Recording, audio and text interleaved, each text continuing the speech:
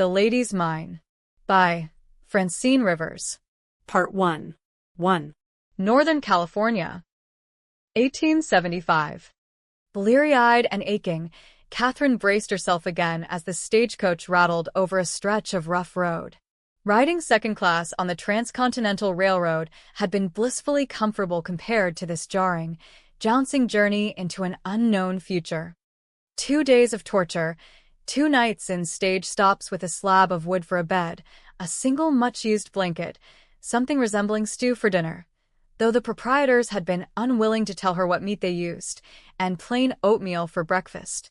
It might have been wiser to spend a few days in Truckee, where she had disembarked from the train, rather than hasten on with the final leg of her trip. But her options had been limited to taking the stage or waiting a week for the next one, and staying longer in the wild town with more saloons than hotels would have been too dear. Besides, the place had been a shock. The population was primarily miners, lumbermen, and railroad men, with a frightening scarcity of women.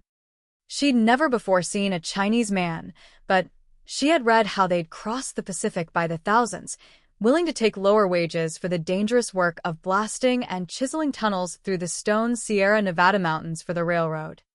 Now that the mammoth project was complete, the despised immigrants sought other ways to eke out a living.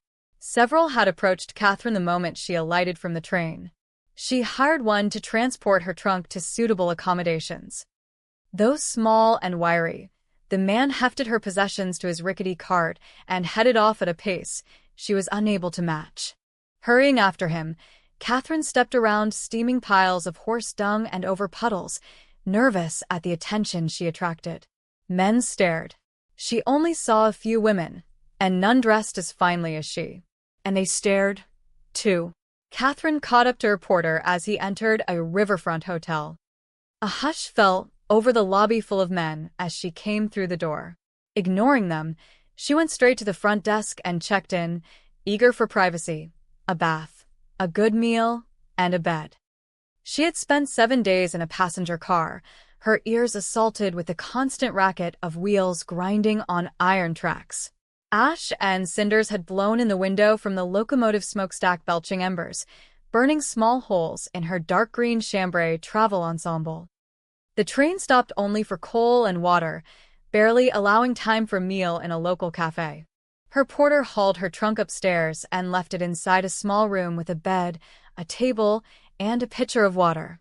Overwhelmed with disappointment and too tired to go back downstairs and ask for a better room, Kathryn untied the ribbons and removed her hat, then sprawled on the bed. She dreamed she was back in Boston, inside the Highland Pershing mansion, in the doorway of an upstairs suite. Her mother, radiant with happiness, cooed over a newborn son, while Kathryn's stepfather sat on the edge of the canopy bed, a proud smile on his normally scowling face. When Kathryn spoke, neither heard her. She stood, the recently disinherited daughter, observing their joy. Had they forgotten her already? She awoke in tears, the sunrise aglow. Groggy and disoriented, she sat up, her clothing rumpled, her hair undone. Her stomach growled, reminding her she hadn't eaten since noon yesterday. She poured icy water into a bowl and washed her face. Oh, how she longed for a bath, but how much would it cost to have a tub and hot water brought upstairs? Removing and folding away her travel ensemble, she donned a Dolly Varden dress that had been delivered shortly before she'd been told she was being sent to California. The hotel dining room was open and almost empty. Kathryn ordered scrambled eggs, bacon, fried potatoes, and biscuits with jam. Replete, she spoke to the front desk clerk, who told her she could find the services she requested at the bathhouse next door. When she saw the line of men waiting, she knew it was not a very safe place for a lady. Dismayed, she headed back to the train station to arrange transportation to Calvada. A stagecoach was parked in front, horses being put into harnesses. Calvada? The clerk shook his head. Never heard of it. Kathryn felt a flutter of panic. It has mail service. There must be 100 or more mining towns in the Sierras. Miss. Some don't even have names.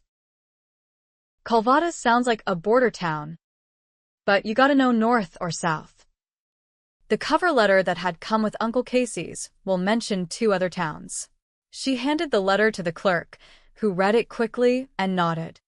South, and it'll take 3 days to get there, barring accidents on the road. You're in luck. Stage leaves in an hour. If you miss this one, you'll have to wait another week for the next. The stagecoach bounced again, slamming Kathryn's already tenderized backside onto the bench.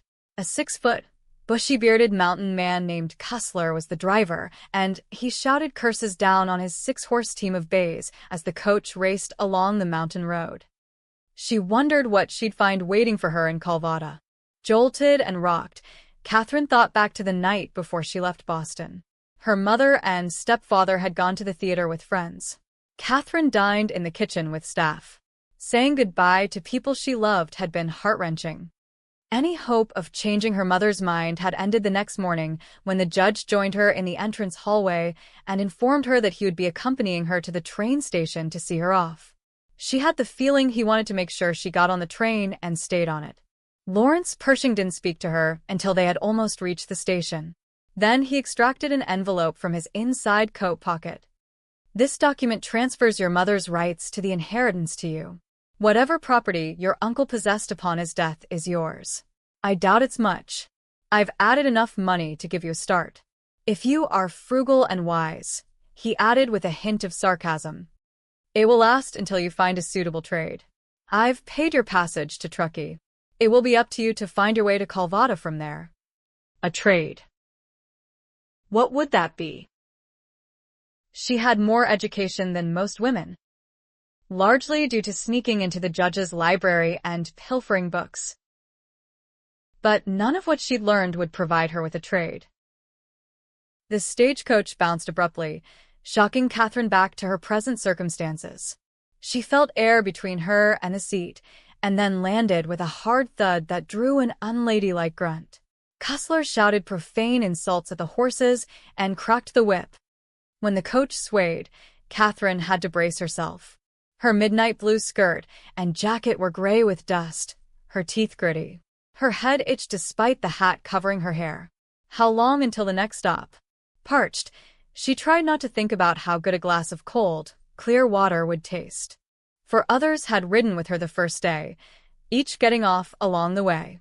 Henry Call, a bespectacled gentleman in his early 30s, met the coach at the last station. He joined her for a meal of questionable stew. The proprietor swore it was chicken, but Cussler said it tasted like rattlesnake. Kathryn preferred not to know, too hungry to care anyway.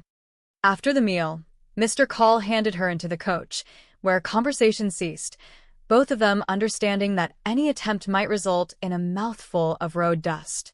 He opened his satchel and extracted a file. Now and then he removed and cleaned his glasses. Cussler hollered, "Whoa!" and the coach came to halt. He continued shouting, using words Kathryn didn't understand, but which turned Mr. Call's face red. "You idiot! What do you think you're doing? Stepping out in the road like that?" A gruff, laughing voice replied, "How else am I going to get a ride? Buy a ticket like everyone else. You gonna let me ride or leave me for bear bait?" Kathryn looked at Mr. Call in alarm. "Are there bears out here?" "Yes, Mum. Plenty of grizzlies in these mountains." As if the ratio of men to women wasn't worrisome enough. Now she had to worry about the animal life as well. The stagecoach door popped open, and a man wearing a sweat-stained, battered hat climbed aboard. Lifting his gray-streaked, bearded face, he saw Kathryn. Holy Jehoshaphat! A lady! His ruddy, aging face split with a grin. Still bent over, he took off his hat. "Well, I wasn't expecting to see anyone like you." Kathryn could have said the same. The coach started off again, tossing the old man back. Sprawled beside Mr. Call. He expelled a foul word she had heard 100 times from Cussler over the last 48 hours. He stuck his head out the window. Hey, Cussler. When you gonna learn to drive? You tryin' to kill me? I shoulda driven over you and left your carcass in the road, Cussler shouted back. The newcomer laughed, not the least insulted, and settled back in his seat. Beggin' your pardon? Mum. Didn't mean nothin' by it. Me and Cussler go back a long way. Kathryn gave him a pained smile and closed her eyes. She had a headache, along with other assorted aches and pains. It had taken all her willpower at the last stage stop not to rub her backside when she'd climbed down from the coach. The man scratched his beard. I always hitch a ride before the road gets hairy. Tried walkin' it once and had to hang on to a tree or get runned over. Kathryn looked out her window and pressed back with a gasp. If you look over the edge at the next curve, you'll see a coach down there. Driver was in too much of a hurry. Happens every once in a while. Cussler cracked the whip again, urging the horses to go faster. Kathryn gulped. Never know when you're gonna die. The old-timer turned philosopher. We'll make it. Depending on what? Kathryn dared ask. How much Cussler drank at the last stop? Kathryn looked at Henry Call. He shrugged. What had been in the big mug the station manager gave Cussler? She braced herself as the coach went around another curve. She couldn't help herself. She peered out. The coach lurched and the door popped open. She gave a shriek as she pitched forward. She felt someone grasp her skirt and jerk her back. The old man relatched the door. The three sat staring at one another. Kathryn didn't know who to thank and was afraid to guess. Henry Call cleared his throat. I was told Cussler is the best driver on the line. We have nothing to fear. The old man snorted and tucked something into his cheek. His jaws worked like a ruminating mule deer as he studied Kathryn from her high-button shoes to the brim of her beribboned bonnet with its two dusty plumes. What kind of bird gave up those feathers? An ostrich. Say what? Ostrich. It's an African bird. Musta cost you plenty. He leaned over to the window and spit a stream of brown juice. Kathryn almost gagged. The old man wasn't finished with his perusal. Annoyed, she looked him over from his dirty hat, worn plaid shirt, weather-worn leather coat, and faded blue canvas pants to his dusty boots. The man smelled like a muskrat, or what she imagined a muskrat might smell like. But then, who was she to turn up her nose? She hadn't had a full bath since leaving Boston. Her whalebone stays pinched. Worse, her skin itched beneath them. Her bustle felt like a log at the base of her spine. The stagecoach sailed along smoothly. And Kathryn relaxed until Cussler shouted, Hang on, folks. Washboard a-coming. Before she could ask what the driver meant, the old-timer put his dirty boots on the edge of the seat next to her and braced himself. The coach shot up Kathryn with it. Her decorated bonnet was the only thing preventing a skull fracture. She landed with a painful thump and enough. One bounce turned into a succession. Ah, ah, ah, ah. She clung to the doorframe, her backside getting a beating. As quickly as the abuse started, it ended. The ostrich plumes dangled between her eyes. Her hen-cage bustle had slipped downward. Kathryn shifted on the seat, but that made her predicament worse. Both men asked if she was all right. Yes. Of course. How long until we reach Calvada? Not long. I'm thinking. Before sunset. Anyway. Cussler is making good time. Kathryn resigned herself to suffer. Henry Call tucked his papers away. It's a long journey for a young lady on her own. Miss Walsh. You must miss Boston. Indeed. So far. The journey had merely served to remind her of the heavy cost of following one's convictions. The older man brightened. Boston. I knew you was from back east. You've got that grand air about ya. Don't have many ladies out here. He seemed mesmerized by the flat and broken feathers. Got plenty of the other kind, though. Henry Call cleared his throat. The old man looked at him and chewed his cud. She's gonna see fair herself, ain't she? He turned back to Kathryn. Why are you out here? Seeing to family business. Sir. As if it was any of his. The old man's brows rose, and he looked her over again. No one's ever called me sir before. Plenty of other names. But not that one. No. We sure don't have anyone like you in Calvada. Don't take no offense at me tellin' you that. It's a pure compliment. They don't have many like you where I come from either. Mister. No mister. Just plain Wiley. Wiley Bear. Mister. Call took off his glasses and cleaned them again before tucking them into his breast pocket. Do you have family in Calvada? Miss Walsh. I had an uncle. He died and left an inheritance. In Calvada? Wiley snorted again. Good luck with that. His eyes narrowed. If it's worth anything, someone's already laid claim to it. Perhaps I can be of assistance, Call interjected. I'm a lawyer. If you need help making your legal claim, feel free to come to me. That's most kind of you, Mr. Call. Wiley stuck another pinch of tobacco in his cheek while eyeing Henry Call. You might as well turn around now, instead of wasting time hanging up your shingle in Calvada. We got more lawyers than dogs got fleas. And about as welcome. I'm employed. Wiley. I won't be in Calvada more than a few months before I head back to Sacramento. Who are you working for? Morgan Sanders? Wiley put his boot up again. He's one mean. He glanced at Kathryn, bird dog. I'm not at liberty to say. Well, there's only 2 men in Calvada who'd have money enough to bring up a fancy lawyer from Sacramento or wherever you came from.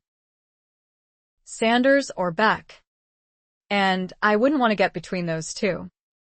Who are they? Wiley. Kathryn wanted to know something about the town that would soon become her home. Morgan Sanders owns the Madera mine, rents shacks to his workers, owns the company's store where they have to buy their supplies. Beck came lately, went into partnership with Paul Langnor. Good man. Langnor never watered his whiskey. Beck's been doing well with the saloon and casino since Langnor died. Added a hotel. Beck saw the elephant and got sick of bucking the tiger, was smart enough to find something else to do and make himself rich doing it. Elephants and tigers? Kathryn felt her anxiety rising.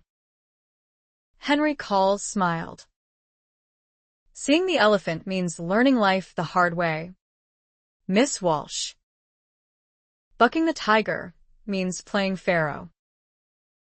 The game originated in Europe, and they used cards with pictures of Egyptian pharaohs on the back. Been playing it since I came west in '49, Wiley confessed. Gambling? You mean? Kathryn understood now why the man appeared to have nothing more than his worn-out clothes and down-at-the-heels boots. Life's a gamble, ain't it? There's risk in anything you do. Wiley bar. The sage. What can you tell me about Calvada? Well, it sure ain't Boston. He gave a snort of laughter. I can tell you that much. Do you work in the Madera mine? Wiley. Work for Sanders? I ain't no fool. Once down those shafts, you never get out. Got a mine, I work alone in the mountains. Claim goes way back to 52. Got papers to prove it. Good thing. 'Cause the record office burned in 54. Burned again in 58. I dig what I need to live on. That way or will last a lifetime. He eyed Henry Call suspiciously. Nobody knows where it is but me. Ruminating a moment, he spit out the window again. Every now and then, a man has just got to go to a bigger town. He winked at Henry. Trouble is, I think I got lice. Lice? The mere mention made Kathryn itch. You bet. Some an inch long. Mister. Call shook his head. A tall tale. Miss Walsh. Who says? Wiley Bear glowered at Call before giving Kathryn an innocent smile. You gonna believe a lawyer over an honest man who's lived in these mountains for more'n 20 years? I'm tellin' you, we got ticks you can saddle and ride. The mosquitoes carry brickbats under their wings, so's they can sharpen their stingers. But you needn't worry. Ma'am. There's a surefire way to get rid of them. I just draw a line down my middle, shave all the hair off one side, douse the other with kerosene, and light a match. The critters run to the clear side, and I stab them with my hunting knife. He pulled one out of the sheath at his waist and held it up so she could see the 9-inch blade. She gave him a droll look. You'd better have good aim. Wiley laughed. You betcha. He winked again. At her this time. Are there many women in Calvada? Wiley. Women? Yes. Siree. About 20. I'm guessing. If the last count stands. Not many ladies. Though. And no one like you. That's for darn sure. He looked her over again. Are you spoken for? I beg your pardon? Kathryn blushed. Surprised he'd ask such a personal question. Are you engaged or married? He raised his voice as though she hadn't heard his query over the rattle of harnesses and pounding hooves. No. Well, that good news will spread like wildfire. He grinned. If you want a husband, you can have one by nightfall. Was that a California proposal? No. Thank you. Men out here are hankering for wives. And you look like a prime candidate. She supposed he meant it as a compliment, but she felt like a juicy steak on a plate. I didn't come out here to find a husband. I came to claim an inheritance and have charge of my own life. You'll need protection. Was he offering it? I'll buy a gun. The stagecoach swayed sharply, and Kathryn grabbed hold of the window frame. Every muscle in her body screamed for relief. Wake up, folks, Cussler shouted. Coming round the bend to Calvada. Mr. Call checked his case. Will someone be meeting you? Miss Walsh. I'm to contact Mr. Newman when I arrive. Wiley spit the plug of tobacco out the window. Herr Neumann. Yes. Do you know the gentleman? Came near to cutting my ear off last time I went to his barber shop. Judging by the length of Wiley Bear's hair. That had been several years ago. Lousy barber. Good man. When he's sober. If he ain't in his shop, you'll find him at Beck's saloon. Kathryn flinched at several loud bangs. Was that gunfire? Yep. Wiley scratched his beard. Sounds like a Smith & Wesson. Shooting ain't unusual in Calvada. Men get a little rambunctious with whiskey under their belts. He leaned out the coach window as it went around a bend. Don't see any bodies lying in the street. He sat back. Could be worse. I seen 6 men chasin' a dog down Chump Street once. They was so drunk none of 'em made the mark. Course, a man mindin' his own business in the dry goods store got a bullet through his head. Kathryn didn't know whether to believe him or not. Henry Call didn't say it was a tall tale. What sort of place was Calvada? Did the sheriff arrest the men? Wasn't no sheriff. Surely there is some sort of law. Yep. Men gathered at the saloon. Discussed the matter. Decided his death was an act of God. A pity, but we all gotta go sometime. Kathryn stared. And that was all they did on the deceased's behalf? Nope. Had a couple of drinks in his name, took up a collection, and had him buried in a new suit the next day.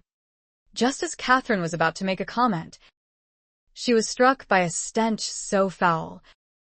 She gagged. She covered her nose and mouth. What on earth is that horrible smell? Wiley Bear's half-smile turned rueful. Like I said, Calvada ain't Boston. You'll get used to the smell in a couple of days. 3 more shots rang out as the coach lurched to a stop. Had a stray bullet hit Cussler, or one of the horses? Wiley opened the door and jumped down. He looked around and peered back in. Must have rained again. Mud's past my ankles. Better get out on the other side, ma'am. Town's got sinkholes, so deep men have disappeared and become part of the road. The air was heavy with eau de sewage, mud, and horse dung.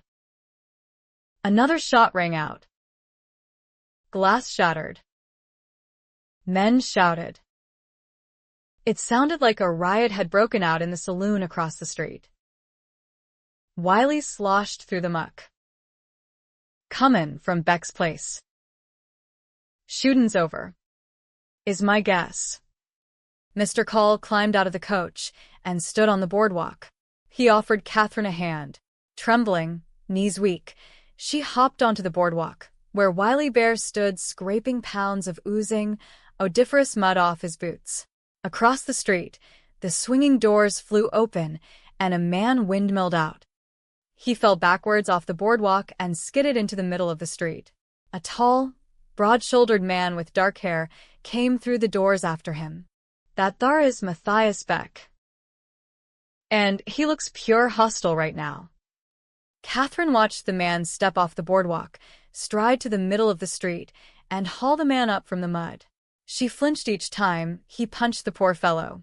Once, twice, and again before letting him drop. Men poured out of the saloon and stood along the boardwalk, cheering him on. Grabbing the man by the back of his neck, he half-dragged him to a horse trough and dumped him in. The man bobbed up, sputtering. Beck shoved him down. Up and down the wretch went, as if Beck was doing laundry. Horrified, Kathryn watched. Why are those men laughing? Shouldn't someone stop that bully before he drowns that poor man? Henry Call shook his head. Best to stay out of the situation when you don't know what happened. When she looked at Wiley, he raised his hands. Don't look at me. I ain't gettin' in between. Men, Kathryn muttered in exasperation as she stepped to the edge of the boardwalk.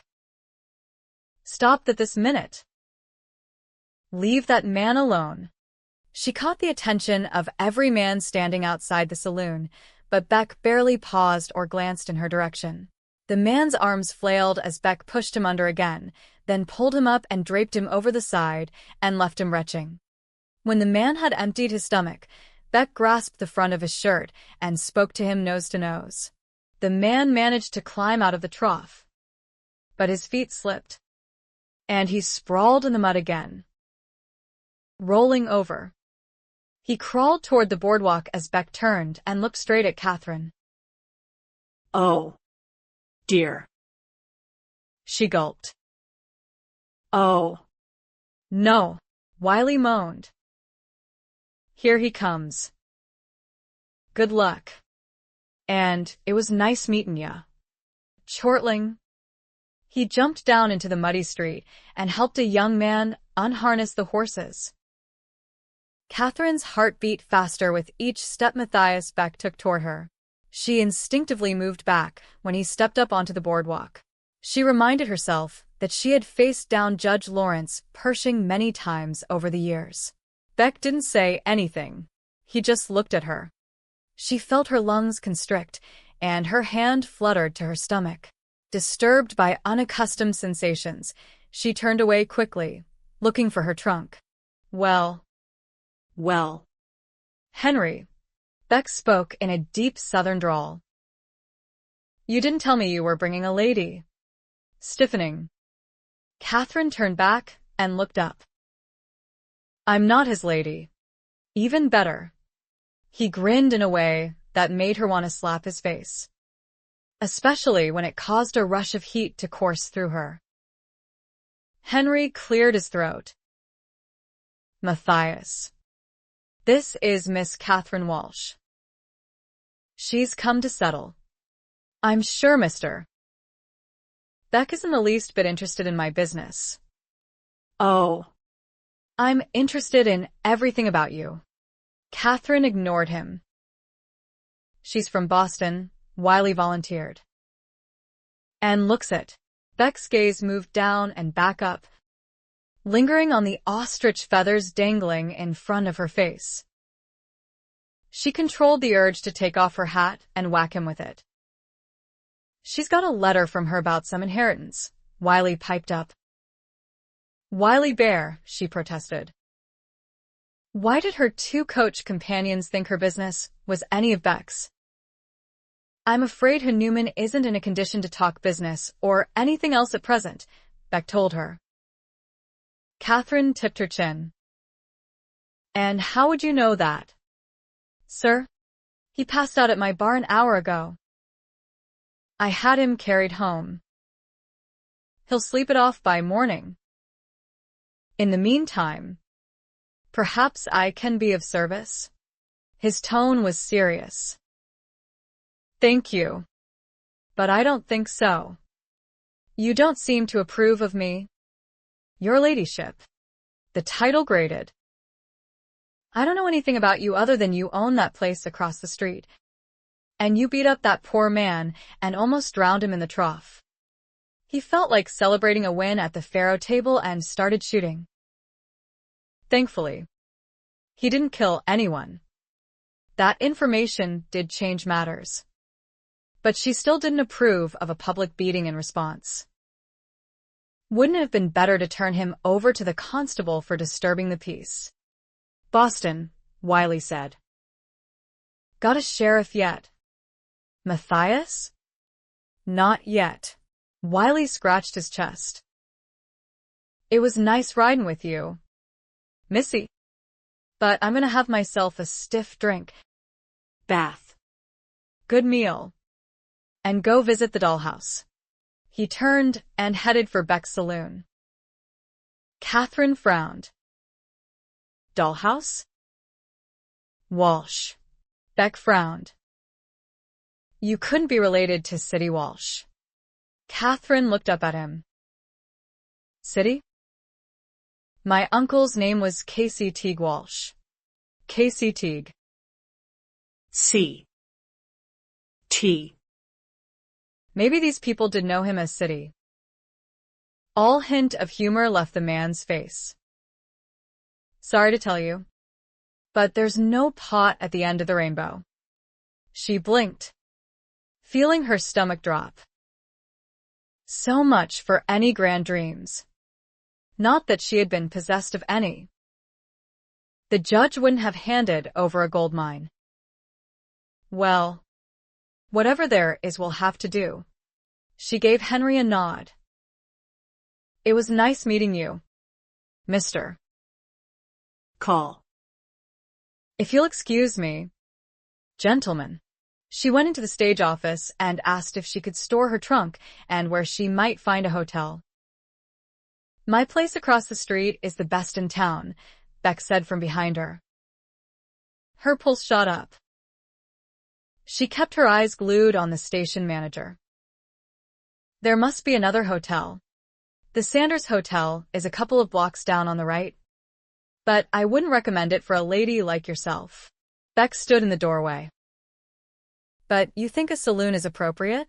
The saloon is downstairs. Your ladyship. The rooms are upstairs. Fully furnished. Each with a lock on the door. You'll be safe under my roof. The heat in those eyes made her think otherwise. No. Thank you, Mr. Beck. She picked up her carpet bag and headed for the door. He didn't move. I'll see that her is sobered up while you get settled in. Her stomach growled loudly. And she blushed. His mouth tipped. And I'll show you a good place to eat. Please move aside. Sir. His face stiffened. You are not going to the Sanders Hotel. Her stepfather had often used that imperious tone on her, and it always roused her own considerable temper. She gave him a cloying smile. Is this the way you drum up business, Mr. Beck? By accosting women at the stage station. Beck stood aside and gave her a mocking bow. She could feel the heat from his body as she stepped around him cautiously. You'd be better off at your uncle's house, he said when she had taken a few steps. Hope rose within her. There's a house. Not exactly. Would you kindly tell me where to go? I'd like nothing better. He jerked his chin. A few doors down to the left. Between the Bear's Head Saloon and Barrera's Fandango Hall. She stared at him, swallowed convulsively, and gave a slight nod.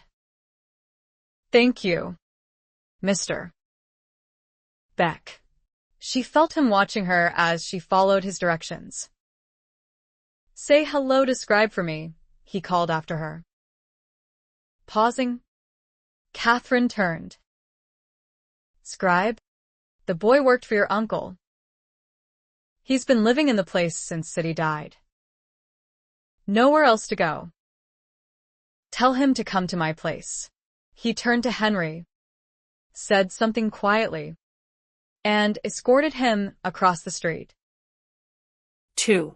Squaring her shoulders, Kathryn continued down the boardwalk. Her stomach rolled at the smell. Exhausted and aching all over, she cast surreptitious glances around. This town was to be her new home. Oh, Lord, help me. Maybe things would look better after a good night's sleep. The broken feathers bobbed in front of her face as she passed a boot shop. The other side of the street boasted 3 saloons, the Crow Bar, the Iron Horse, and What the Diggings. There was a mercantile advertising one thing or another, an assayer's office, a small house with a red lantern in the window. A man on horseback stared at her as he rode by, colliding with 2 men crossing the street. A fight broke out. As she passed the Bear's Head Saloon, she heard someone abusing the piano and glanced in.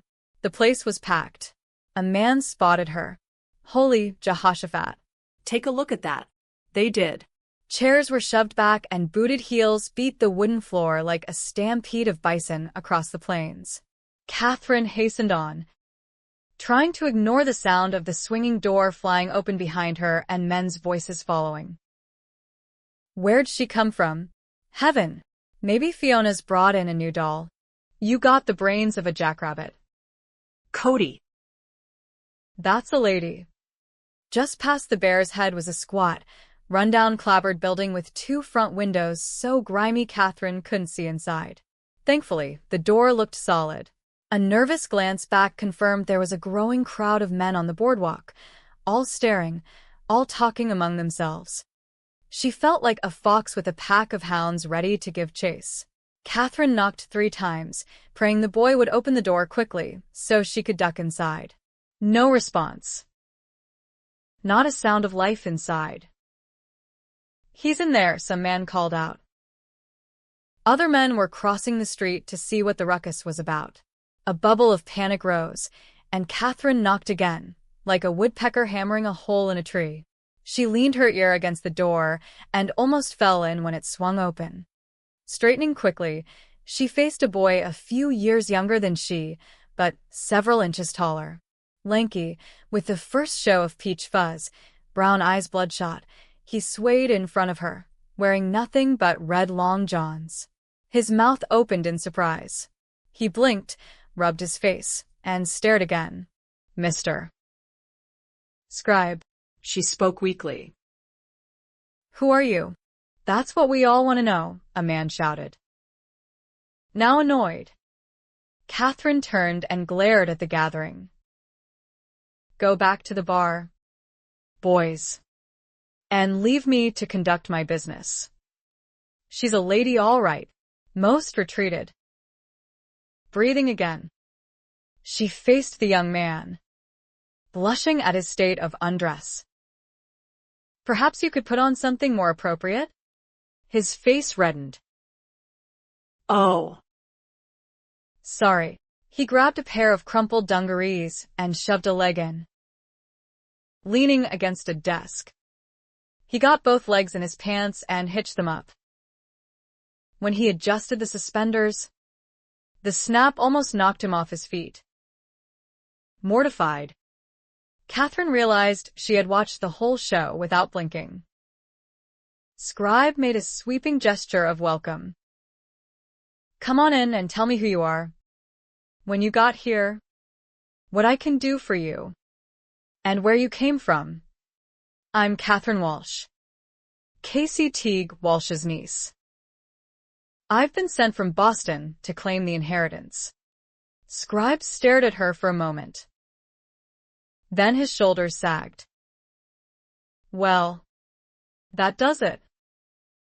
City's life's work down a sinkhole. He waved his hand to encompass everything she could see. Misery oozing out of his alcohol-saturated body. It's all yours, Miss Walsh. Kathryn entered, stepping over the shattered whiskey bottle and puddle of what little had remained before it was flung. Her gorge rose again. The place reeked of whiskey, male sweat, and a full chamber pot. Apple crates overflowing with paper were stacked against one wall. The room was furnished with a settee with a rumpled blanket, a big oak desk, a straight-backed pine chair, and a spittoon. In the back corner was a hulking shape covered with a tarp. At the back was an open door to a second room, probably a small apartment. This was to be her home? She clutched her carpet bag in front of her, needing something to hang on to. What sort of business did my uncle have? Doesn't matter now. Not a woman's trade. Scribe nodded toward the open door. Want to see the rest of the place? Everything City owned is back there. Kathryn followed Scribe into a cold, dank, and dusty room that smelled of tobacco and whiskey.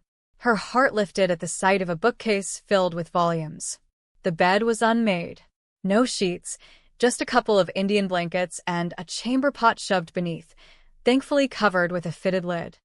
A rough-hewn plank armoire revealed a meager collection of men's shirts, pants, a heavy coat, scuffed boots, and an old tweed carry cap.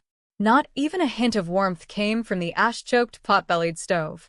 Two straight-backed chairs faced one another over a small table, a game of solitaire spread out. Dirty pans and tin plates were stacked on a soiled counter, an empty water bucket next to the back door.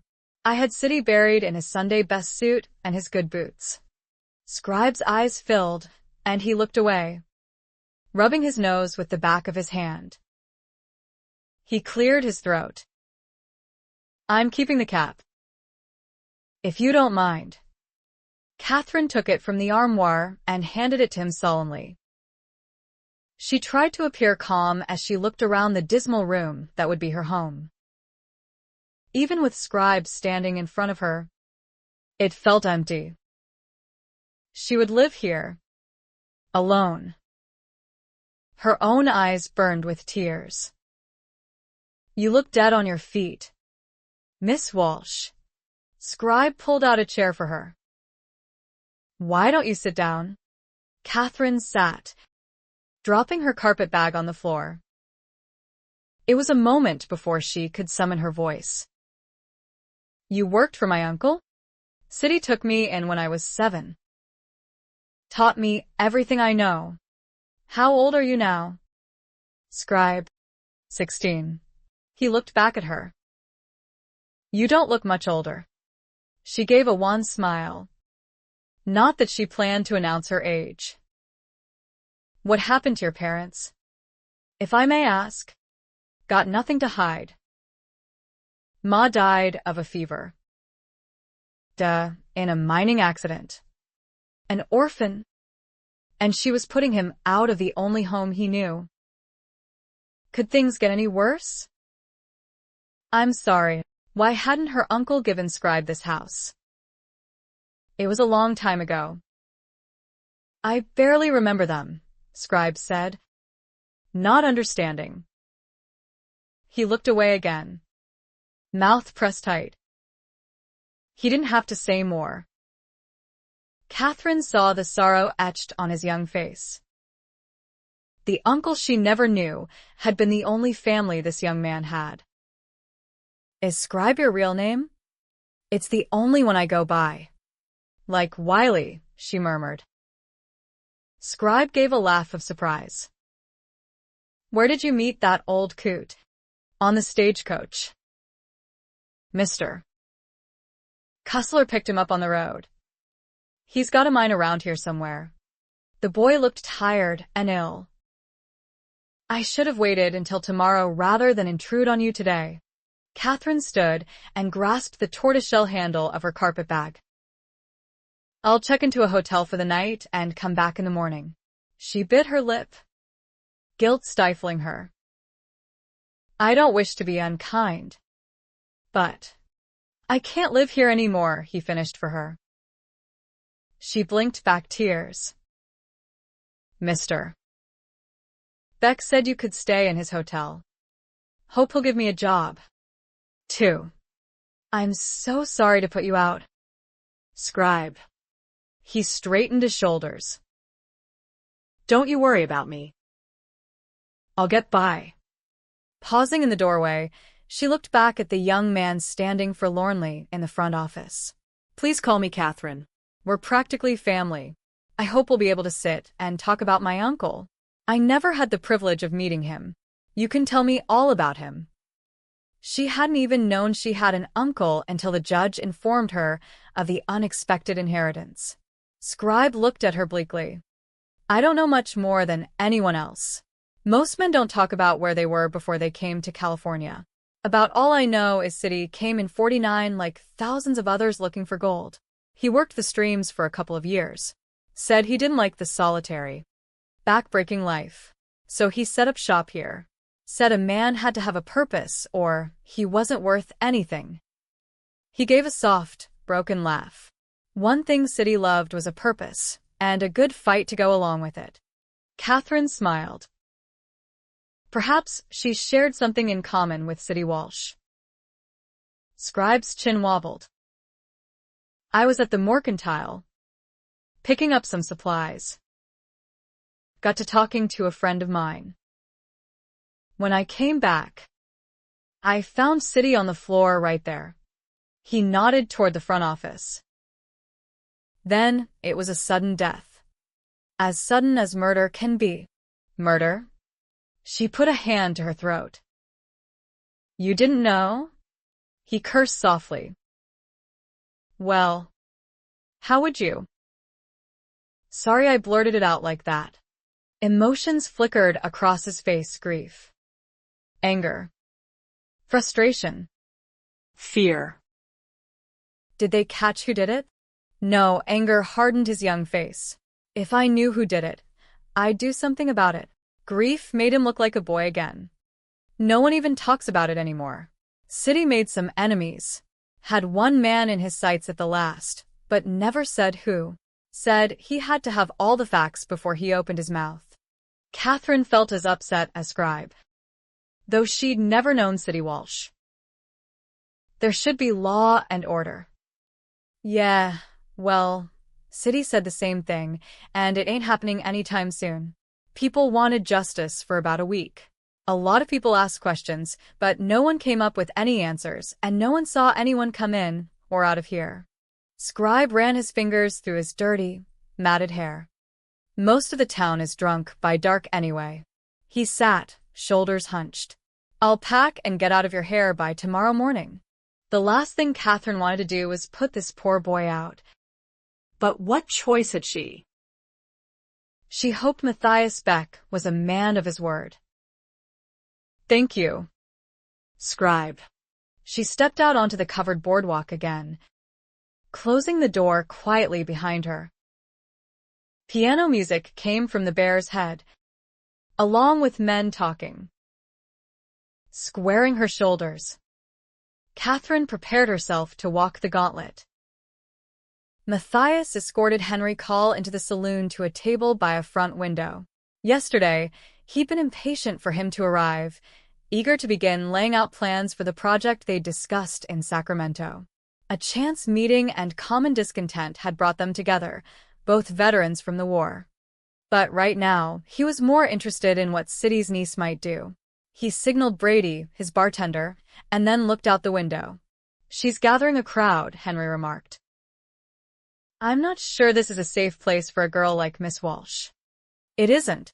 Brady set down a bottle of whiskey and 2 glasses. Bending. He peered out the window. He gave a low whistle. I wondered what you were staring at. He caught Matthias's look and returned to the bar. Scribe appeared in his underwear. Matthias gave a short laugh, expecting Miss Walsh to retreat. Instead, she stood her ground. Turning, she addressed the men. Whatever she said had most heading back into the Bear's Head. It appears Miss Walsh can take care of herself, Henry remarked. I doubt that. Matthias watched her go inside the house. What do you know about her? About as much as you do. She didn't talk to you on the ride up? Henry laughed. We were too busy hanging on for dear life. She asked Wily Bear about Calvada. She was rather shocked when we arrived. Gunfire. You meting out justice in the street. City's door opened. But it wasn't Scribe leaving. Kathryn Walsh came out and walked toward the stage office. When she passed it and kept going, Matthias swore under his breath. Are you going after her? I offered safe haven. He poured the whiskey. Some people have to learn the hard way. Men came out of saloons and gawked at her. And why not? Wasn't he gawking? She was a beauty, and as out of place as a thoroughbred mare among a herd of mustangs. I'll bet you $5 she'll be back at the stage office tomorrow morning buying a ticket home. Henry shook his head. I don't think she'll be leaving anytime soon. Why do you say that? Just a hunch. I don't think she came here by choice. She was sent. One telegram, and her family will be calling her home. They probably thought City owned a hotel and had a gold mine. But why send a woman? An unaccompanied woman at that. Such things weren't done. It made Matthias wonder. Henry watched her. I haven't been here long enough to get a look around, but I think Calvada could use a lady like Miss Walsh. Someday. Not now. Calvada is little more than a mining camp, with all the misery that goes with it. Matthias wondered what the lady had found inside City's house. Scribe had been grieving since the man's death, and someone was giving him whiskey to drown his sorrows. He could imagine her face when she walked into that hovel. He could see those amazing green eyes widen, that creamy skin paling even more, the rushing disappointment turned down those sweet lips. If a night at the Sanders Hotel didn't send her running, a few nights in that little house between a saloon and a fandango hall would do it. She'd be willing to sell and get out of this hellhole of a town. There was only one piece of City's property Matthias wanted, and he'd offer Kathryn Walsh enough to get her to Sacramento or San Francisco, where some enterprising entrepreneur would marry her. Kathryn Walsh had walked far enough that he couldn't see her without going out on the boardwalk. He downed his whiskey and stayed where he was. She was bullheaded, just like her uncle. Matthias found himself curious. City had never mentioned any family, let alone a niece in Boston. How did an Irish Catholic immigrant end up related to a Protestant Bostonian Brahmin? She looked it anyway, from her high-button shoes and expensive traveling ensemble to that ridiculous hat that probably cost more than a year's wages for one of Sanders' miners. But he had to admit she also bore a striking resemblance to his friend. So City and that girl were related? There was a story there, and no one to provide the details except Her Royal Highness, who was strolling into a place where there was no telling what she might see or hear. Matthias started to get up and then sat again. She'd said no. She'd already made up her mind about him. He'd seen that look before.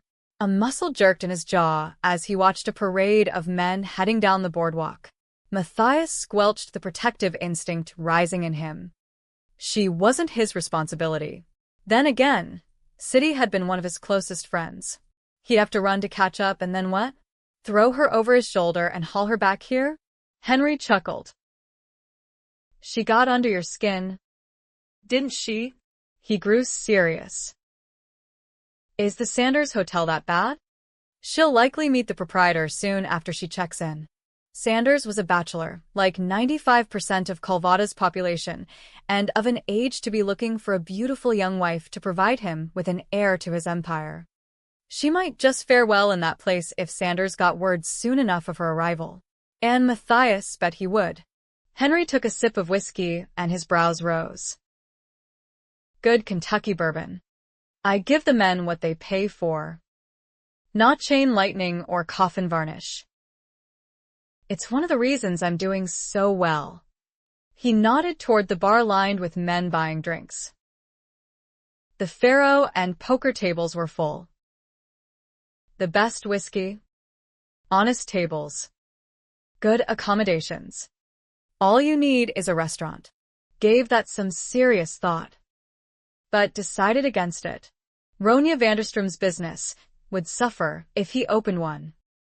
And he'd been eating at her place since he came to town 6 years ago. Good women should be helped, not hindered by unnecessary competition.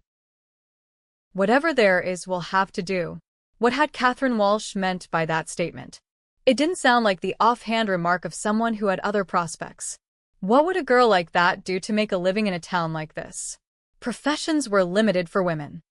There were only a handful of children, so no teacher was needed. The minister's wife taught the few there were. If her had known anything, Matthias would have heard about it at the bar. One thing Matthias knew for sure, City Walsh would never have turned over his business to a young woman. He wondered why City hadn't left everything to Scribe. The boy was as close to a son as any boy could be.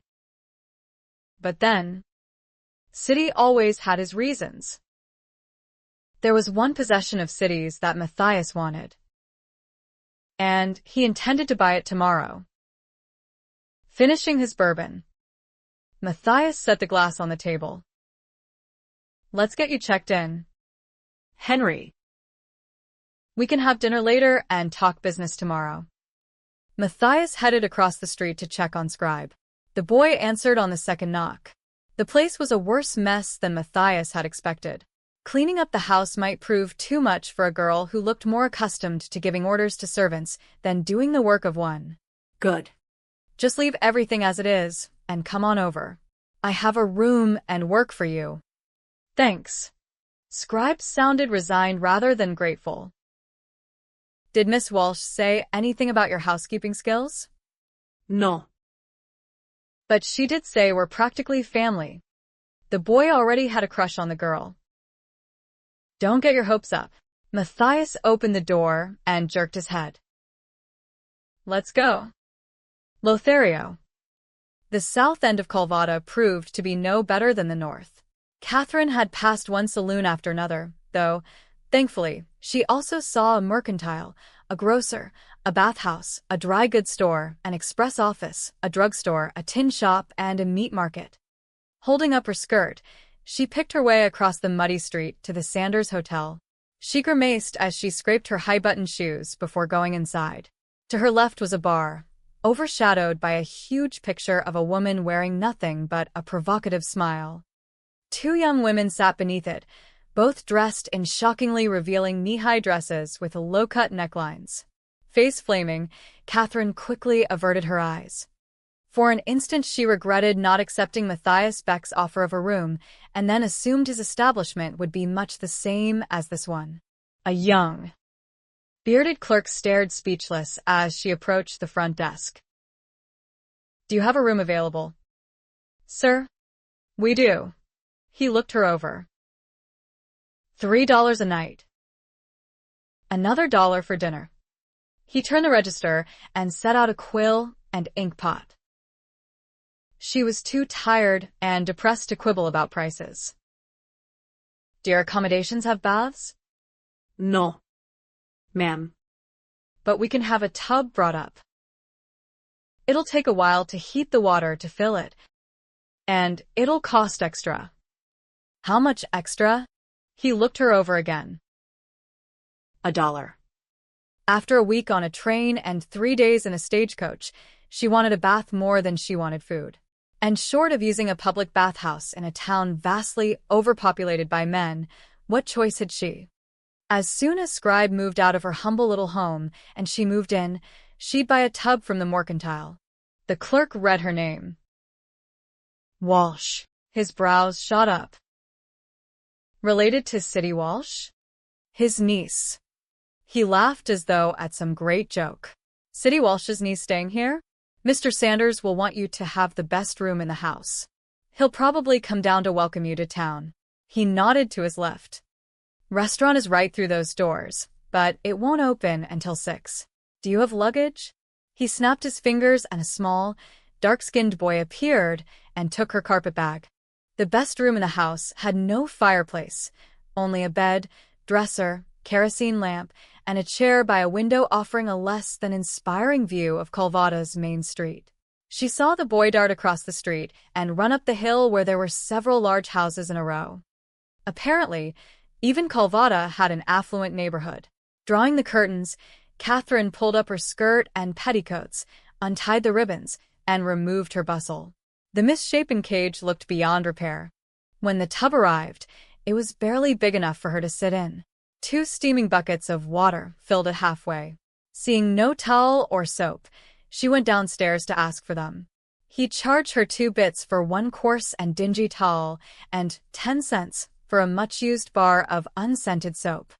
The water was cold by the time she returned to the room. Teeth chattering, she stood in the tub and washed quickly. Somewhat refreshed, she changed into clean unmentionables, donned a skirt and shirtwaist. Even the stench from the street below failed to obliterate her hunger.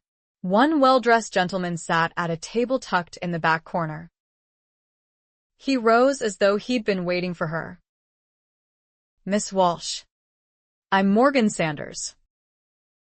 It would be an honor if you'd allow me to host you this evening." He drew a chair back for her.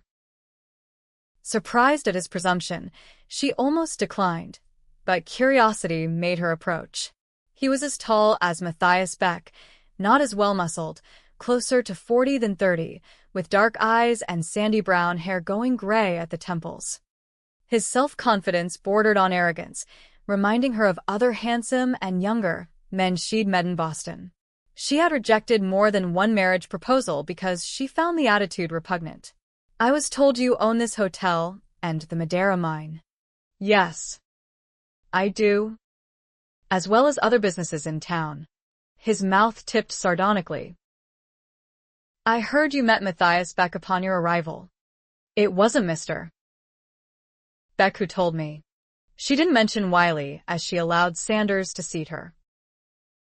"Do you treat every guest with such generosity?" "No, I don't." A mere lift of his hand, and a waiter appeared. "Champagne. On ice."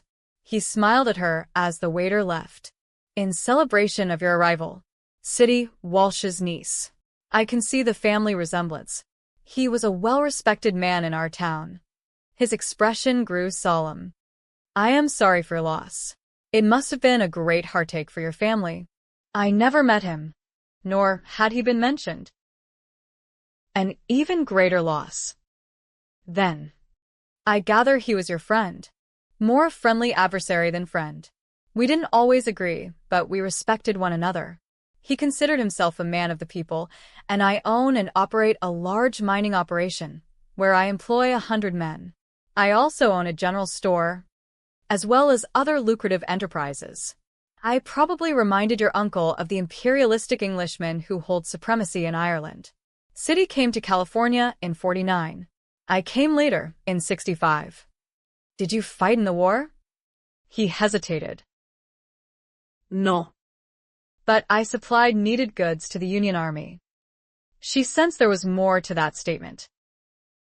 You've accomplished a great deal here, Mr.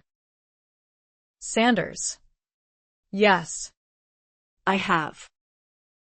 Mostly through luck and skills I gained over time. And knowing what I want in life. Kathryn had seen that same look before. Men always seem to measure a woman's worth by her beauty. You are a very lovely young woman, Miss Walsh. I imagine you have been drawing quite a bit of attention since you stepped off the stage. The waiter returned, popped the cork from the champagne, and filled 2 crystal flutes with the sparkling wine before placing the bottle in a bucket of ice. A slight movement of Sanders' chin, and the waiter left without a word. Sanders lifted his glass in a salute. Welcome to Calvada, Miss Walsh. Thank you, sir. Cautious. She barely sipped. There isn't another woman like you in my town. His town? And what kind of woman do you think I am, Mr. Sanders? A lady with class and breeding. Educated. Most likely. Accustomed to the finer things in life. Though I do wonder why a young woman would be sent unescorted to Calvada to claim an inheritance from an uncle she's never met. For a stranger. He knew a great deal about her. She had no intention of adding more information. Her business was her business. After all. He waited for a moment and then smiled. Spirited. 2. You have your uncle's red hair. Perhaps you share his passionate temperament. He raised a brow. City had spirit and convictions, but not always good sense. Is that why he was murdered? Her questions seemed to surprise him. He sipped his champagne. No one knows why he was killed. His wasn't the first violent death in Calvada. Or the last. I'm afraid, considering your business holdings, it would seem in your best interest to bring law and order here. Sanders laughed. City said the same thing. We're not Sacramento or Placerville, Miss Walsh. But we're not Bodie either. There aren't many men in these parts who want to be a sheriff. Law and order aren't popular among men in towns like ours. But justice tends to prevail. As I understand it, justice did not prevail in my uncle's case. Sad. But true. He summoned the waiter again and ordered the venison. I've never had venison before, Kathryn said, annoyed that he had made her choice for her. He said she'd enjoy it. His declaration sounded more an order than confidence in her taste. The meal wasn't up to Highland or Pershing standards, but more than adequate to satisfy her hunger. She even had a slice of cake for dessert. Morgan talked of many things, but deeply of none. Whenever he offered more champagne, she declined. By the end of the meal, he had finished the bottle, but it seemed to have little effect on him. This hardly seems a town suited to a lady of your sensibilities. Kathryn. I can offer you a fair price for City's holdings, if you're of a mind to leave. And if she said yes, where would she go? Back to Truckee? On to Sacramento or San Francisco? God seemed to have plunked her down right here in the middle of this wild and woolly town. Perhaps Calvada was penance for making herself a public disgrace in her stepfather's eyes. It mattered not the righteousness of the cause that got her into so much trouble. If she could go back in time, would she have made the same choices? Her mother was right. She was impetuous. She was passionate. Lord, make me wise. Help me to learn to speak the truth in love, not in anger. Thank you for the offer, Mr. Sanders. But I'd like to know more about my uncle before I make any decisions. She wanted to know why Kathryn Walsh had left everything to her mother, a woman who despised him. Morgan Sanders rose. In that case, I hope you and I will get to know one another better. He drew her chair back and saw her to the staircase, where he wished her a restful night. The night proved anything but restful. The door to the room next to her opened and closed with regularity. Rain pelted the roof. Chilled, Kathryn snuggled deep into the blankets, pulling them up over her shoulders, and remembered the fireplace in her bedroom back home. One of the servants always had it lit early, so the room was warm when Kathryn entered. No fireplace here. No comforting sounds of crackling warmth.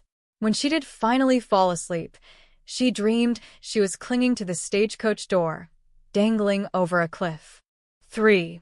The sky was dove gray. The air colder than the day before. A layer of ice lay over the mud, making Kathryn's crossing treacherous. The bear's head was empty. Women in humble attire were about town, a few with children trailing after them. It was a weekday, and after 9. Was there no school? Her uncle's door was ajar. Male voices inside, Matthias Beck, Scribe, and another, unfamiliar. Kathryn tapped and waited. Beck opened the door. Doesn't look like you got much sleep last night, Miss Walsh. Was he smirking? Kathryn stepped by him and entered the house, setting her carpet bag aside and focusing on Scribe as he filled a mug with steaming coffee. Beck introduced to Newman. The man's long, dark hair was wet, parted in the middle, and freshly combed. Pale. Sweat beading his forehead. He looked miserable. Sorry I wasn't at the stage to meet you yesterday. Mom. She extended her hand, hoping to diminish his embarrassment. You didn't know the day or time I would arrive, Mr. Newman. I didn't expect to see you there. The poor man was trembling. I was told you were indisposed. I hope you're feeling better this morning. He blushed. I'm alive. Scribe invited Kathryn to sit on the settee. He offered her the coffee, which she accepted. She hesitated when she looked into the dark liquid. Doubting he had milk or sugar, she took a tentative sip. The brew was strong enough to melt a rock. She held the mug lightly on her knees, thankful for the warmth soaking through her skirt and layers of petticoats. Beck leaned on her uncle's desk and crossed his arms, watching her. There's no need for you to stay, Mr. Beck. I'm sure you have business to conduct elsewhere. My business can wait. The man couldn't take a hint. I'll wait to discuss mine until you leave.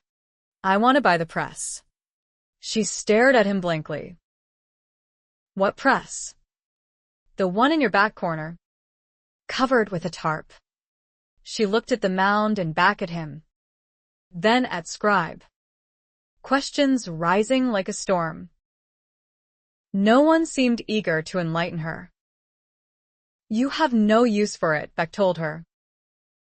Annoyed and curious, Kathryn set her coffee aside and stood, intending to uncover whatever was hidden beneath that tarp. I won't know what I will or won't have use for until I have time to. You don't belong here, Miss Walsh. Turning. Kathryn glared at him. She was sick of men telling her where she belonged and what she should do with her life. The judge had been the first, followed by suitors who seemed to have her life all planned out for her. "You're not the first man to tell me that, Mr. Beck. And you probably won't be the last." She walked to the door and opened it. "I wish you good day, sir." Matthias Beck didn't move. Nor did she. After a moment, he straightened, walked to the door, and stood looking down at her, eyes blazing. "We aren't done." Her pulse quickened. "Oh. Indeed. We are." Why was it so hard to breathe when this man looked at her? "Don't bet on it." She closed the door and faced Scribe and her, both standing like statues in the small room. "Now, Mr. woman, I'd like to know whatever you can tell me about my uncle and what he might have had in mind when he named my mother as recipient of his estate." He blanched. "Your mother? The inheritance has been signed over to me for reasons I'd rather not discuss." She sat and folded her hands in her lap. What did he hope would be done with his property? If he'd known her mother, he would never have expected her to cross the country to this stinking mudhole they called a town. Newman stared at her, bug-eyed. He didn't say. Just gave me an envelope and said to send it if anything happened to him. Something happened. I sent it with a few instructions. That's it. The last contact my mother had with my uncle was before I was born, and through a letter informing her that my father, his brother, had drowned in the Missouri River on his way to the California gold fields. Not a word after that. Scribe shrugged. Only talked about a brother once that I recall. And he was drunk and maudlin and not making much sense. The more Kathryn learned, the less optimistic she felt. "So this building and the press are my inheritance. And a mine up in the hills," Newman added. "City did just enough work to keep the claim active. I forgot there was a mine." Scribe scratched his head. He hadn't been up there for weeks. "A mine?" Kathryn smiled. Hopeful. "Is it worth anything?" "Doubtful, Miss Walsh." City never said much about it. Just disappeared for a few days every couple of weeks, usually when he'd stirred up trouble. Probably not worth much, if anything. He must have information in his files somewhere. Newman waved a hand at the apple crates filled with papers. He inched toward the door. "Wish I could tell you more, Miss Walsh." Reaching behind him, he opened the door and was outside before Kathryn could ask further questions. "Good luck to you." He put on his hat and headed straight for Beck's saloon. Kathryn sniffed. "He's very nervous for a man who knows nothing." "You're a lady." That's enough to make the strongest man in these parts sweat bullets. Matthias Beck hadn't been sweating. She'd barely walked in the door when he started picking a fight with her. Who did he think he was to tell her where she did or didn't belong? Kathryn went to the back corner and pulled the tarp away to see what Beck wanted so much. A black behemoth of a machine lay beneath. "It's a Washington hand press," Scribe told her. "Came around the Horn 25 years ago. Don't know how City got his hands on it." Surprised, Kathryn looked around again. This was a newspaper office? Home of the Calvada Voice. Everyone in town waited for it to come out. City was always digging up something, pulling people's tails. He butted heads with almost everyone in town, including Matthias. But they were friends.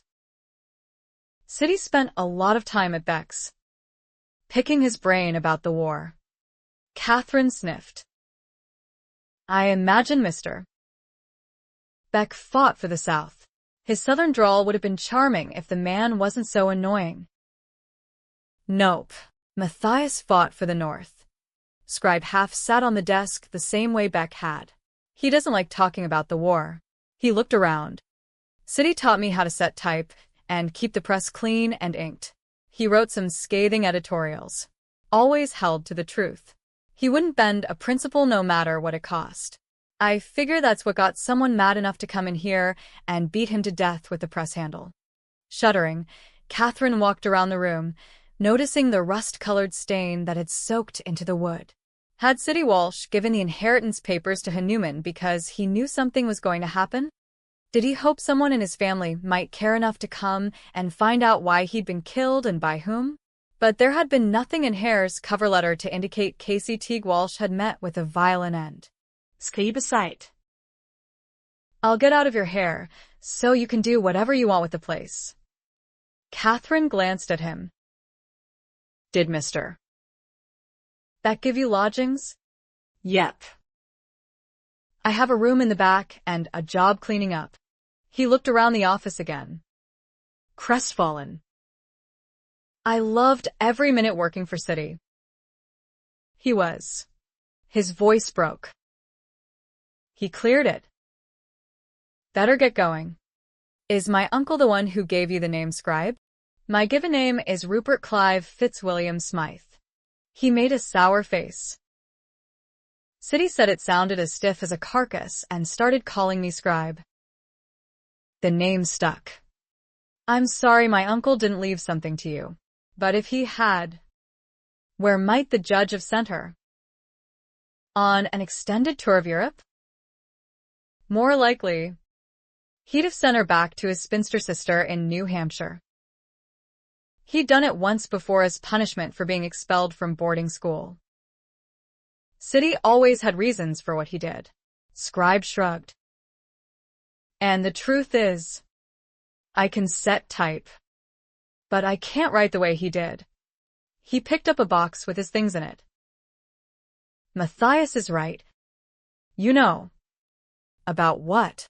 Much as I hate to say it, you're too much of a lady to live in a town like this. She thought he might be right. She didn't feel at home in Calvada. But then, she'd never felt at home in Boston either. God works in mysterious ways. She smiled. I'm here. I intend to make the best of it. Before Scribe left the office, Kathryn asked him to recommend a good and inexpensive place to eat. Ronia's Cafe was down a few doors and across the street on the south corner. A sign stood outside. Scrape your boots.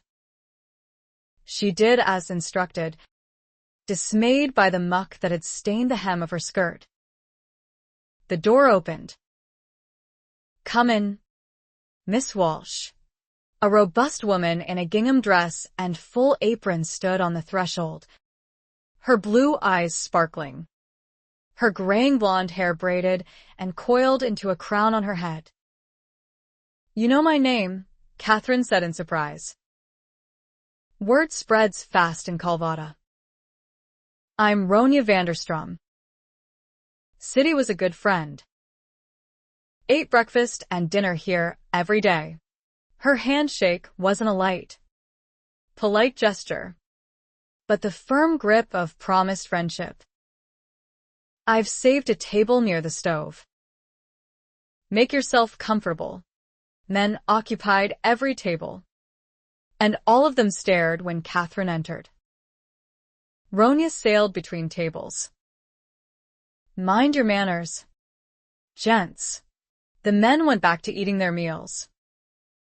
The limited menu was written on a chalkboard. What can I get you? Miss Walsh. The miner's plate. Please. Ronia chuckled. A young lady with an appetite. As soon as Ronia disappeared into the kitchen, the men took surreptitious glances at Kathryn. She supposed she'd get used to the attention. One man stood and approached her table, hat in hand. Self-conscious, she looked up. He introduced himself, Said he had a good claim, a sturdy cabin not far from town, and needed a wife. A chair scraped back as another man hurried over. He owned the butcher shop down the street and had a nice little house on Rome Street with a backyard big enough for a vegetable garden. When a third man pressed between the other two, loudly listing his assets, Kathryn felt trapped between the hot stove and the even hotter men blocking her escape through the front door. Ronya appeared, a frying pan in one hand and a metal spoon in the other. She hit the pot several times. Let's have done with this. Miss Walsh.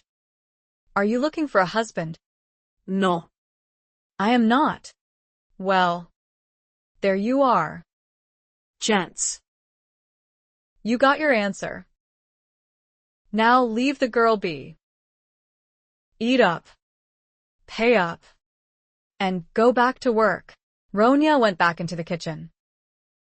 Kathryn hastened after her. Do you mind if I keep you company in here? They don't mean you any harm. Nervous.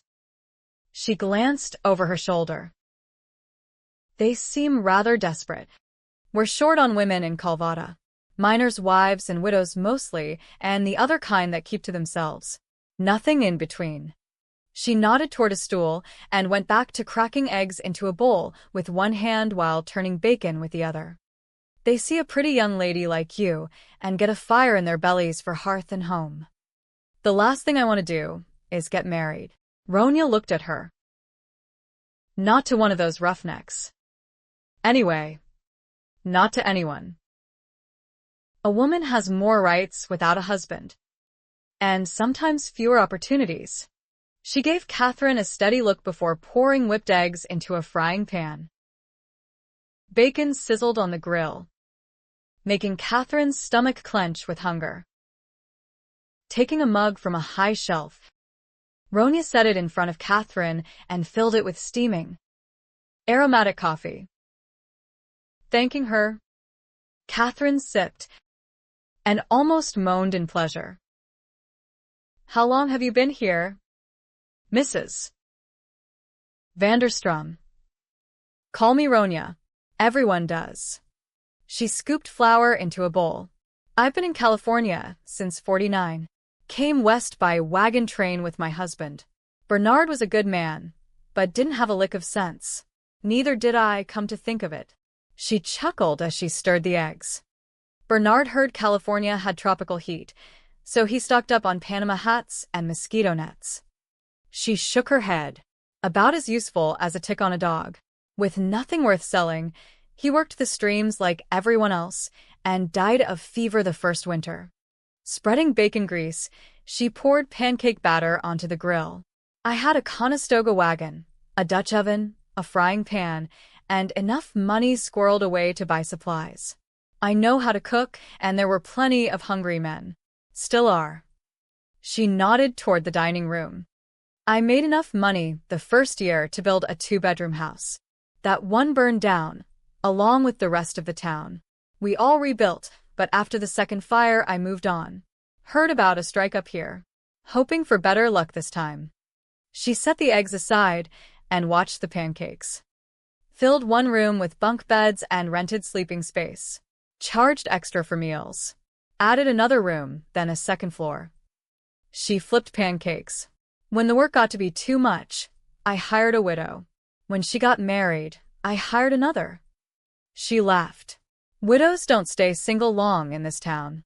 Ronya scooped eggs onto a plate, slid 2 pancakes beside them, and added 4 strips of crispy bacon. Setting the meal on the counter in front of Kathryn, she slid over a plate of butter, a small pitcher of blackberry syrup, and salt and pepper shakers. She smiled as she refilled Kathryn's mug. Do you have any skills? I'm good at making trouble. Ronya chuckled. So, was your uncle? She nodded toward the plate. Eat hearty and give my house a good name. She lifted her chin. I'd better check on the gents. She took the large pot of coffee into the dining room. Kathryn sighed. What skills did she have that would do her any good here at the end of the world? What goods and services did this town lack that she could provide? She hadn't seen a single business catering to women's needs. She knew fashion trends back east, but would they be appropriate out here in the Wild West? Her mother had insisted she learn the feminine arts, fine needlework, how to play the pianoforte, how to organize and host a dinner party. She knew how to sew, though her own clothing had been made by a seamstress. The thought of spending the rest of her life at such activities gave Kathryn a headache. Her stepfather had done his best to marry her off to the scion of a manufacturing family, but Kathryn thought Frederick Taylor Underhill was an arrogant toad who cared nothing about the women and children who worked in his father's factories. When she refused his proposal, the judge had been apoplectic. That misdeed was merely one more added to the list of things the judge held against her.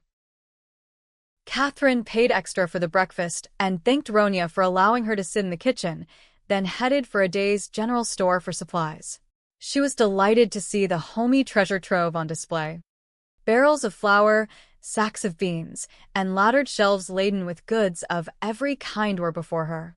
Tables filled the store, blankets on one, men's flannel shirts and dungarees on another. A glass case held a collection of knives, another, guns. Maybe she should buy a small derringer. A thin woman in a plain brown woolen dress stood behind the counter, her hair bound beneath a handkerchief. She watched Kathryn move around the store, eyes fixed on her blue dress with matching peplum jacket and hat with lace and silk flowers. Wiping her apron, she greeted Kathryn and introduced herself as Abby Aday. When Kathryn reciprocated, the woman sucked in her breath and called out, "Neighbor, Come quick. City's niece is here." Thought he didn't have any family. An angular man with a hard face and spectacles came through the back curtain.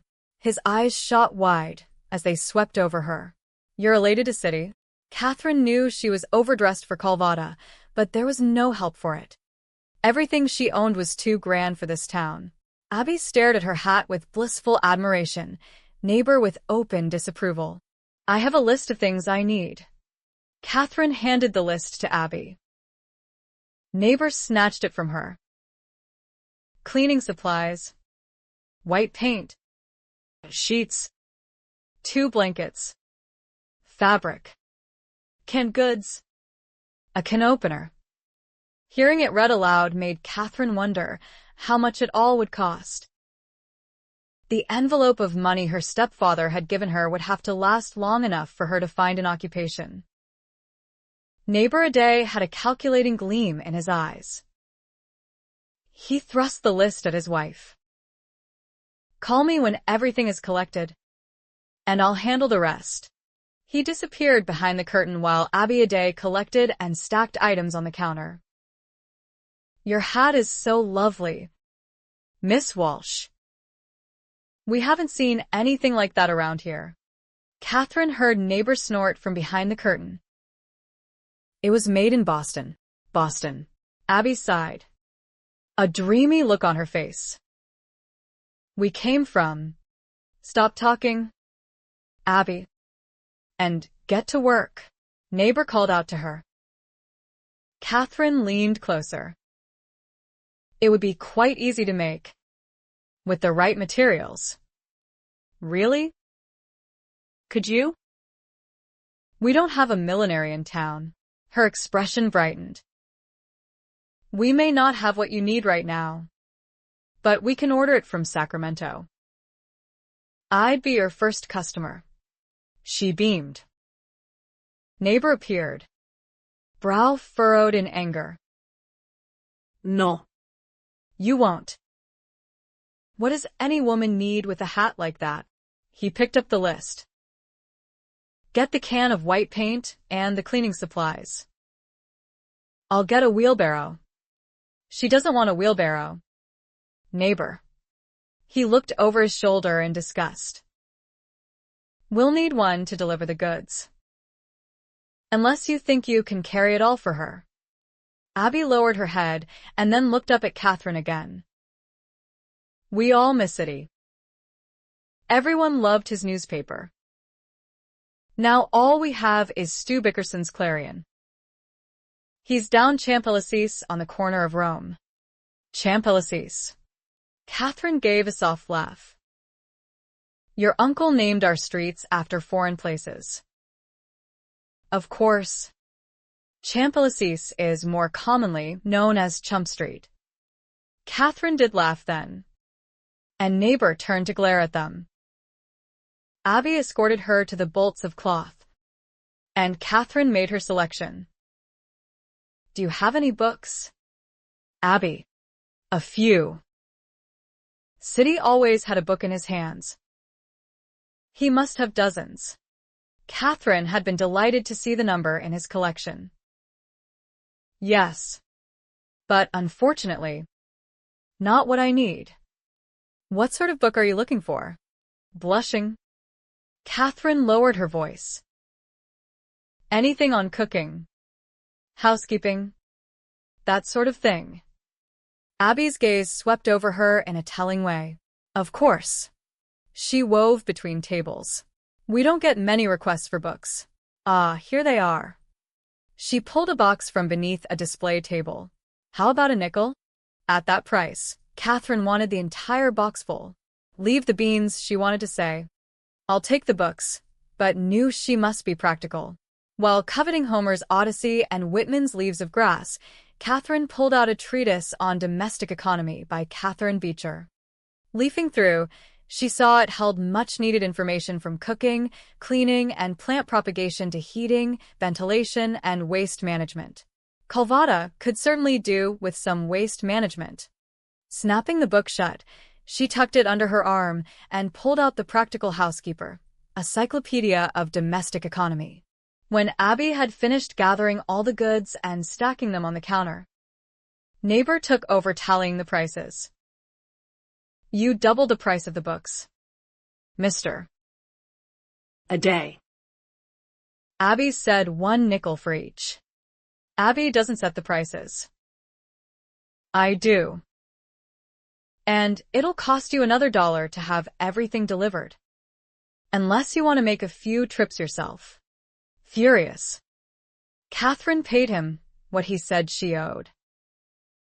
Neighbor stayed behind to manage the store, while Abby pushed one wheelbarrow, and a boy Neighbor had drafted for 10 cents pushed the other.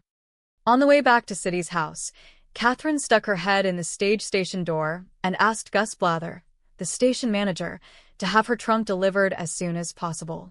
He put it on a hand truck and followed. Men came out of saloons to watch the parade. Some joined in, one being gentleman enough to take over for Abby when her wheelbarrow got stuck in the mud. Others traipsed behind, talking among themselves. Matthias Beck came through the swinging doors of his saloon and leaned against a front post, arms crossed, watching. Opening the door of the humble little house she intended to make a home, Kathryn sailed in, followed by Abby, the boy, and Gus Blather. Kathryn thanked each one and whispered to Abby that she would make her a hat as a gift. As they left, 6 men peered inside. Kathryn closed the door firmly and threw the bolt. One man tried to rub dirt off one of the windows to peer in. Kathryn decided not to wash them until she had shades and curtains.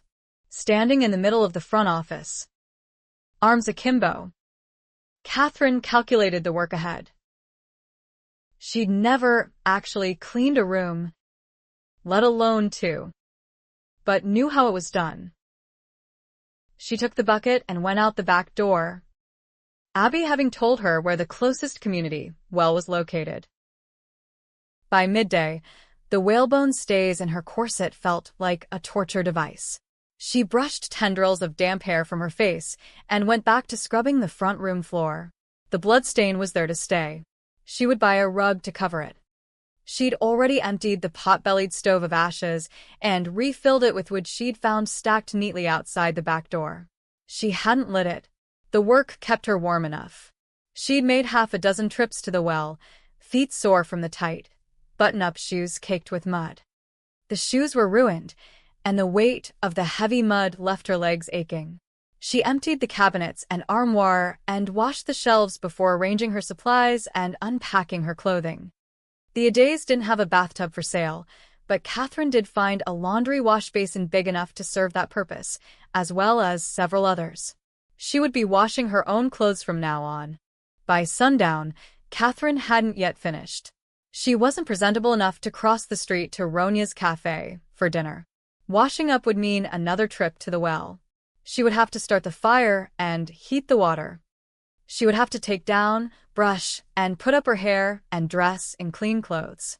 She was too tired to do any of those things, too tired to make the bed, and so dirty she didn't want to use her new sheets. Numb with fatigue, hands raw from scrubbing, every muscle in her body aching, she sank down on the edge of the bed. Falling back, arms spread, she went to sleep. 4. Matthias cornered Scribe, grudging concern for Kathryn Walsh eating away at his concentration on more important projects. Have you seen City's niece? He hadn't seen her out of that house in 2 days, though he'd heard she'd made numerous trips to the community well. That girl toting water? Hard to imagine. All she'd have to do was ask the first able-bodied man she met, and she'd have a line of them doing her bidding. Ronya told him Kathryn Walsh had received 3 proposals within 5 minutes of walking into her cafe. A butcher, a baker, and a candlestick maker. Ronya had chuckled. All after her like bears to honey. She hid out in my kitchen. She said she has no plans to marry. She sat in your kitchen. The girl looked more the kind to expect a private room and personal servant. Sat at my work table and visited while I cooked. She had the miner's plate and a couple cups of coffee. What's your interest in the girl? Matthias? Ronya's mouth curved into a knowing smile. All I want from her is City's Washington hand press. Is that so? Since he'd been one of City's closest friends, it fell to him to keep an eye on her. The sooner she left Calvada, the sooner he could relax his vigil. Scribe stopped sweeping the boardwalk and looked across the street like a puppy wanting to go home. I saw Miss Kathryn yesterday. I told her I'd look in on her and make sure she was all right. I went over 3 times, but she wouldn't open the door. Why not? She said she wasn't presentable. She was in the middle of something. In the middle of what? Cleaning the house, I guess. For 2 days? 2 rooms in a 14 by 20? What kind of cleaning took that long? Scribe set his broom aside. I'll go over. Matthias shot a look at the lovesick lad. Guard your heart, kid. Pretty is as pretty does. Besides, she's older than you. Scribe stiffened. I'll be 17 next month. Matthias didn't think Kathryn Walsh was much older than early 20s. She had that fresh, dewy, untouched look about her. Something she'd lose quickly enough if she stayed in Calvada. Matthias stepped off the boardwalk and headed across the street. Stamping mud off his boots, he rapped on Kathryn's door.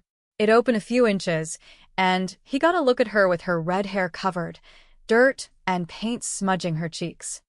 She was wearing a full apron and white gloves, the kind rich girls wore to the opera. Oh. It's you. Her tone riled him. Yes. It's me. Checking to see if you're alive. Now that you know I am, you can go. Not so fast. I have work to do. His mind scrambled for an excuse to linger and fixed on one. What do you want for the press? Her hold had relaxed enough for him to push the door open and get a peek inside. What in blazes are you doing? Letting go of the door, she waved him in. Come in, Mr. Beck. Satisfy your curiosity and then go. City's front office was a white blur. The familiar scents of male sweat, whiskey, and tobacco had been replaced by the strong smell of whitewash paint. The old, battered oak desk had been cleared of the habitual piles of papers and polished. 3 books lay open on its surface. He recognized a Bible, noticing underlining and notes in the margins. Kathryn closed the two others quickly and shoved them into a desk drawer before he could read the titles. The overflowing boxes of past issues of the Calvada Voice had been tidied and stacked neatly near the back wall. You've looked at everything but the press, Mr. Beck. She'd covered it with flowery gingham and perched two hats, ribboned and plumed, on top, along with other feminine items, a white silk shirtwaist, a blue satin and lace dress suitable for a ball, a pair of high-button shoes, two pairs of gloves like the pair she wore, a pair of lace-trimmed bloomers, and a bustle. Since I can't move the press, I must make use of it. As a display table? He wanted to throttle her. Your uncle is writhing in his grave. I can get a crew and move it out of here in the next hour. It stays right where it is. She gave him a cloying smile. I think it's serving a good purpose. Matthias came closer. She stood her ground, but he saw a faint flush rise in her cheeks. And all because I punched Toby in the street and gave him a much-needed dunking in the trough. She looked up and drew in a soft breath. Mouth pressing tight. She tipped her chin. I'm not that petty, Mr. Beck. Her eyes reminded him of the new growth on spring pines. Are you really selling those things you've put out? Are you in need of a pair of bloomers? What do you suppose people would say if I walked out of here with that pair wrapped around my neck? When her eyes widened in alarm, he took pity. Don't worry. I won't. There's no shop for ladies in town, because there weren't many ladies. But he held back saying so. The few that were in Calvada couldn't afford to wear silk and satin, or fancy hats. Abby liked my hat. Defensive. Neighbor wouldn't give her a dime to spend on a hat with feathers and flowers on it. She looked troubled. Well, I hope he will allow her to keep the one I gave her. She surveyed her display. I'll do my best to offer something not already on sale. Though I suppose the women's needs and desires in Calvada run deeper than what I have to offer. She walked back to her paint bucket. Meaning what? Nothing that would interest you. I'm sure. Try me. I could make you a list. And I've only seen what's on. What is the main street called? Champs-Élysées. She laughed. Your uncle named it, and Rome and Paris and Gamara. He hadn't meant to blurt that out. She blinked, a frown appearing briefly before she stared at him coolly. I think Chump Street fits better. Someone tapped on the door. Miss Kathryn. Scribe peered in. He shot a dark glance at Matthias before he entered. I just wanted to make sure you were all right. Matthias gave a soft snort. What did the kid think he was doing? Molesting her? He gave Kathryn a wry look. It seems you have a protector. Your ladyship. I can bring in some more firewood. Miss Kathryn. Maybe light your fire. Matthias rolled his eyes. It's already lit. She glared at Matthias. But thank you for being such a gentleman. Scribe. Anything you need. Anytime. Annoyed. Matthias jerked his head toward the door. You already have a job. Get to it. I finished sweeping, then washed shot glasses. When the boy didn't move, Matthias took a step in his direction. Now, Scribe. You're on my payroll. Scribe left the door half open on his way out, glancing over his shoulder as he headed back to the saloon. Kathryn sighed. Clearly aware of the boy's affections. She looked concerned, not flattered. Thank you, Mr. Beck. For chasing him out of here? for putting a roof over his head and giving him a job. I always keep my word. Kathryn studied him, and he found himself wondering what she thought. First impressions were hard to overcome. How about you, Miss Walsh? What about me? He felt himself slipping into deep water. Why had he come over here? He remembered the reason he'd given. Will you promise to let me know when you're ready to sell the press? You'll know when I've made my decision. She smoothed down her apron. Thank you for checking on me, Mr. Beck. As you can see, all is well. Good day. It was the second time she dismissed him, and he didn't like it. You need checking on, Miss Walsh. I'm old enough to take care of myself. Sir. Sir. How old did she think he was? He moved closer and heard the quick intake of breath. Grinning, he slipped an arm around her waist and pulled her close. Still thinks so? When he leaned down, she ducked and twisted free and moved behind the desk.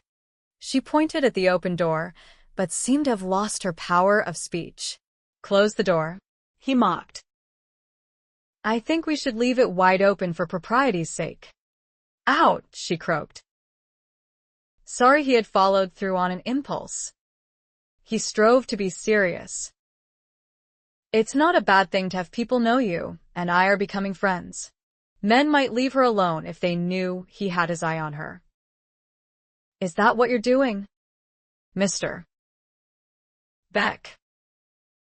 Making friends. Her cheeks were red. Her eyes green fire. Are you going to go? Or do I have to scream? That would bring a crowd.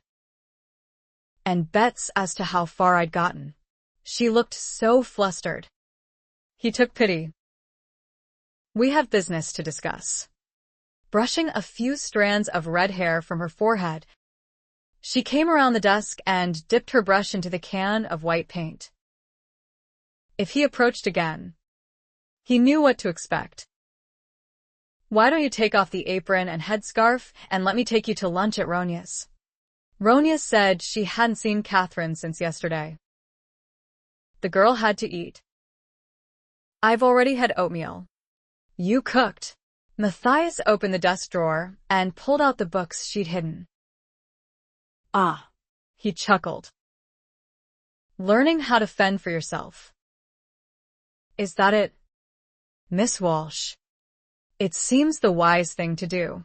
She kept an eye on him, using meticulous strokes on the board that was already coated. Don't you have better things to do than sit and watch me paint a wall? He smiled, leaned back, and made himself comfortable. He let his gaze move over her at leisure. You're going to need a bath. Sucking in a shocked breath, she glared at him. Thank you for telling me I stink. Typical female. Putting words in a man's mouth. I didn't say you stank. Her look told him to stop talking. I'm sure you're still gritty from the stagecoach ride. And you've been cleaning up this place since you moved in. It's a reasonable assumption you'd want. Are you always this offensive? Oh. That high tone. And all because he was trying to explain he hadn't meant to insult her. I'll bet you had a nice bath every day back in Boston. Probably used scented soap. 2. I have a washtub now, and nowhere to get water. And scribe. Young gentleman that he is, has provided me with the firewood to heat it. She slapped more paint on the wall. And there's always the bathhouse down the street. That idea needed to be killed right now. Oh. Yes. You can go there. You'll have the privacy of a canvas partition between you and your tub mates. About 20 men, I would guess. That got her full attention. No walls. Feeling a twinge of regret for tormenting her, Matthias stood. Outer only. He'd said more than enough to get the point across. Sell me the press. Kathryn. Just go home where you belong. Her expression changed. I am home, Mr. Beck. She wiped her cheek with the back of her gloved hand, leaving a smear of paint on that smooth porcelain skin. And just because a man wants something doesn't mean he gets it. Do you want to bet on that? Your ladyship. Kathryn stripped off the gloves and tossed them into the empty paint can. The press is not for sale. Everything has a price. She lifted her head and arched a brow. Do you want to bet on that? Her eyes glittered with temper. A press is a very powerful weapon. I wouldn't want to sell it to a man who might use it for purposes other than what is right and good. Is that clear enough? Lord Bacchus. Matthias's heart pounded for battle. There's nothing worse than a self-righteous girl in a snit. She gave him a pained smile. Men always resort to insults when they lose an argument. Matthias left before he said anything he'd regret. The more work Kathryn did on her little house on Chump Street, the more she felt at home. She washed her hair and bathed in the washtub Saturday night in preparation for Sunday morning worship services. She knew people would notice her and wanted to dress as simply as she could so she wouldn't cause a stir. The Calvada Community Church was up the hill at the end of Rome Street. The mountains loomed behind, covered with pine trees. Kathryn breathed in the scent and filled her lungs with the crisp late fall air. Snow covered the peaks and would soon be covering the town. Surprised to find the service had already started, she slipped into the back row behind 6 women. There were a few other women closer to the front, with husbands and children. One of the ladies in front of her glanced back. Kathryn smiled, but the young woman turned around quickly and whispered to the lady on her right, who whispered to the next. An older woman dressed in black leaned over and gave the young women a reproving look, then glanced back at Kathryn. Her eyes flickered in surprise. Shaking her head, she frowned and waved in a way that told Kathryn to move forward. The last thing Kathryn wanted to do was draw more attention to herself. She whispered, "Thank you, but I'm fine right here." She could see and hear Reverend Thacker clearly. The woman turned her back and didn't look at Kathryn again. She whispered something to the young woman beside her. Whatever she'd said was passed along to the other 5 women. The women rose when it was time to sing a hymn and sat in perfect unison when it ended. When the service ended, Kathryn stood, hoping to introduce herself, but the 6 women quickly filed out of the church without a single glance her way. Kathryn frowned. Was she being snubbed? What on earth had she done wrong? Reverend Thacker and his wife passed by her and stood at the door to greet parishioners on their way out. Both welcomed Kathryn and asked if they might come to call. She said she'd be pleased to have them do so. Others greeted her out front. Abiaday approached, beaming, her hand touching the hat Kathryn had given her. "It looks wonderful on you, Abby." Neighbor looked annoyed. "We have no time to dawdle." He took his wife by the elbow and steered her toward the gate. Abby glanced back over her shoulder. "You look lovely, Kathryn." Her eyes moved over Kathryn's russet dress in admiration. Wincing, she turned away again. Henry Call greeted Kathryn. "You're looking well. Matthias said you've done quite a bit of work on your new home. Nothing of which Mr. Beck would approve." She could have said, "It's so nice to see you again." Matthias Beck was noticeably absent, but Morgan Sanders was in attendance. The mine owner smiled and gave her a nod. She returned the acknowledgement before addressing Henry. "Is your business going well?" Call looked from her to Morgan Sanders and back. As well as can be expected. Some things take time. He hesitated. You've met Morgan Sanders? I hear. He invited me to dinner when I stayed at his hotel. Her skin prickled uncomfortably. She had the uncanny feeling Sanders' attention was fixed on her despite his ongoing conversation with several men. I've been busy cleaning and organizing my little house. I plan to use the front office as a shop for ladies. She walked out through the gate, Henry at her side. On the way down the hill into town, Henry talked about their stagecoach ride with Cussler and Wiley. Kathryn laughed, enjoying his easy manner. They parted at the corner of Rome and Chump Street, Kathryn heading to Ronia's, Henry back to Beck's hotel.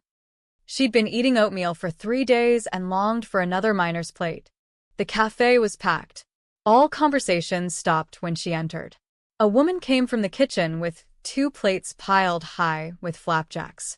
She glanced at Kathryn in surprise and set the plates down before 2 men who barely noticed them. Kathryn followed her into the kitchen and greeted Ronia. May I join you, ladies? Ronia laughed as she flipped pancakes. Charlotte, this is Kathryn Walsh, City Walsh's niece. Kathryn, meet Charlotte, my new helper. Sit. She pointed the spatula at a stool by the work table. You look mighty grand this morning, Kathryn. How was church? She didn't ask what Kathryn wanted to eat, but started filling a plate with scrambled eggs, bacon, and pancakes. She grinned at Charlotte. This girl has an appetite. Reverend Thacker is a fine speaker. Kathryn admired Ronia's swift efficiency. Charlotte picked up 2 more plates and headed into the dining room. You have a full house this morning. Can I help? You. Ronia sounded shocked. Are you asking for a job? Kathryn considered. Could I work for meals?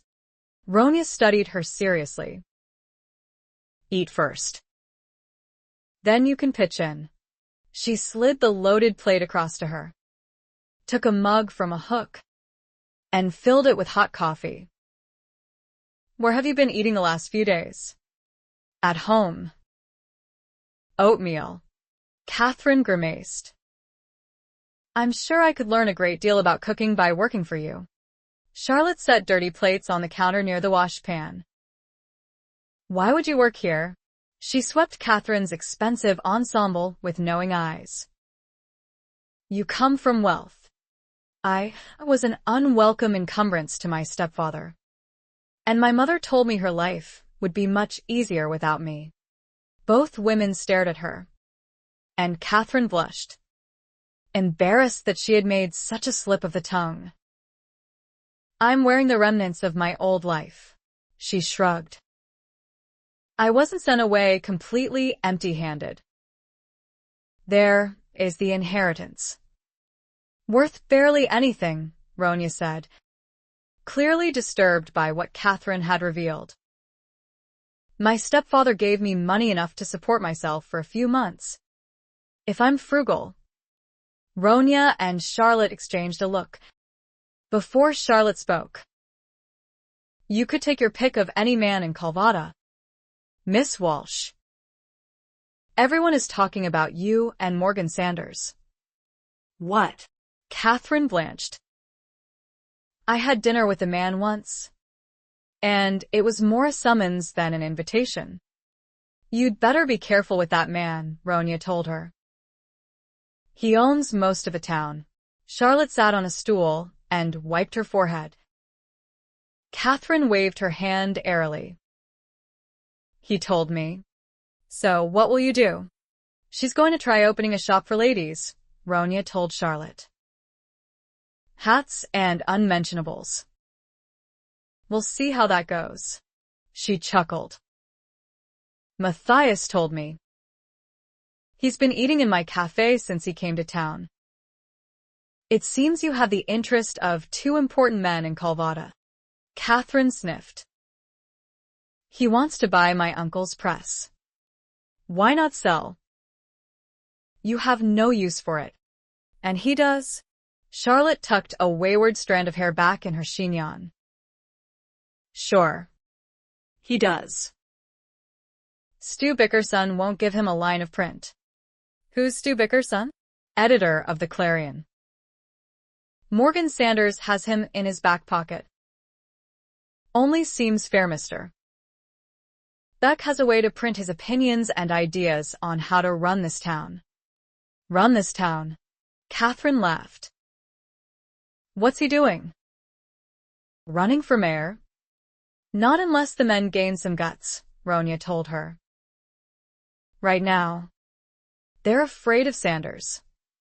Kathryn couldn't believe these two women thought Matthias Beck would make a good mayor. Even so, she had her own opinions about certain things. A newspaper should be neutral, presenting facts rather than taking sides. Ronya gave her a wry look. Is that how it's done in Boston? She added seasoning to the bubbling pot of beans on the back of the big iron stove. She sighed. No, she'd read the blistering articles written about the suffragettes. But one can wish.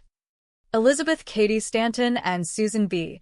Anthony had been called traitors to the natural order of God's creation.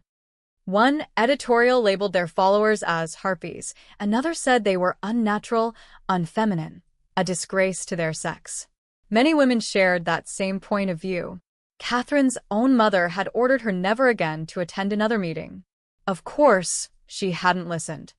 Perhaps if she hadn't lost her temper and tried to speak up at that last rally, she might still be living in Boston.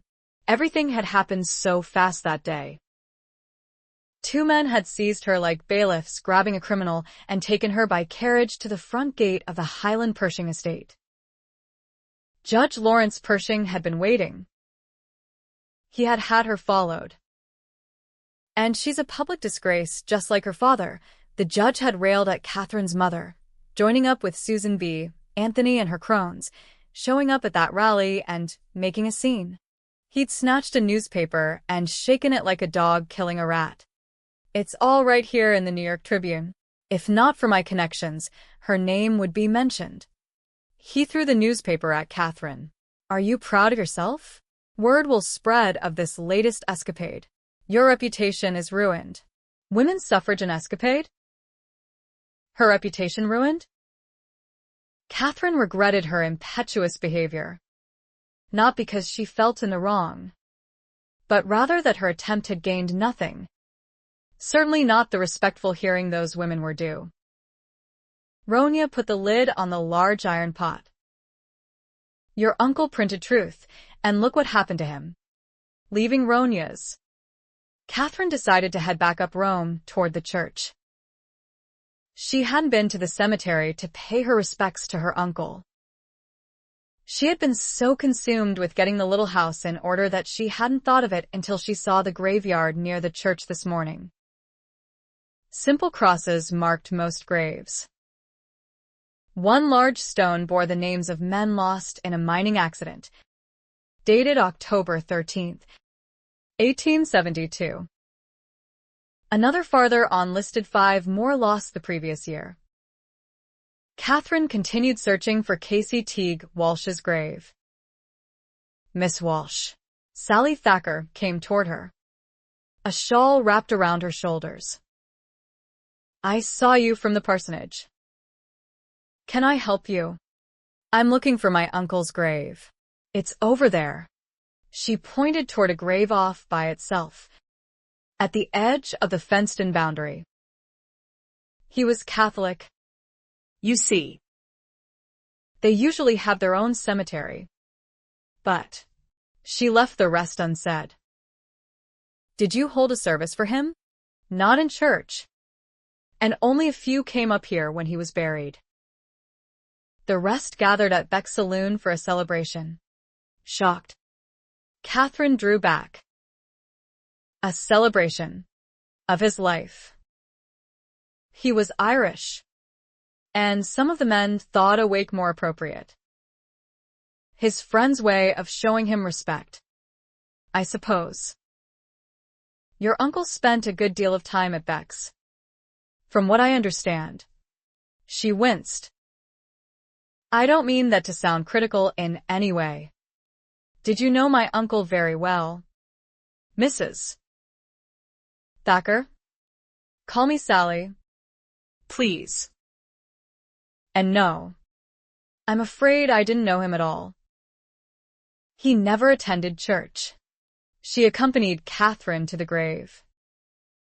The cross was simple. City Walsh. No date. No R.I.P. Nothing about the man who lay beneath the earth and what, if any, difference his life had made. Kathryn's eyes filled. His full name was Casey Teague Walsh. I doubt anyone knew. The grave looked bleak and lonely.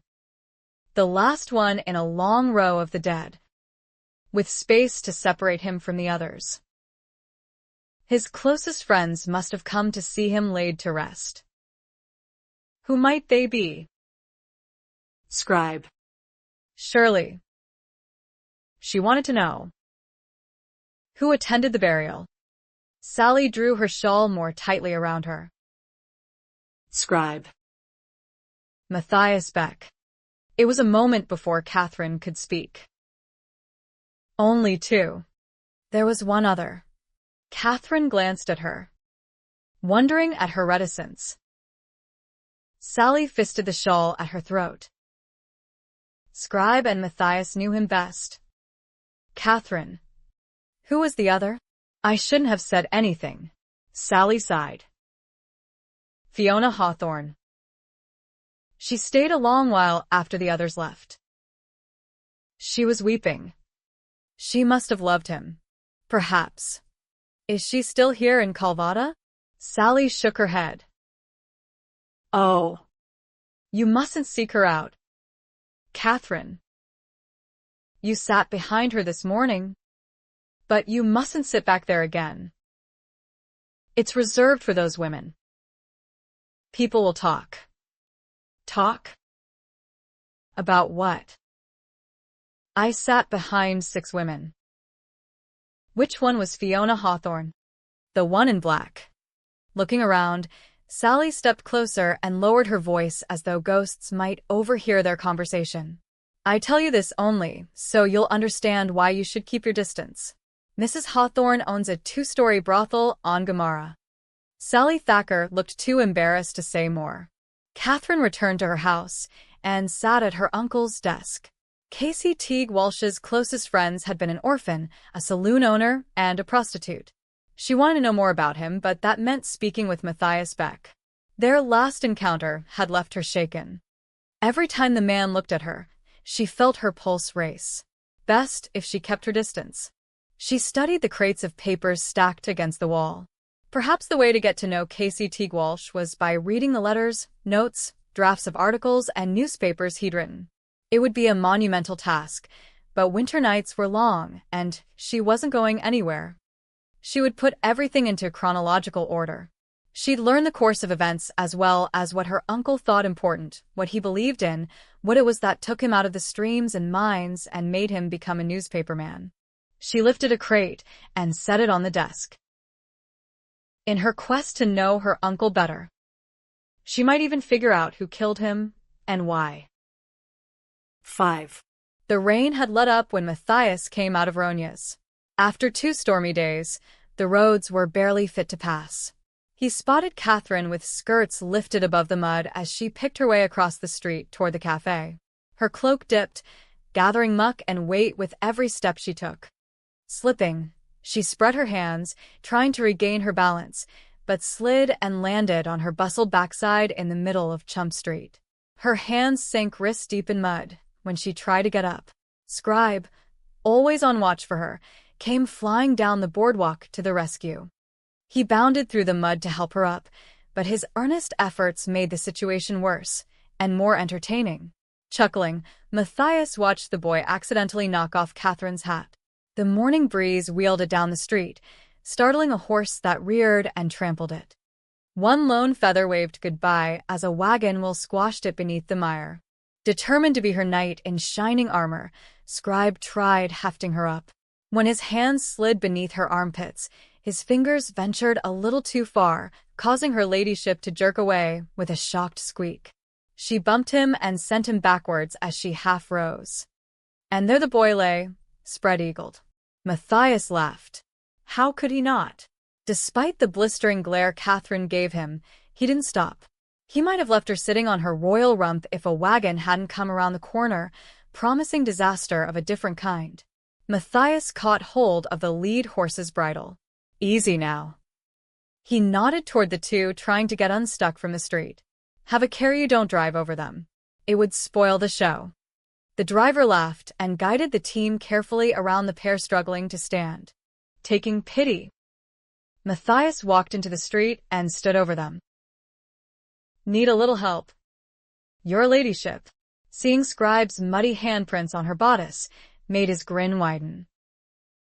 Face red, Kathryn tried to rise again, but the accumulated mud on her full-length cloak held her down. Let me. He bent forward, but she swung at him. Drawing back, he avoided the spray of mud she sent flying in his direction. The Bostonian princess looked anything but ladylike, crouching with feet apart, hands spread and dripping, though she still managed to sound prissy. Thank you. But I'm up now and... She took a step, slithered, squealed, and pitched backwards. Though tempted to let her fall, Matthias caught her arm and steadied her. I've seen you look better, Miss Walsh. But no need to worry now. I've got a good strong back. He released the clasp on her cloak, pulled it off her shoulders, and tossed it to Scribe. Kathryn's eyes shot wide open. What do you think you're doing? You'll be 10 pounds lighter without it. He told Scribe to take it to Jianlin Gong and then caught Kathryn up in his arms. Don't rake your fingers through my hair. Darling, put me down, she flailed. I can walk. We've all seen how well you do that. His laugh died with a grunt. You have very sharp elbows, Miss Walsh. She rode like a captured bird, wings outstretched. This is hardly appropriate. And rolling around in the mud is? I wasn't rolling around in the mud. If you keep squirming, we'll both end up in it. And I guarantee you won't end up on top in a wrestling match with me. Every muscle in her body stiffened. You, sir, are no gentleman. I never said I was. But then, you don't look like a lady right now either. Defeated, face crimson, she went limp. I would thank you if I didn't know how much you're enjoying this spectacle. Ronya stood in front of her cafe, hands on her hips. Don't you dare bring her in here, Matthias. Not until she's cleaned up. Yes, ma'am. He changed directions. How about the bathhouse? Miss Walsh. Home. Please, Mr. Beck. I have a better idea. He crossed the street and strode down the boardwalk, swung around, and backed through the doors of his saloon, thankful she was too shocked to protest. He felt her stiffen again, and then shrink in his arms as she looked toward the gaming tables, roulette wheels, the long, polished bar lined with staring men, the huge gilt-framed mirror he'd ordered from the East and paid a bundle to have shipped to Calvada. Matthias liked to know what was going on behind his back when he was having a chat with someone at the bar.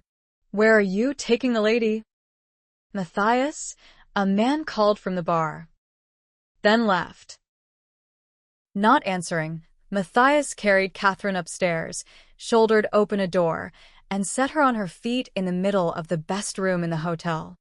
All the rooms were well furnished, but this one had a big brass bed laden with down comforters, a cherrywood chest of drawers and armoire, and a marble washstand with a blue and white porcelain bowl and pitcher, plus other amenities. No doubt this little Bostonian was used to better, but this was luxury by Calvadan standards. The fire had been laid but not lit.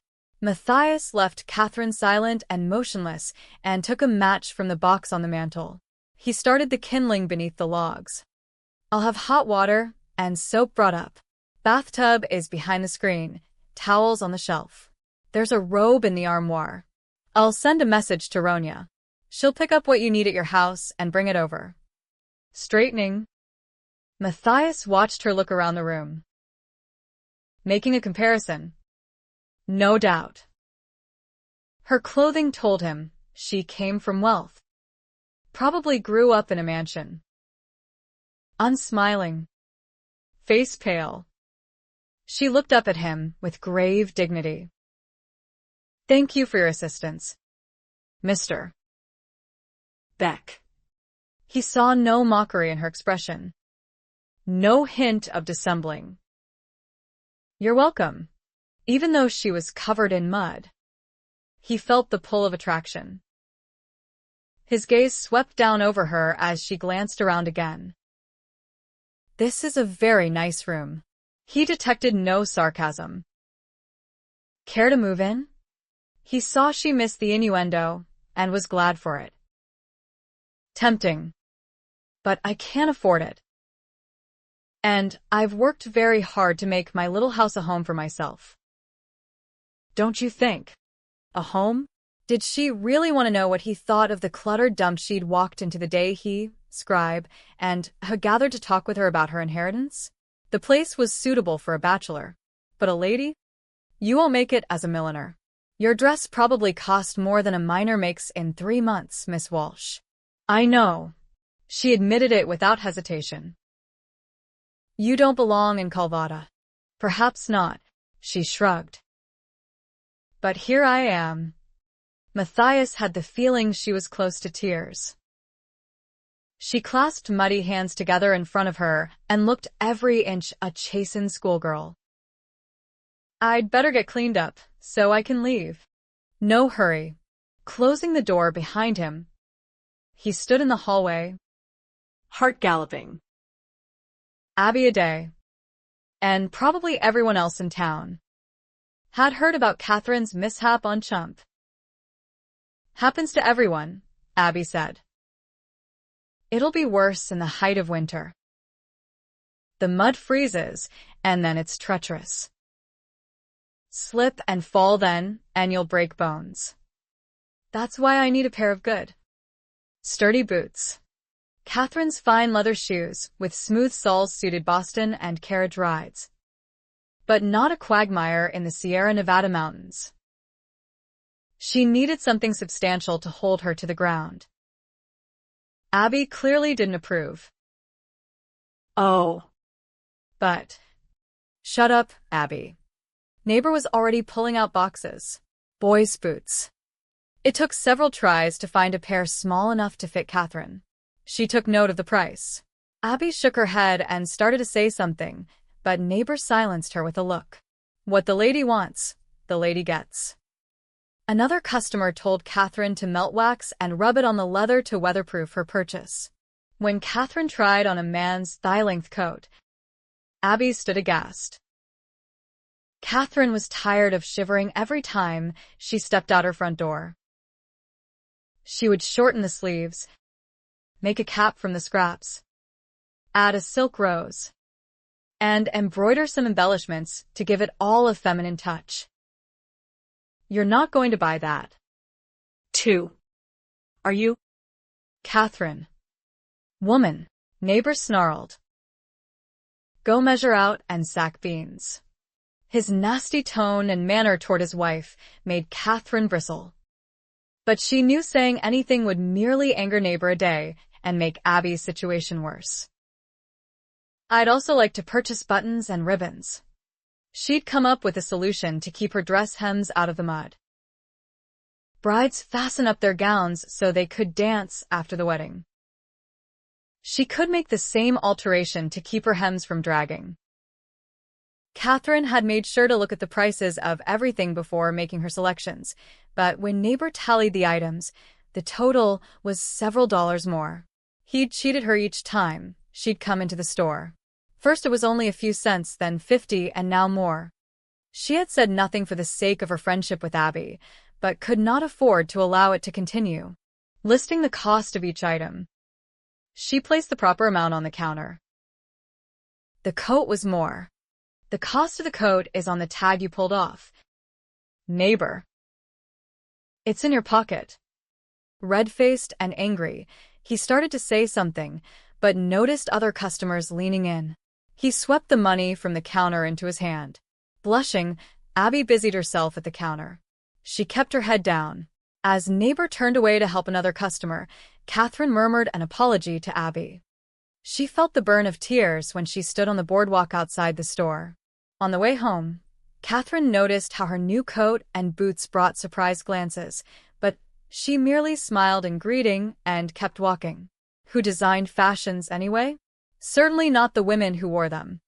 Wasn't she wearing a whalebone corset tied tight enough to make breathing the thin mountain air difficult? How often in the past had she pored over the Godey's Ladies book, sighing at the latest fashions? And Lavinia, the family seamstress, had always been quick to make a replica of whatever caught Kathryn's eye, adding her own unique touches, which stood out among all the other young women whose seamstresses were doing the same thing. Endless competition, and for what? To attract a husband? Hands deep and warm in her coat pockets, Kathryn started when her name was called. Turning, she saw Morgan Sanders sitting high in his carriage, dressed in a fine suit and heavy wool overcoat. He pushed his hat back slightly, looking her over in some surprise. I wasn't sure it was you. Is that a man's coat you're wearing? A fine one. 2. I just purchased it for Matthias. I am now warm and comfortable. She lifted the collar and smiled. And men's boots. Clearly, he didn't approve. And she didn't care. Boys' boots. Actually. And quite practical. His smile held reproach. I hope you won't wear either to the dinner I've arranged for us this evening. I'll come for you at 6. Who did he think he was? King of the mountain? His assumption lit her temper. Thank you for your kind invitation, even on such short notice, Mr. Sanders, but I am otherwise engaged this evening. His expression changed. Another man who didn't like being refused. And she didn't like being summoned. She kept walking. Morgan Sanders kept the horse walking at her pace. I have more to offer you than any other man in this town. She'd met men like him in Boston and disliked them just as much. She believed in being honest and saving everyone time. I'm not looking for a husband. She stopped and faced him. I have been reading my uncle's newspapers, and your name is frequently mentioned. I'm free right now, and you appear to be heading for your mine. I would like to see it. He looked surprised and displeased. My mine? Yes. Your mine. Above and below ground. It's no place for a lady. I understand you're running for mayor. The mines are the lifeblood of Calvada. Shouldn't I be interested? He gave her a patronizing smile. If you could vote. Nice of him to remind her that she had no more rights in California than she had in Massachusetts. Yes. But women have influence. Isn't your business operation what gives you so much more to offer than anyone else? His eyes narrowed. Are you poking a bear? Miss Walsh. She'd seen that look on the judge's face. And she knew to be more cautious. Her mind scrambled for a response that wouldn't fan his temper. I've inherited a mine, Mr. Sanders. I'm not sure what to do with it. Sell it to me. She should have expected that answer. Magnanimous gentleman that he was. I might want to go into business for myself. He laughed this time, as though she'd told a good joke. When she didn't smile, he shook his head. A millinery is one thing. My dear. A mine is something altogether different. Your uncle barely had a pot to cook in. That should tell you something about the worth of his mine. Then why would you want to buy it? I was showing kindness to a lovely young lady of limited means. He tipped his head. I might drop by. And I do have things to talk about. He snapped the reins and headed down the street. Kathryn spotted Wily Bear coming out of Beck's saloon. Hurrying into her house, she grabbed a paper from her drawer and went out to find him. He was 2 blocks down already, moving like a man with a destination. Walking quickly, she closed the distance, but not before he reached the end of town and turned right. When she came around the corner, she saw him going through the front gate of a 2-story house. Wily. Wait. The old man froze, gaping at her. She was panting when she reached him. Was he blushing? What are you doing down here on Gamara? Gamara? She looked around with interest. Fiona Hawthorne lived somewhere along this lane. But there was no time to knock on doors and ask after the lady now. She faced Wily. I need to speak with you on a matter of great importance. The front window curtain parted. Wily coughed loudly and shook his head. Kathryn asked if he was all right. He looked exasperated as he shifted from one foot to another. You shouldn't be down this end of town. One end of town looks pretty much the same as the other as far as I can see.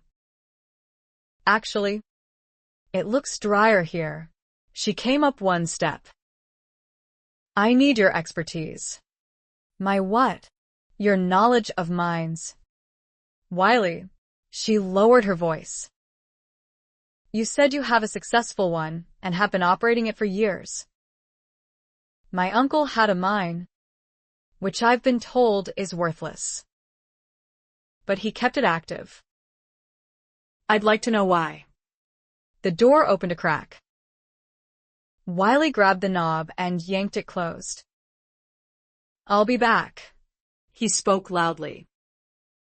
Clearing his throat, he glowered at Kathryn. I'd have to see it.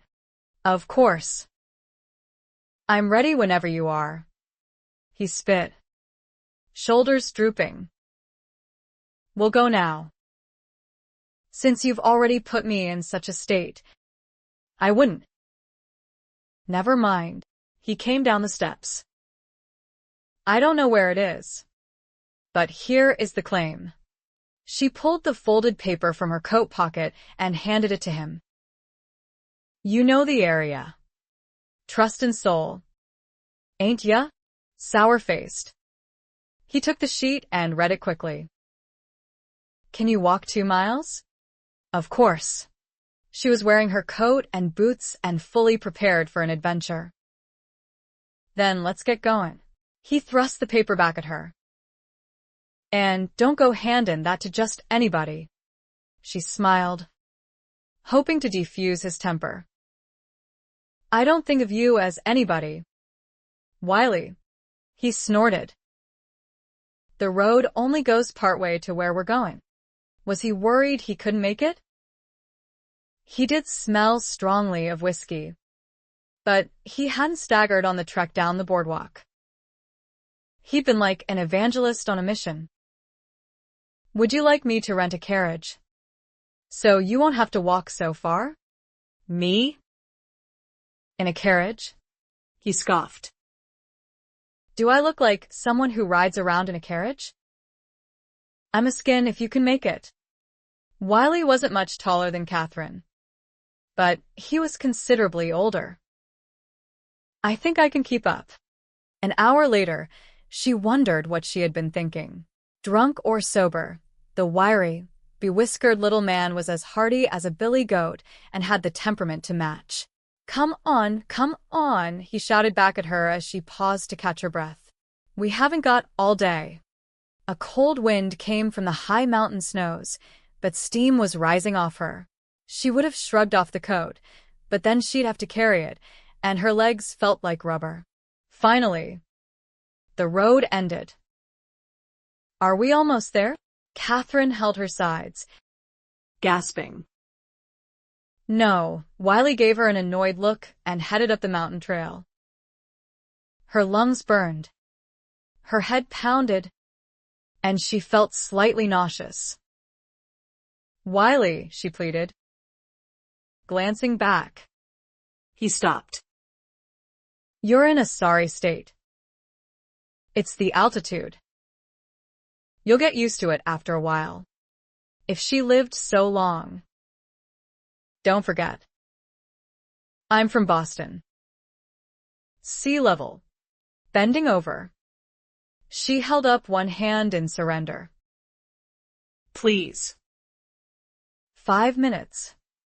Wiley took a bottle from his coat pocket and held it out. A good swig of this will set you to rights. If it smelled anything like he did. She didn't want to taste it. No. Thank you. Suit yourself. He gulped, shoved the cork in, and stuck the bottle back in his coat. Ready yet? He set off before she could respond, and she had no choice but to follow or give up. What would they put on her gravestone? Kathryn Walsh died in her corset. Couldn't untie, cut, or scorn it. Couldn't breathe, and she was tired. On the mountain she expired, seeing a patch of snow. She scooped up a handful and rubbed her face. Hurry up, Wiley yelled. Unless you want to get eaten by a bear. Heart jumping. She looked around and tried to catch up.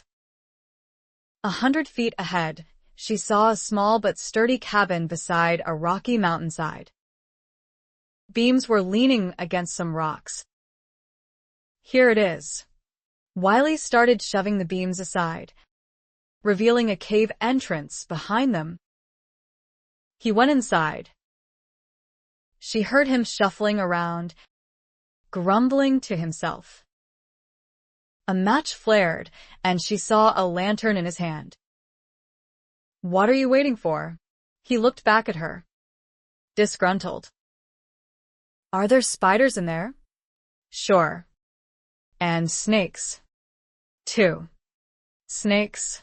She heard him mutter something about rattlers looking for a nice place to winter, and straightened. I'll wait here while you go in and investigate. Wiley came to the entrance. You made me come up here to see the darn mine. Didn't ya? Interrupted a fine afternoon of entertainment I'd planned. Beggin' a favor.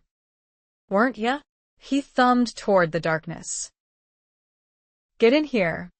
Shuddering, eyes darting left and right, up and down, Kathryn followed Wiley into the mine. She stayed so close, she bumped into him when he stopped. He cussed and stumbled forward. Despite her profuse apology, he growled at her. Give a man some room, will ya? Muttering again, he moved ahead. Nothin' but dirt and rock. That's what I see. They kept on, Kathryn studying the timber beams bracing the walls and ceiling of the tunnel. Every little trickle of dust made her nerves jump. Wiley came to a wide room and hooked the lantern on a post. Looks like City spent time in here. He looked closer, running his hands over the rock wall, then hunkering down to see what had been stacked in a pile. Not silver. Sure ain't gold. But he was savant on this for some reason. He picked up a large rock and examined it. Don't look like nothin'. Maybe I should take samples to an assayer. I wouldn't trust the two in Calvada. They both work for Sanders. You'll have to go all the way to Sacramento. Should be someone there who could tell you what the rocks are, and if they're worth anything. But I'm not sure it's worth the bother. Kathryn picked up a large one. Her curiosity still wasn't satisfied. Morgan Sanders offered to buy the mine. Don't you dare go sellin' this mine to Sanders. He stared at her in consternation. City wouldn't want you to do that. No. Siree. I don't intend to sell. Wiley.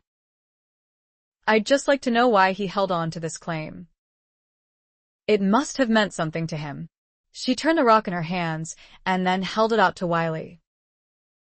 What are you giving it to me for? It's your mine. Resigned. She tucked it into her coat pocket, where it bulged at her side. Thankfully, going down the mountain would be easier than climbing up. I guess I'll take another stage ride. The thought was daunting. Sacramento. Here I come. If that's your plan, you'd better take more than one sample. Wiley picked up an empty bucket and half-filled it with rocks. They usually want more than one. Are you going to carry that for me? Kathryn could only hope. Snatching the lantern from the hook, Wiley dropped the bucket beside her on the way out. It's your mine. You carry it. Matthias was taking a break from reading reports when he spotted Kathryn wearing a man's coat and carrying a bucket down the boardwalk on the other side of the street. What was she doing? A few men trickled out of saloons to greet her and offer help, but she shook her head and passed them by. She stopped every 20 feet and switched hands. The closest communal well was in the other direction, so she wasn't carrying water. Leaning forward, Matthias set the papers aside and watched, frowning. She only took 5 steps this time and put the bucket down. Clearly exhausted, she wiped her brow. Another man offered to help, but she waved him away. Matthias pushed his chair back. She picked up the bucket and marched across Galway, stepped up with difficulty onto the boardwalk, and kept going. Her face was red with effort, but she made it to her little house, dropped the bucket, opened the door, then dragged it in and closed the door behind her. What was she carrying? Horseshoes? Scribe. He jerked his chin for the boy to come over. Go see what her ladyship just dragged into her house. What do you mean, dragged in? He peered out the window. She had a bucket. It looked heavy. She fetches her own water. I tried to help her once, but she said she had to fend for herself. It wasn't water. How do you know? Holy screaming catfishes. Never mind. I'll go see for myself. No, I'll go. Scribe was out the swinging doors before Matthias could stand up.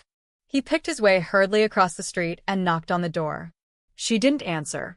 He knocked again, and it opened.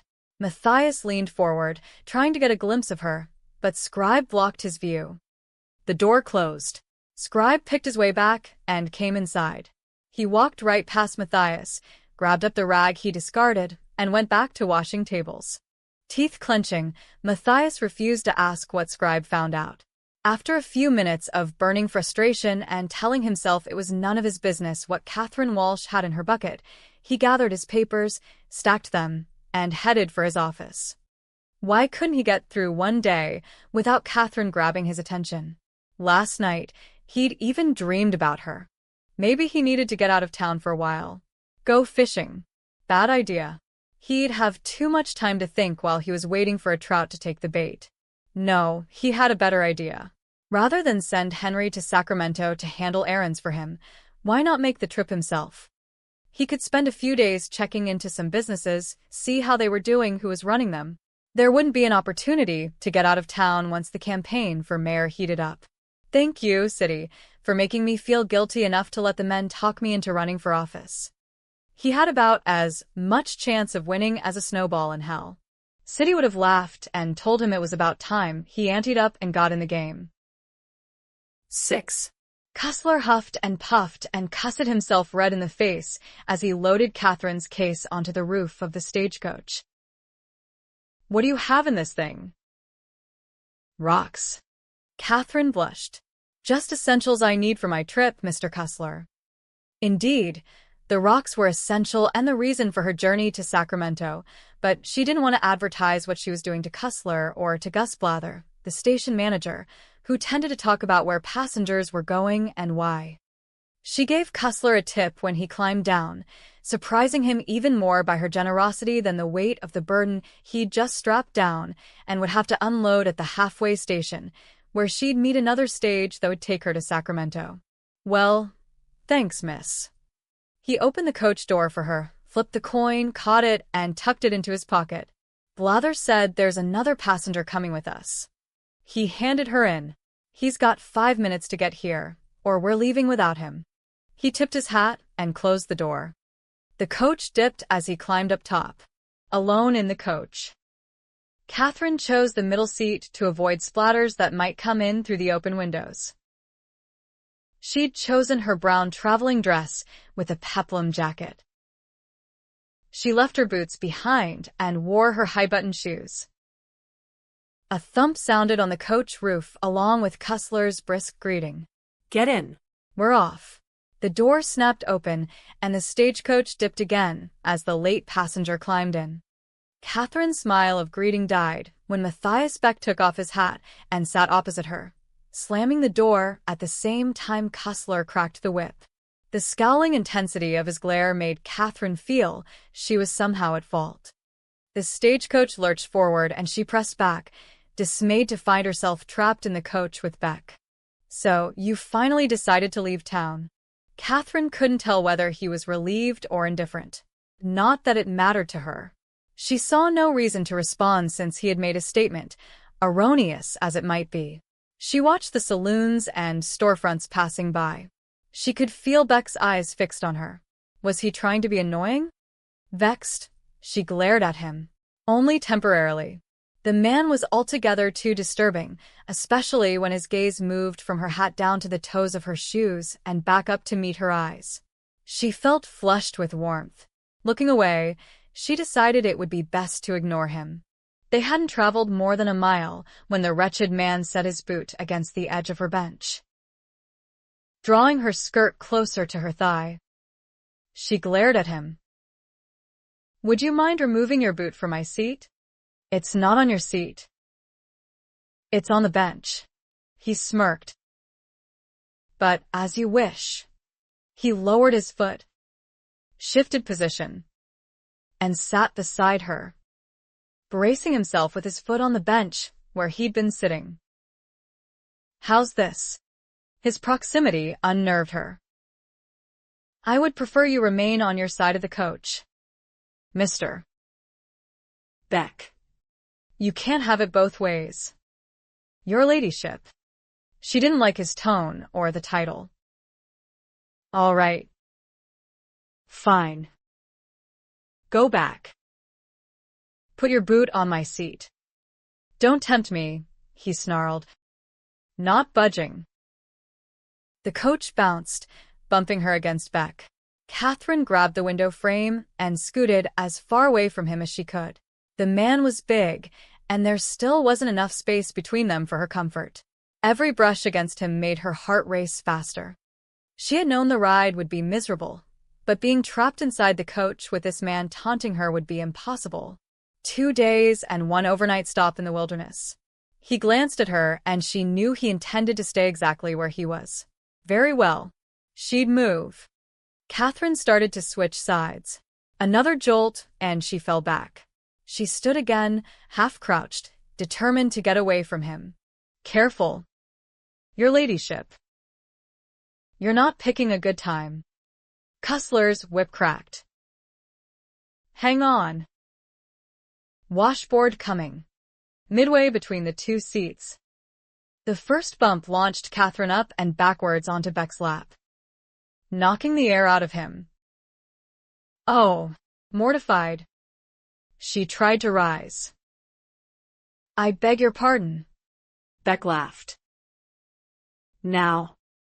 This is an unexpected and pleasant surprise. His warm breath in her ear raised goosebumps over her entire body. Gasping, she tried to get up again, but the jouncing had her bouncing on his lap. Just relax. Your ladyship. You're fine. You could give me some assistance. Of course. I should have thought of that. He encompassed her waist with strong hands and held her firmly in place.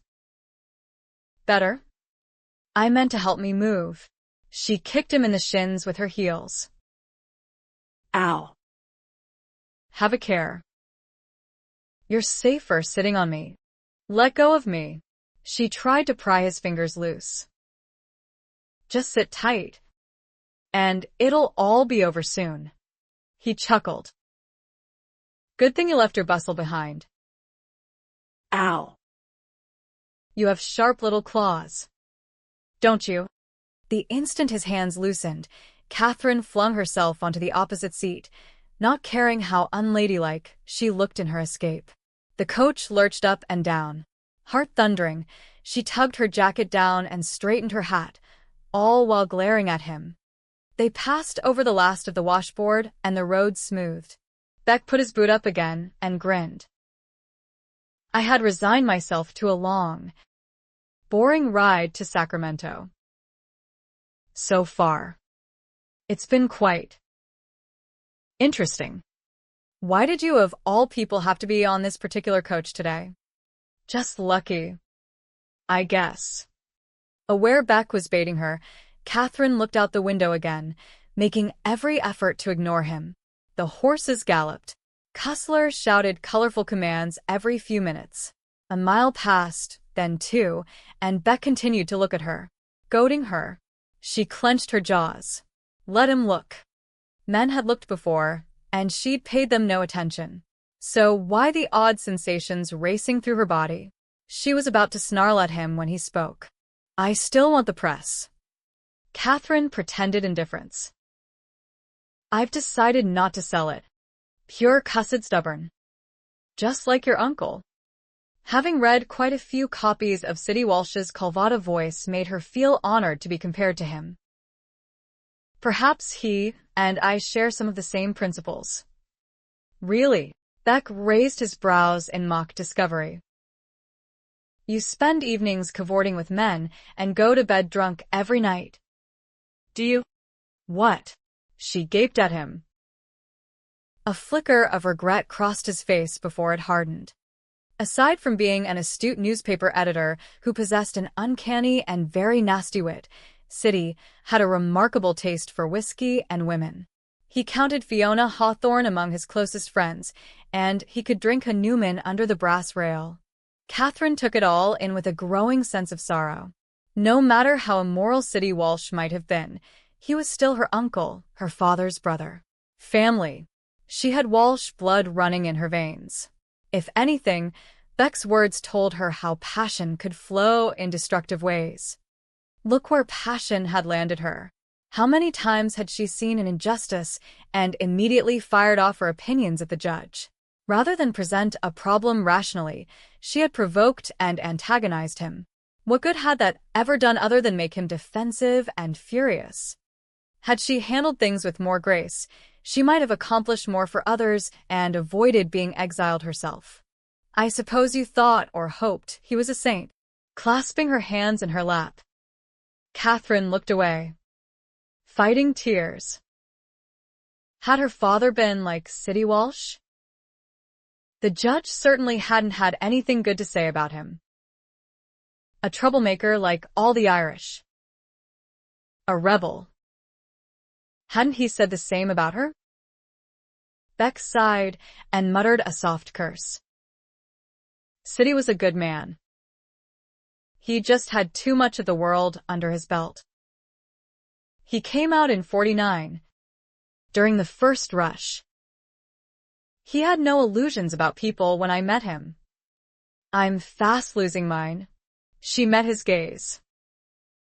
I thought you were his friend. I was. Beck leaned back. He spent most evenings at my bar. I admired him.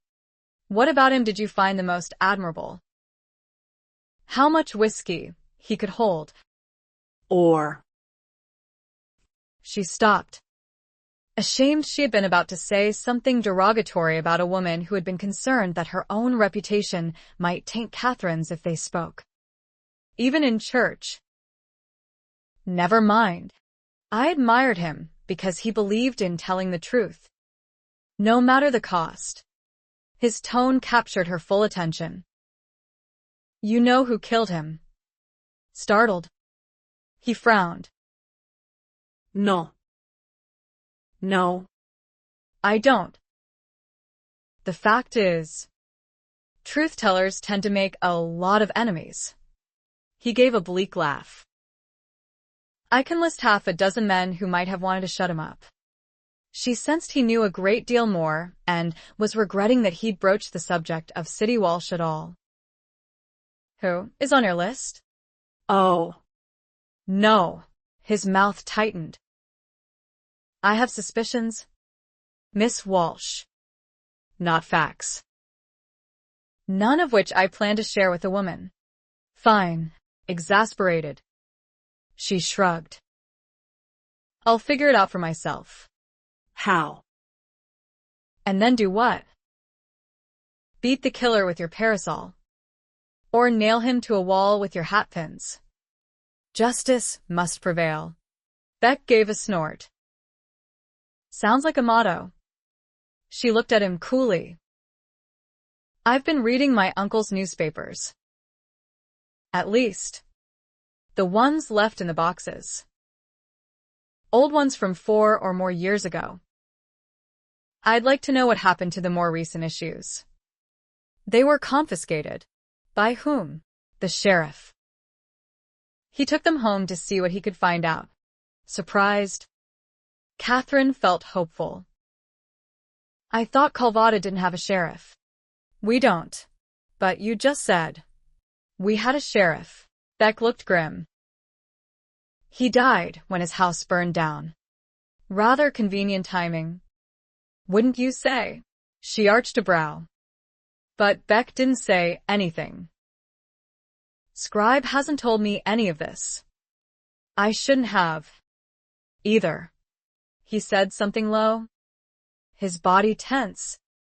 Eyes dark. One look at you when you got off the stage in your ribbons and lace. And bets were on you wouldn't last a day. Let alone a month. She tipped her chin. I hope you made a very large wager on that first week. Mr. Beck. Not a chance. Women are capricious. But a day did. Hurt. Kathryn put a hand to her throat. Abby. No. Neighbor. He bet $5 you'd be gone within 10 days. $5. No wonder he tried to cheat her every time she came in the store. He wanted to make his money back from a bad wager. Kathryn crossed her arms. The man wouldn't even let his wife buy a $2 hat, but he wasted more than twice that gambling. Men. Well, whether you made a wager or not, you made it clear you hoped I'd leave after the first night. His mood lightened. I'll bet it occurred to you. She didn't understand the man. Well, you can tell all the men at your bar I'm staying in Calvada. She put her hands on her knees and leaned forward. And you can also tell them I'm going to find out who murdered my uncle. His expression hardened again. Mirroring her position, he put his nose within inches of hers. You go poking around and you'll get yourself into real trouble. Leave it to the men to figure out. She sniffed and leaned back. As if the men have done such a grand job so far. It seems no one has done anything about solving his murder. And it is my business. I'm City Walsh's niece. He was family. Family. Beck sneered, eyes blazing. You didn't even know the man, so don't pretend feelings about him that don't exist. The only connection between the two of you is blood. And the fact that you, by some freak accident, inherited his property instead of Scribe. I'd sure like to know how that happened. If you'd ever met City Walsh, you wouldn't have wanted to be on the same side of the street with him. His words felt like a beating, but she'd been judged harshly and unfairly before. It was the level of his anger that bothered her. Her own hot temper boiled up, and she had to batten it down to show a calm demeanor. She'd learned how after numerous arguments with the judge. She didn't want to make an enemy of Matthias Beck and wondered what it was about her that had him so incensed. A cool, honest answer might calm his temper. I would have wanted to sit down with City Walsh and find out why he stayed in California when his obvious talents could have earned him a much better living elsewhere. His eyes flickered, then narrowed. Sure. You would. He leaned back, his body still tense. Kathryn thought of all the things she had done over the years that had brought nothing but grief to her mother and frustration and rage to her stepfather. She had to admit there were times when her sole desire had been to goad the judge into losing his temper. Perhaps if she had been a little more circumspect and a lot less self-righteous, she wouldn't have found herself in the wilderness surrounded by people who thought whatever backbone she had was due to a whalebone corset, and the feathers in her hats indicated her intelligence. It wasn't her choice. She'd been born in a mansion with a silver spoon in her mouth. Besides, it had been by her own doing that the silver spoon had been yanked from her and put back in the Highland Pershing Mansion's kitchen drawer. You can't know what it means to me to have any connection to my father, Mr. Beck. I never met him. My stepfather only spoke of him with derision. My mother once. With love. Beck searched her eyes. Anger gone. A questioning look replacing it. What would it mean? Let's just say I'm not as shallow as you have judged me to be. His wry look made her add. I'll try not to judge you on appearances either, Mr.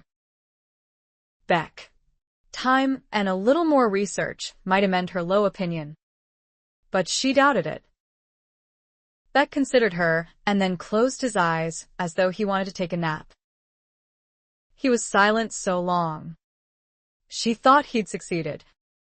Though how anyone could sleep in a jolting, swaying coach was beyond her.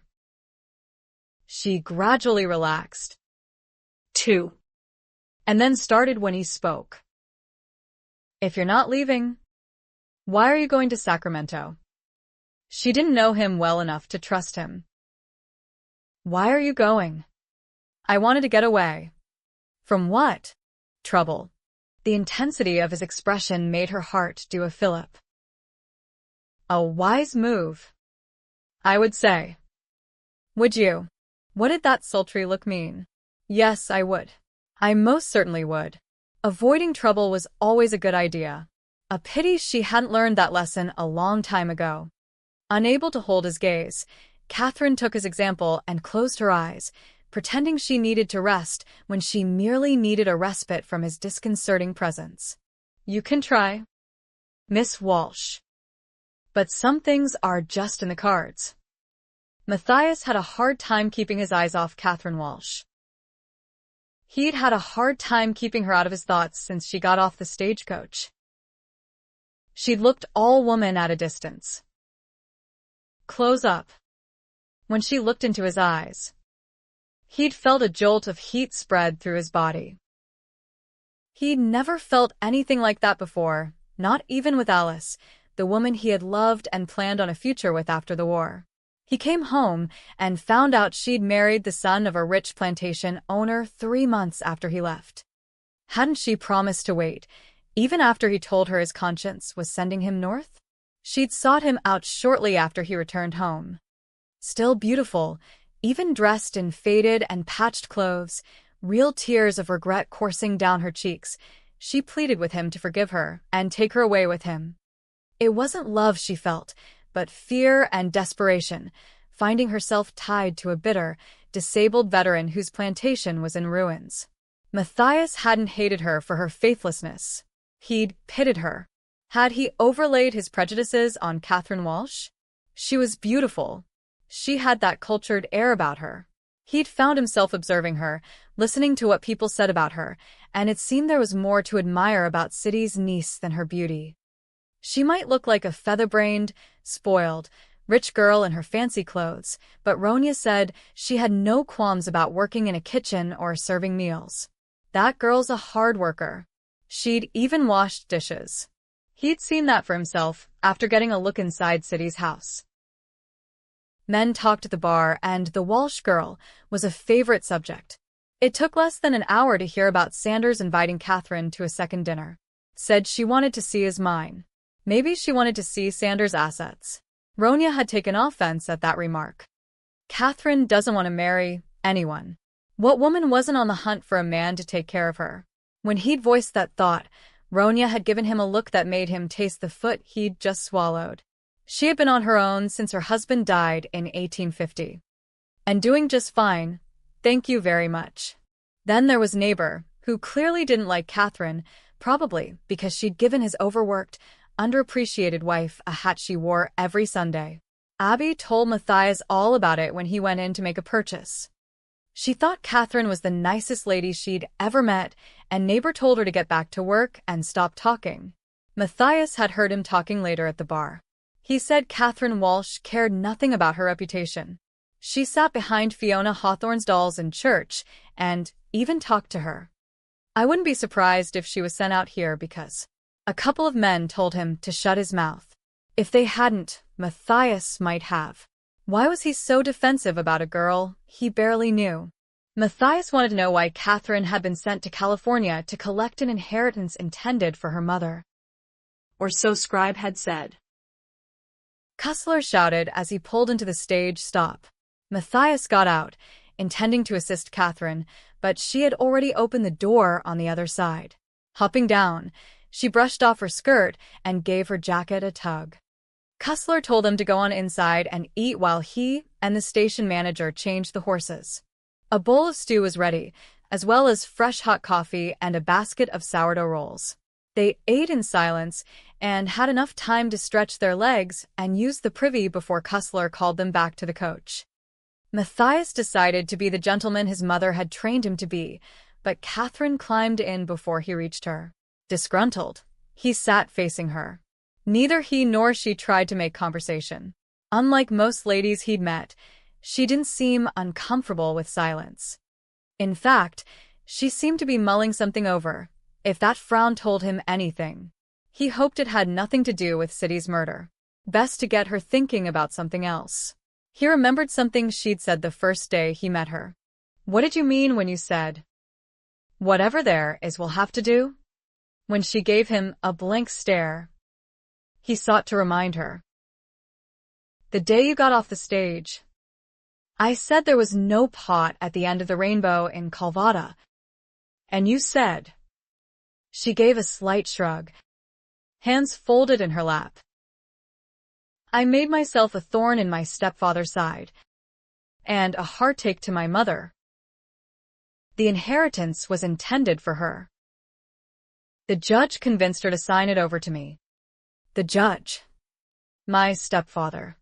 She winced. That's what I called him. With the same disdain you use when calling me your ladyship, I'm afraid. Matthias smiled slightly.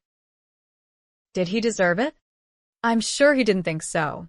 And I confess I wasn't always respectful, something he deserved if for no other reason than he married my mother despite the encumbrance that came with her. Though I often thought his decision had more to do with my grandfather's fortune and need of an heir. She stopped abruptly and shook her head as though catching herself in a blunder. Your grandfather had an estate. It's a long story. We have a long ride ahead of us. He smiled encouragement. Did you misbehave? No more than other children. But I look like my father. And her uncle. Hardly something over which you had control. No, she smoothed her skirt, not meeting his gaze. But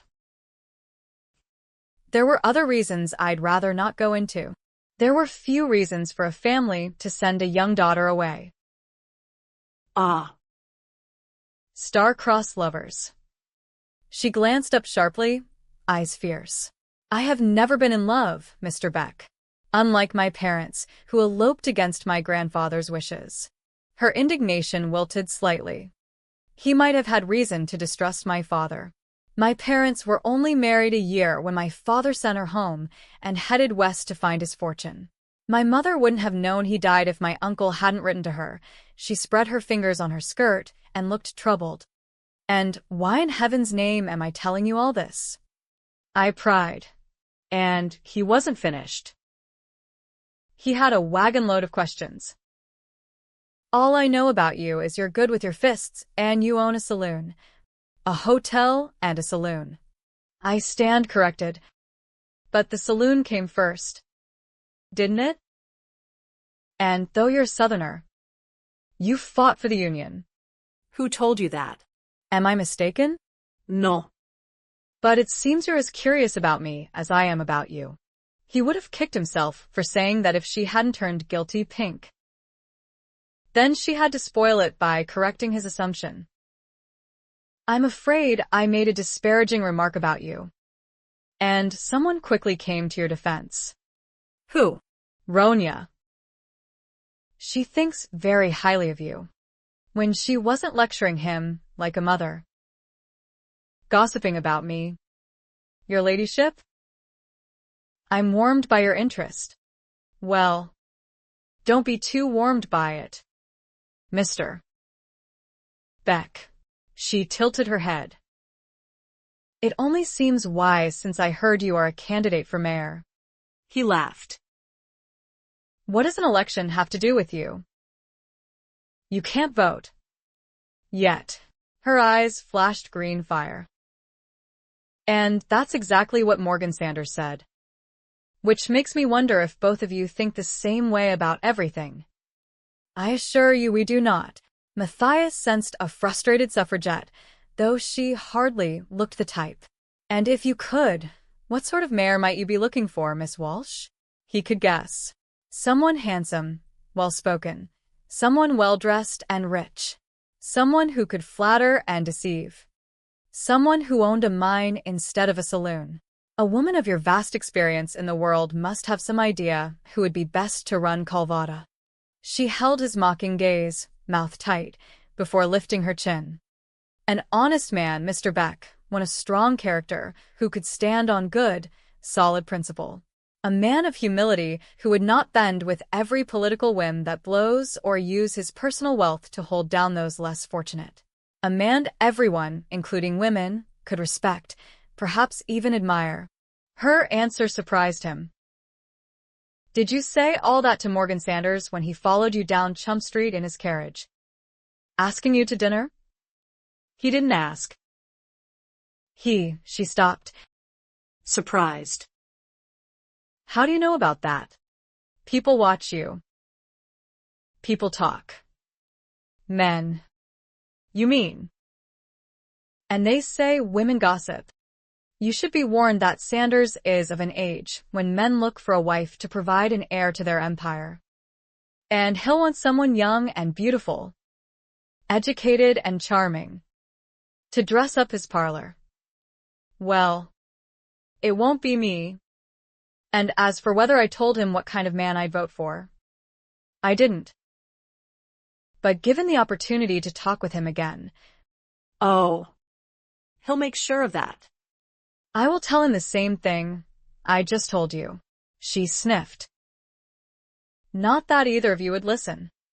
A beefy man with a bushy beard helped Kathryn from the stage when they stopped for the night. Harry Pitt stammered an introduction and said he was the station manager, and his job was to make sure she was comfortable and he could provide her with whatever she might need. Ignoring Beck, Pitts escorted her inside, where a sturdy Mexican woman was setting the table. Pitts reassured Kathryn he had a private room at the back reserved for traveling ladies. Matthias came in behind her, shrugged off his coat, and hung it on a hook by the door.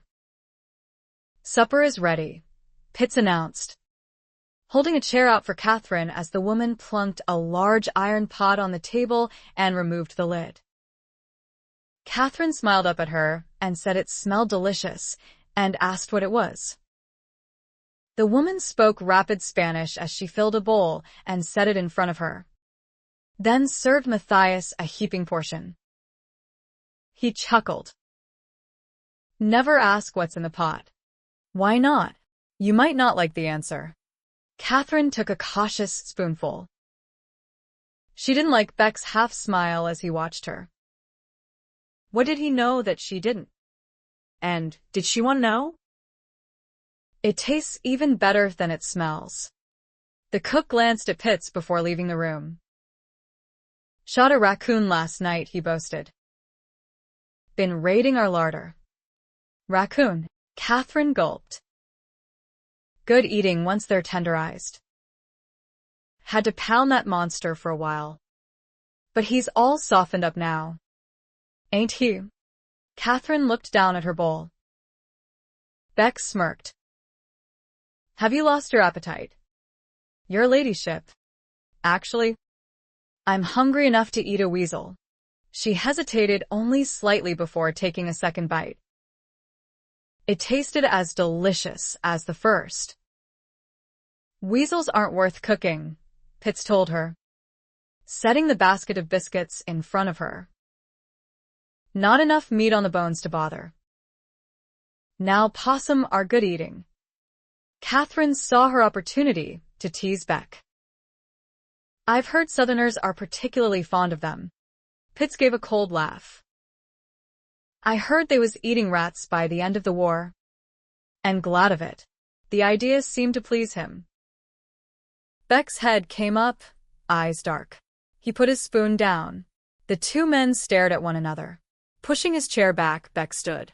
Kathryn's heart pounded at the threat of violence building in the room. And it was her fault. Pitts took a step back and cleared his throat. I'm gonna see how Cussler's doing with the horses. Showalter will be ready to leave come sunup. Beck watched him until he went out the door.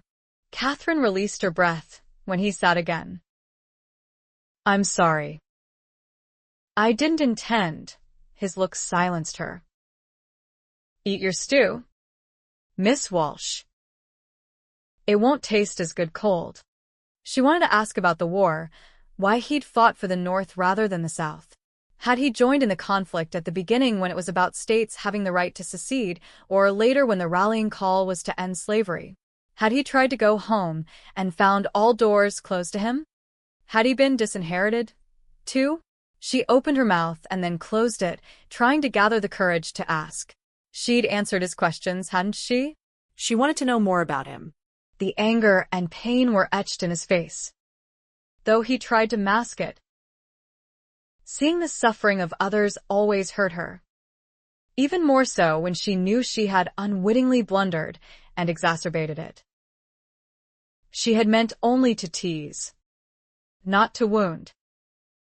Beck finished his meal, stood, took his coat from the hook, and went outside.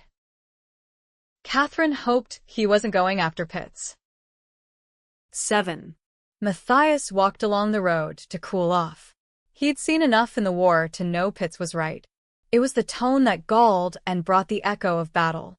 He couldn't abide the proud disdain of the victor over the vanquished.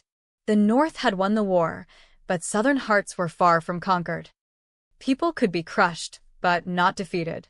Men lived not by what they were told, but by what they believed. By the time the war ended, people in the South were starving. He'd seen the gaunt faces and hatred burning in the hollowed eyes of people he'd known since childhood. He heard Northerners revile Andersonville for starving prisoners, overlooking the surrounding neighborhoods who barely had enough to eat. What excuse had those who ran Chicago's Camp Douglas, where rebels starved when food had been available but withheld? War brought out the worst in humankind. Even when the cause was just, no one came out unscathed. How many years would it take for the nation to mend? Matthias had come west to get away from the past. Along with thousands of others, he brought it with him. Running a saloon and hotel kept him distracted, but sometimes he thought he'd have been better off a casualty of war than a survivor. Life held little satisfaction. The same soul hunger to see justice done had driven him north, then south, and finally west. Where could he go from here? Returning to the station house, Matthias found Kathryn reading by lantern light. She glanced up. Was that pity in her eyes?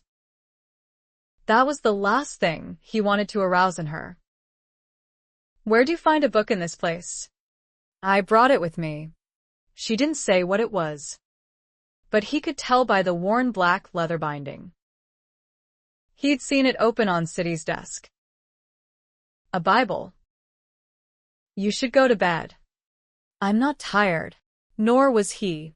His blood hummed. He'd thought his heart dead after Alice. It was beating hard and fast now. Getting out of town was supposed to get him away from Kathryn Walsh. Here she was sitting within feet of him, stirring up feelings he'd rather not have. Pitts said sunup. He shrugged out of his coat, stretched out on the bench against the wall, and covered himself with it. Better get some sleep. I'd like to read a while longer. Unless the light bothers you. He closed his eyes. Do whatever you want. The room was silent for a few minutes, then she got up and went out. He thought she was going to bed, but she'd gone outside, probably making a visit to the necessary. Matthias put his arm behind his head, waiting for her to come back. He'd sleep when she was settled in that back room reserved for ladies. A band of coyotes yipped and barked, then howled.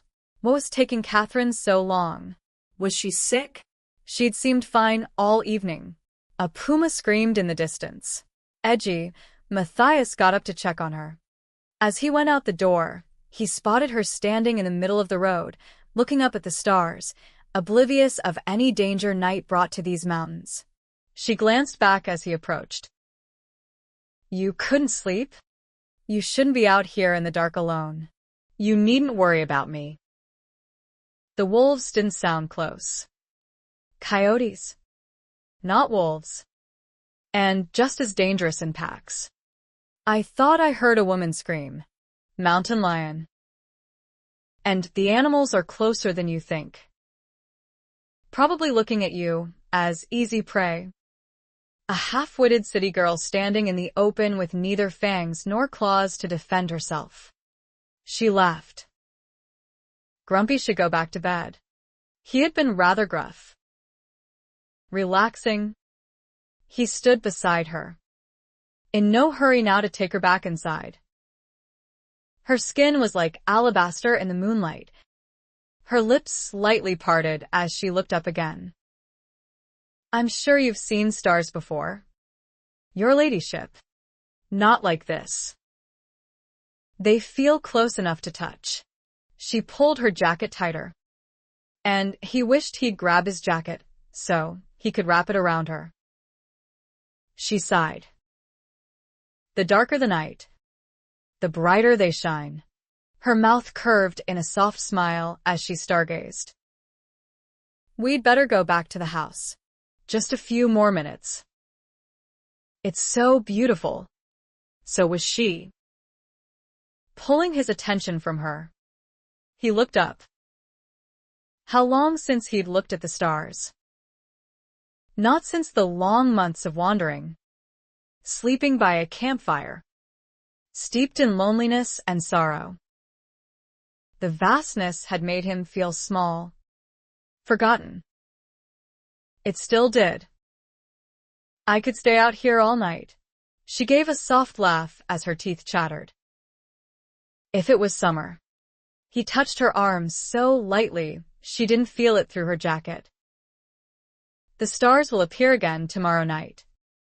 Regular as clockwork. And I'll be in Sacramento. Inside a hotel. Not out here in the open where I can fully enjoy them. When she looked up at him, he slipped his hand beneath her elbow. Now. Your ladyship. You have no idea the danger you've put yourself in. And not just from coyotes and a puma. He wanted to taste that sweet mouth. And if she responded, he couldn't promise to behave himself. Very well, Mr. Beck. She gave him an impish smile. I'm only going in because you seem to be afraid of the dark. He laughed. They walked back together. Kathryn collected her Bible and lifted the lantern as he stretched out on the bench again. Opening the door into the back room, she paused. Good night, Mr. Beck. Sleep well. She closed the door behind her. Matthias lay awake for a long time. When he did sleep, he dreamed, not of the battlefield as he had so many nights before, but of Kathryn. Sacramento made Kathryn feel more at home than any other town since she had crossed the Rocky Mountains. How could she not, with streets wide and clean, buildings of brick as well as wood, men and women fashionably dressed, and a name meaning sacrament? Several hotels, restaurants, and numerous businesses passed by, and she could hardly wait to walk the avenue and see what else the town had to offer. The atmosphere was so much more wholesome than Calvada with its saloons and fandango halls, brothels, and grinding poverty. She saw a telegraph office. Perhaps she should send her mother another message, to follow up the one she had sent from Truckee and the long letter she'd written from Calvada about life in a mining town and the friends she'd made, Ronya, Charlotte, and Abby. She had made no mention of Matthias Beck or Morgan Sanders. She hadn't heard a word from home and wondered if her mother was well. She had told Kathryn the day of the final battle that she was in a family way, a miracle at her age and after so many years of marriage. Kathryn's baby brother or sister was due in December. Was the judge monitoring her mother's mail? She didn't want to think so ill of him, though it was preferable to believing her own mother wanted no further commerce with her. Surely her mother would tell her whether she had a brother or sister, the first of which would satisfy Lawrence Pershing's need for an heir. Kathryn could only hope a sister would soften his heart. Mr. Showalter called out as he pulled the stagecoach to a stop. He and Mr. Beck unloaded the luggage from the top. Frowning, Mr. Beck dropped her small trunk on the boardwalk and eyed it suspiciously before glancing her way. What did you bring with you? Pieces of the press. So that was what troubled him. Nothing that need concern you, Mr. Beck. Let him wonder. Enjoy Sacramento, Miss Walsh. He tipped his hat, picked up his case, and left. She watched him go before she went inside and asked the clerk to put her small trunk in storage until she let him know where it would be delivered. The man hefted it onto a cart and wheeled it inside, where they talked briefly. She implied she had some nuggets in her reticule that she would like assessed, and asked where she might find a reputable assayer's office. He gave her directions to Hollis, Pruitt, and Stearns. He also suggested several hotels, which, upon investigation, proved quite grand but beyond her means. She settled in less expensive accommodations and left her carpetbag in the tiny room, slipped the skeleton key into her small bag, and went out to board a horse-drawn streetcar heading toward the riverfront. Two ladies admired her ensemble. Kathryn asked about millineries in Sacramento, and one said they were also behind fashions in the East, though there were some nice shops she might enjoy. When she mentioned Calvada, they'd never heard of it. Stepping off the streetcar at its next stop, Kathryn walked the rest of the way. A horn blew and a puff of gray steam rose as a steamboat approached the docks.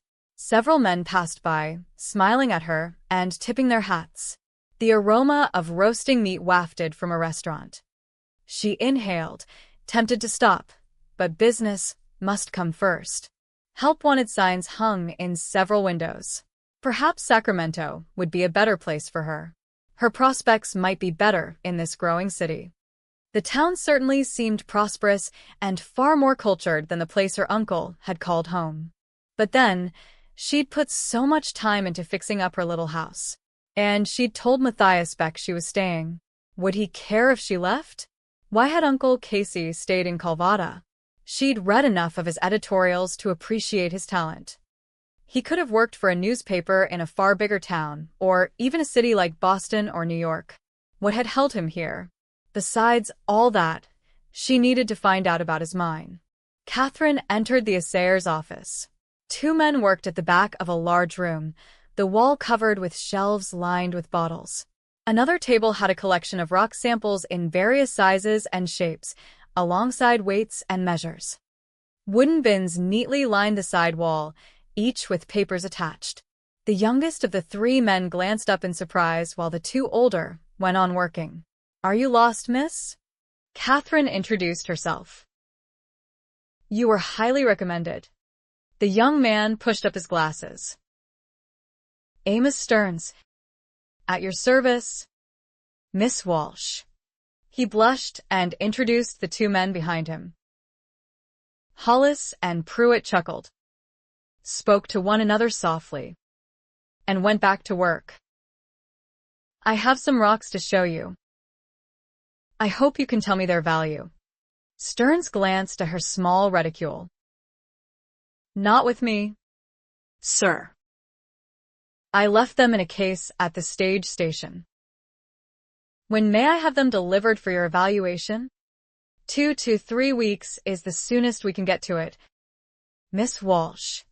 Pruitt spoke firmly from the back, giving Stearns a warning look. Kathryn thought of the cost of remaining in Sacramento for several weeks and wilted. Are there any other assayers who might have time to look at what I've brought with me? Hollis snorted. Plenty of assayers around that would have time, but not the kind you can trust. And those you can are just as busy as we are. Pruitt chipped away at a rock. Everyone thinks they've found a gold mine. He tossed the rock into a big box. Worthless. Well, I doubt I have gold or silver, Kathryn admitted. But my uncle kept his claim active for some reason, and I need to know why. Pruitt shifted rocks and bowls. If he thinks they're worth something, why didn't he bring them himself? Clearly, a woman was not a normal visitor to an assayer's office. Kathryn knew these men thought she was wasting their time. Well, she might be, but she didn't want to waste hers either. He might have done so, sir, but he was murdered. She now had their full attention. I have no idea if the mine had anything to do with it, but I do need to know why the claim was so important to him, and if there is any reason why it might be important to anyone else. Pruitt looked at the dozen wooden bins and gave Stearns a grim nod before going back to work. Pushing up his dusty glasses again, Stearns turned a notebook toward her. Write the address of where you're staying, Miss Walsh, and have your samples delivered as soon as possible. We'll take a look and let you know. Rather than pay for the streetcar, Kathryn walked back to the stage station. It didn't occur to her until after she'd made the necessary arrangements that she hadn't asked how much the assayer's report would cost. Matthias finished speaking with Call's contacts. He was at a crossroads and knew he couldn't keep walking down the path he'd been on for the past 6 years. Money hadn't brought him peace. He could sell his holdings and move on, or stay and stand up for something more than lining his pockets. City Walsh had urged him to run for mayor. Matthias told him he wanted nothing to do with politics. They argued vehemently that last night before City died. Matthias had come close to punching the older man. Since then, Matthias had been approached by a dozen other men wanting him to run. Why bother? He told them. The last 2 elections had been landslides, every miner at the Madeira voting for Sanders. Their livelihood depended on it. If he did decide to run, how much of his decision would have to do with City Walsh's calling him a coward the night he died? What cut deeper than being called a coward was the look of disappointment in City's eyes when he left the saloon. It took more than one man to change a town, though City had tried. Everyone thought Sanders had him murdered, though there had been no proof. City had aimed his criticism at all the mine owners, not just the owner of the Madeira. Tired and depressed, Matthias checked into a hotel down the street from the stage station. He wasn't in the mood for entertainment, but he wanted a good dinner in a quiet restaurant and a long night's sleep without the loud conversation of men getting drunk and rowdy or hearing the music coming from the Fandango hall across the street.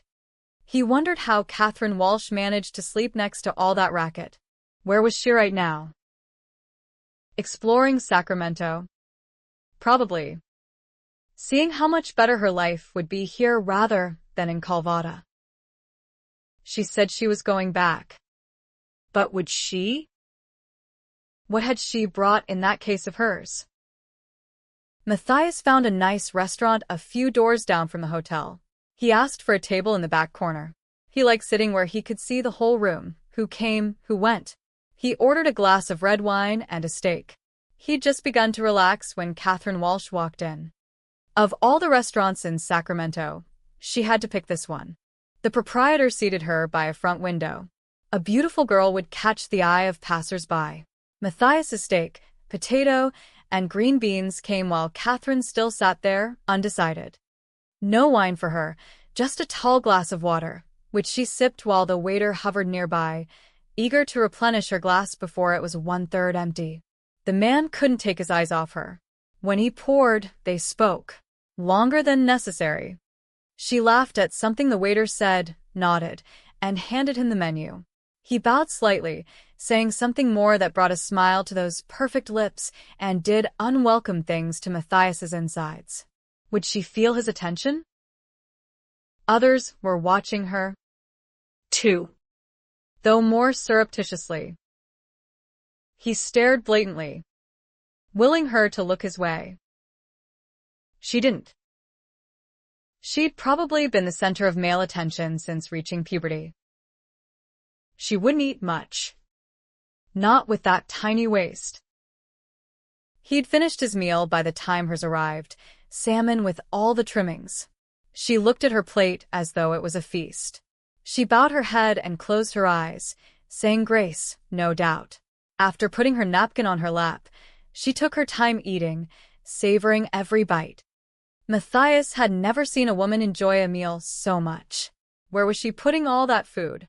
The waiter cleared her dishes and brought her a thick slice of chocolate cake and a cup of coffee. Matthias could bet her stays were pinching by now. She ate the icing and half the cake. Most of the patrons had eaten and left before she finished. He lingered, watching her. She finally put her fork down, with regret. He signaled the waiter and told him to add the lady's bill to his own, then rose as she was informed. Surprised, she turned. Her lips parted. I have never seen a woman eat so much, and with such pleasure. He laughed. The meal was heavenly. Blushing, she stood. Thank you. You're welcome. Small payment for a good show. Still embarrassed, but smiling now, she walked with him. I'm glad you were entertained. She put her hand on her stomach. Oh. My. Are you going to explode? She laughed with him. No. But I do feel like a Thanksgiving turkey. They stood outside on the boardwalk, silent in the waning sunlight. She looked at him with eyes that reminded him of magnolia leaves after a rain. His heart galloped. Did you find a place to stay? Miss Walsh. Yes. Mr. Beck. Shall I see you safely to your accommodations? Ma'am? Why did his southern drawl have to sound so thick? She noticed, and he saw her pupils widen. She lowered her eyes. Thank you for your kind offer, sir. But I can manage. She gave a slight dip. Thank you again for my dinner. She started to step away. Are you heading back tomorrow? No. Are you? Yes. My business is done. Mine isn't. Have a pleasant evening, Mr. Beck. He watched her walk away. Sacramento would be a better place for her.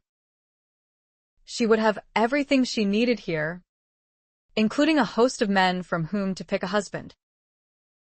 Every man she passed tipped his hat or gave a nod and looked back at her. Kathryn entered a hotel a few doors from his own. Matthias decided to find a saloon and drink something stronger than one glass of red wine. Copper and traces of silver, Amos Stearns told Kathryn. Someone should come up and take a closer look. You could have yourself a bonanza, Miss Walsh. He pushed his glasses up. As it happens, I'm planning a trip to Virginia City in the spring to see about our interests there. I could come to Calvada on my way back and inspect your mine. Stunned, she stared at him. A possible bonanza? Why hadn't her uncle opened a mining operation? And if Wiley Bear was so knowledgeable, why had he said the mine was worthless? Maybe he wasn't the expert he claimed to be. Stearns's gray eyes looked larger behind the lenses. Miss Walsh? I think it warrants a closer look. I'm afraid I am a woman of very limited funds, though the bill today had been less than she expected. An on-site inspection might cost considerably more than she could afford. I've discussed it with my senior partners, and they may be interested in making an investment. How much of an investment depends on what Amos finds, Pruitt called out. You'll need capital to get started, Hollis added. She felt overwhelmed. Gentlemen, you are very optimistic. She saw all three were serious. If I started a mining operation, I'd have to find someone who could manage it. She smiled. I'm not very good with a shovel. Amos chuckled. No. I don't imagine you are. Pruitt nodded toward Amos. He might be young, but he grew up mining, and he has schooling. Amos looked embarrassed at the praise. With other mining operations in the area, I'm sure we could find a man qualified. Matthias Beck popped into her head. Why had she thought of him? Or I could sell. She thought of Morgan Sanders. She had no idea what sort of mine he ran, but she would find out when she returned to Calvada. From the assayer's office, Kathryn went to a market near the harbor. She'd seen orchards on the way into town and wondered what she might bring back. The selection astonished her. Oranges. An expensive luxury in Boston, but affordable here. The man said they'd been brought up from Riverside, where there had been orchards before the gold rush in '49. She purchased a small, hand-woven reed basket and splurged on half a dozen, adding glossy winter apples from a neighboring booth and a pound of almonds from another. Curious whether things were different in California than Boston, Kathryn went into a store with a help-wanted sign in the window. She asked the bewhiskered merchant if the clerk position was still open. He said yes, and she told him she could read, write, and was good with math. She was a quick learner and a hard worker. Would he hire her? He looked flustered and said no, he'd never hire a woman. When she asked him why not, he said a woman's place was in the home, unless she was married to the owner, in which case it was proper. Oh, of course. Marry a woman and get a clerk for free. Just like neighbor a day. Fuming, Kathryn stood outside, her basket of oranges, apples, and nuts on her arm.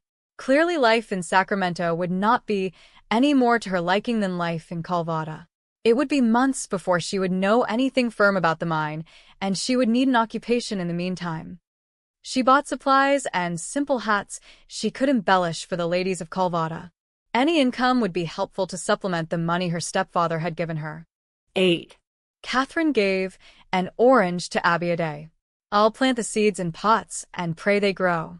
Abby peeled it immediately, breaking the fruit into sections and swooning as she ate the first one. Leaning closer, she whispered, neighbor hardly ever gets them, but when he does, he sells them at an outrageous price. He's never let me eat one. She ate another section. Oh, Kathryn, I've never tasted anything so delicious in my life. She rolled her eyes in ecstasy. Neighbor came out from the back room.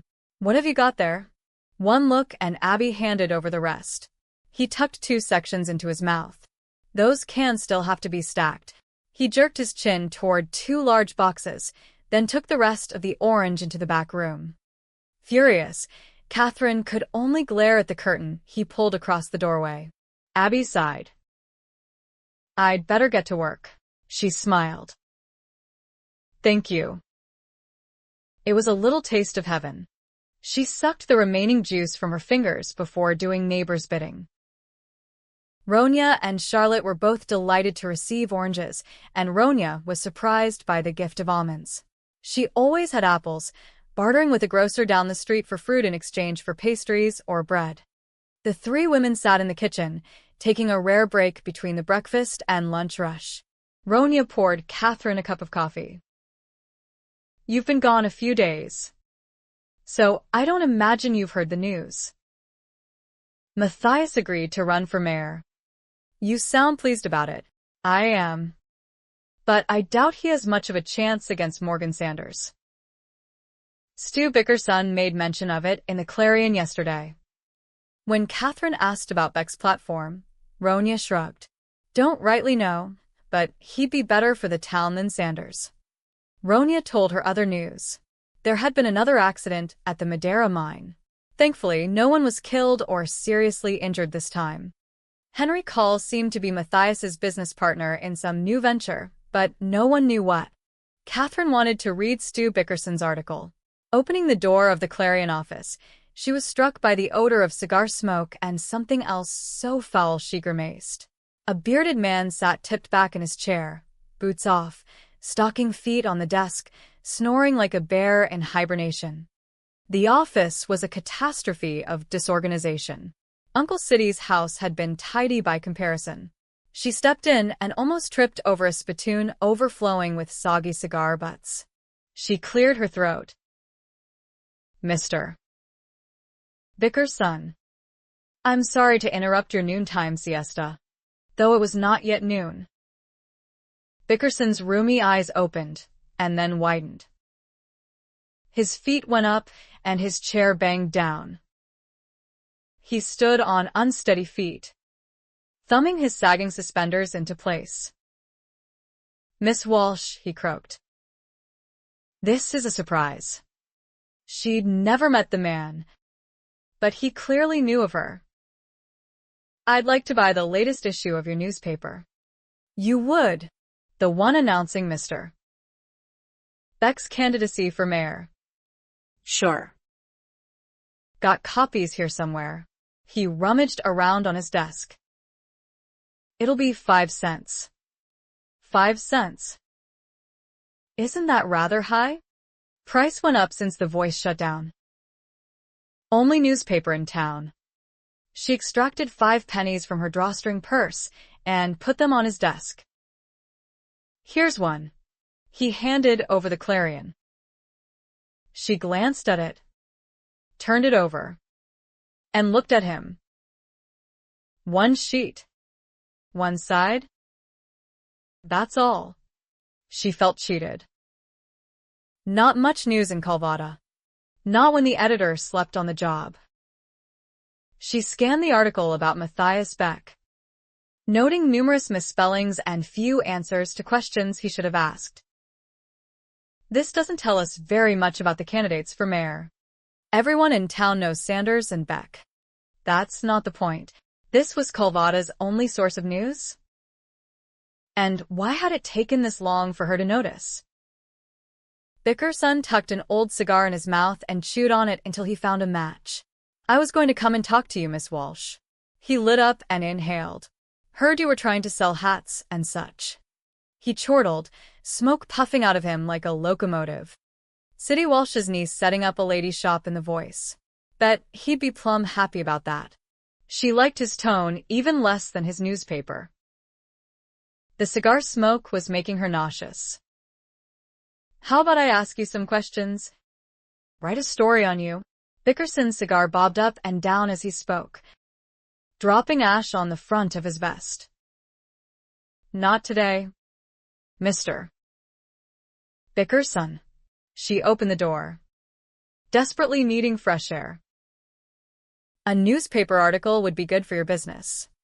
I'm sure word will spread. She could tell Gus Blather, and the whole town would know in less than 24 hours. Didn't know women read anything but goatees. But then maybe you're interested in Matthias Beck. He raised his brows. Only as a prospective mayor, Mr. Bickerson. Why?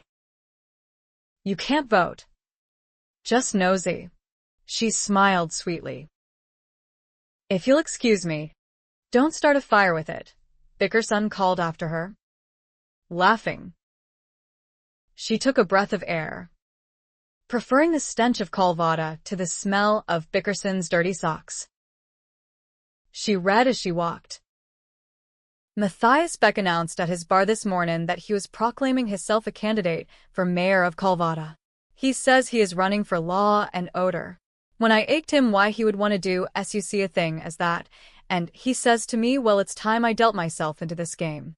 He said he was tired of men shooting up his bar, and maybe there should be a law that no man can shoot a gun in town limits. I don't lay much hope on Beck getting himself elected. Morgan Sanders has done a fine job for us so far. No reason to change horses in midstream. Bickerson used space for a story about a dog howling outside the back door of the music hall and an announcement that Fiona Hawthorne had added a new doll to her house. Gents should make her feel welcome. Miss Kathryn. Scribe crossed the street. All smiles as he stepped up while she opened her front door. You sure do look pretty today. Bets have been on that you wouldn't come back. Glad I won the bet. She bunched the clarion in her hand. Start a fire with it? Oh. It had already started a fire. Come in. Scribe. I'll make some tea. You and I have business to discuss.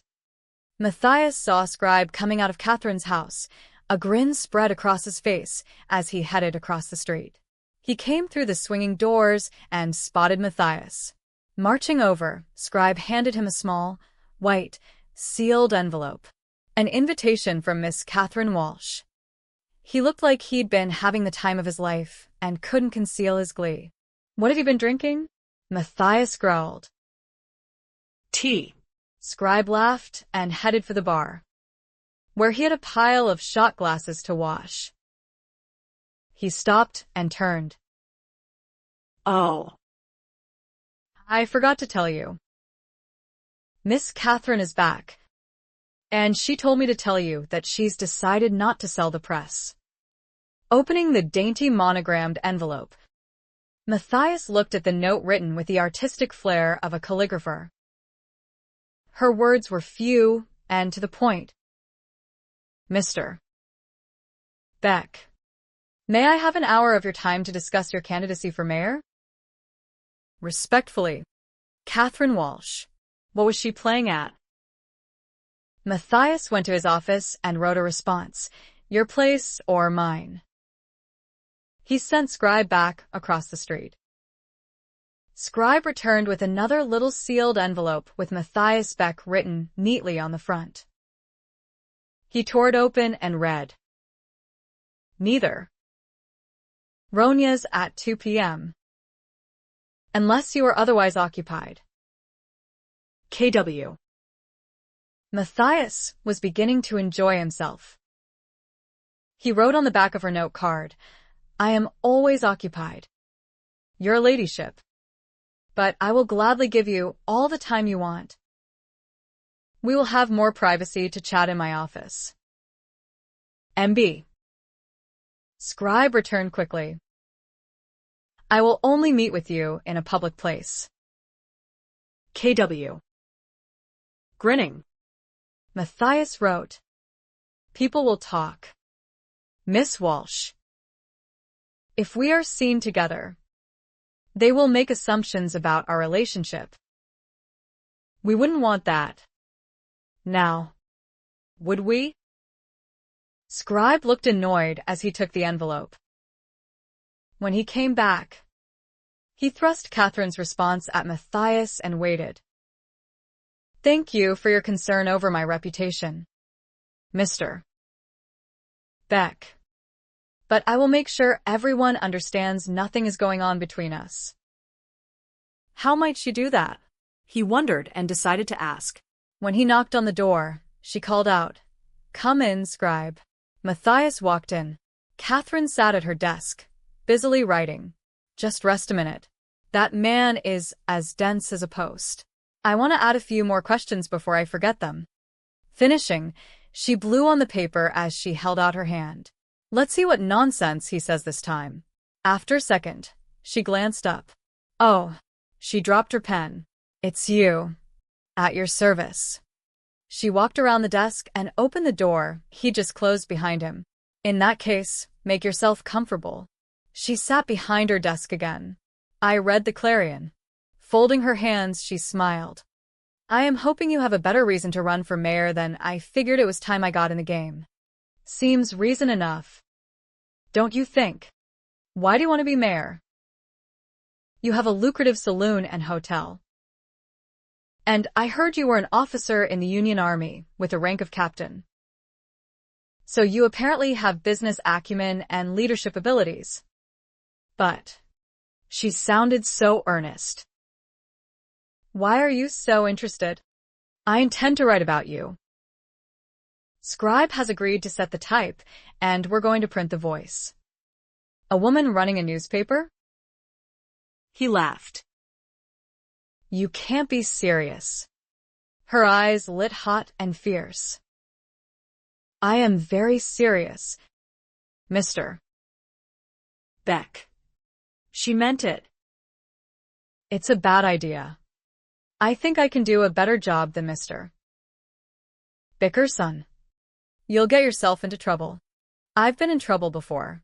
He came to his feet and planted his palms on her desk. Open your hat shop or ladies' wear or whatever. But toss this asinine idea now.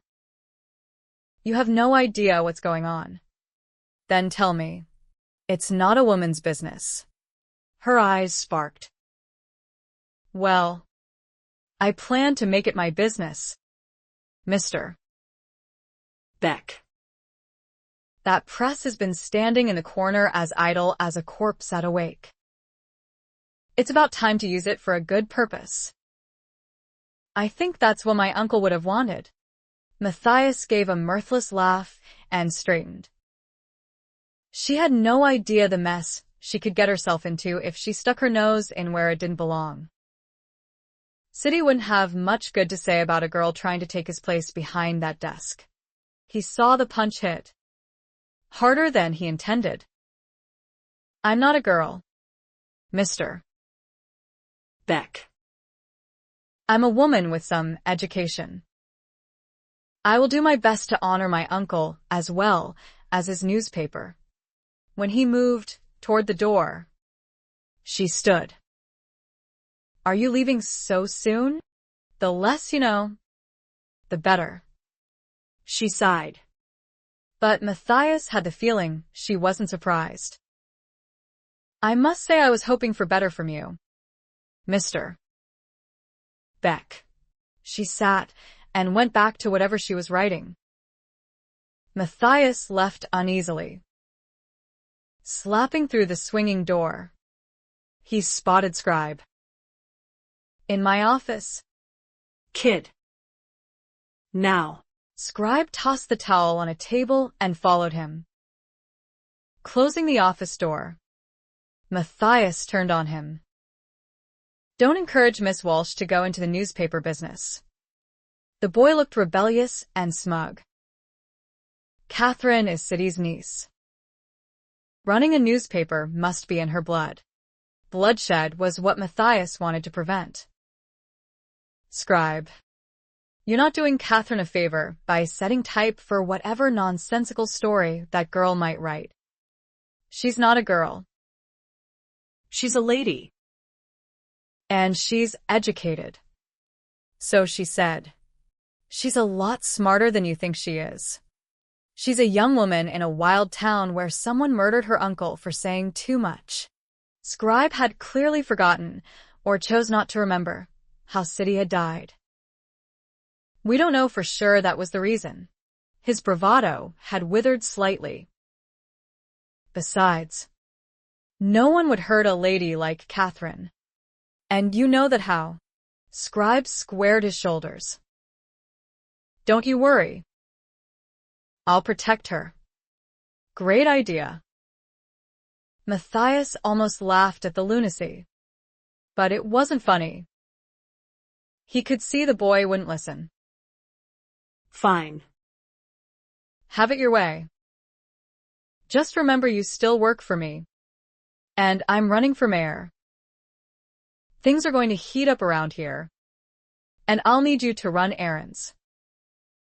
Got that? Yes, sir. Matthias intended to keep Scribe working so hard. The boy would be too tired to set type, let alone operate the press. You'll have evenings free to work for Miss Walsh. Deal? Deal.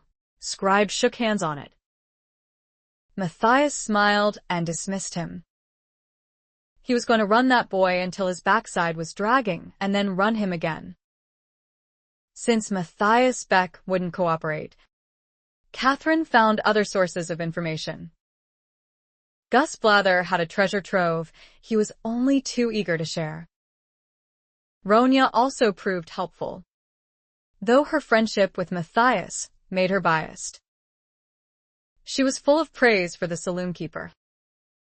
He could have opened a restaurant and put me out of business. Instead, he comes here for meals and encourages others to do likewise. Sanders is doing his best to shut me down. I didn't see many patrons when I ate in his dining room, Kathryn remarked nonchalantly. 2 reasons for that. Kathryn. There aren't many who can afford his prices. And his French chef isn't French. He's Canadian. Have you met him? No. But Fiona Hawthorne told me. You're friends? Kathryn brightened. I've been wanting to talk with her, but she won't even look at me in church. Well, she wouldn't. The last thing Fiona would want to do is spoil your reputation. She rolled out dough. You do know what she does for a living, don't you? Kathryn blushed. Yes. And that she was one of 3 who attended my uncle's burial. I was told she stayed longer and cried. She must have cared for him a great deal. She's still wearing black. She always wears black. She's a widow like me, but she ended up on another path. Ronya punched out biscuits and put them on a grease sheet. Matthias went to City's burial. That should give you reason to like him a little better. I don't dislike him. Ronya. Kathryn was surprised by the accusation. He's been nice on occasion. She thought of their walk in the moonlight. On occasion? Ronya gave her a curious look. He likes to make fun of me. Ronya smiled. You do make a fine target. She laughed. The earnest Miss Walsh. Stung. Kathryn defended herself. I just want to know more about the man running for mayor. Ronya slid a sheet of biscuits into the oven and straightened. Are you going to be as interested in Morgan Sanders' past and character? She looked and sounded annoyed. Was it Matthias she was defending? I haven't heard you asking any questions about that son of a... She pressed her lips together. I'll get to him soon. You seem to have a strong opinion. Oh. No. I'm not saying a word about Morgan Sanders. Why not? Because I have sense. Ronya grabbed a damp rag. And you'd better develop some quick. She wiped the work table. Keep your nose out of men's business. Men's business. Kathryn bristled. She'd never expected to hear those words come out of Ronya's mouth. I'm starting up the voice again. A tomfool idea, if I ever heard one. Her words cut deep. That's the sort of comment I hear from men. She stood. Women should be interested in politics. A mayor makes decisions that impact all of us. Women included. You're poking a hornet's nest. Kathryn. I intend to be truthful and impartial. She slipped her arms into her coat. Ronya threw her rag down. You are young and naive. That doesn't mean I'm stupid. She headed for the door. Kathryn. Ronya came around the work table, wearing a worried frown. Perhaps you should read some of your uncle's newspapers. Kathryn understood her concern. I have. Unfortunately, The ones that might have been pertinent are missing, due to the death of a sheriff and the fire that burned down his house. Facts that give me even more reason to learn about the main players in town. She headed for her Newman's barbershop. Her uncle had let him handle the details of the inheritance. She stepped into the shop just as he was removing a man's tooth. Kathryn winced as the man in the chair yowled. "I've almost got it." Mr. Newman planted a knee on the man's chest and yanked back. "There it is." Kathryn couldn't look, but the patient moaned in seeming relief. He got up, gave her a coin, grabbed his hat, put a hand to his jaw, and left. "Mr. Newman noticed her then. "Something I can do for you, Miss Walsh." His bloodshot eyes told her he'd been drinking. How could any man trust him with a pair of scissors or pliers, let alone a razor? She knew better than to ask straightforward questions. She used charm and gave him the opportunity to tell his story and talk about her uncle. Then she slipped in a question here and there about Matthias Beck. Ho. City raked Matthias over the coals a few times. Matthias fought in the war. Like a lot of us. He came west after. Rumor has it he was under Sherman during the march through the South. Captain. That's what his partner called him. Langnor. Paul Langnor. Matthias is good at poker. Langnor didn't have the money to expand, so Matthias went up and down Chump Street, playing cards. Bought half interest in the saloon, and then they started building. They worked well together, even though they fought on opposite sides. He wiped blood off his hand, rinsed the stained rag, and took it outside to wrap around the post to dry. When Langnor got sick, Matthias and City tried to get him to a doctor. Burst appendix, they think. Heart gave out. A good man. Didn't water his whiskey. Neither does Beck. I suppose that is a very high compliment in Calvada. Well, it means you get what you pay for. Unlike most watering holes in this town. Shouts came from Beck's saloon, and they both looked across the street. Kathryn frowned. What do you suppose is going on over there?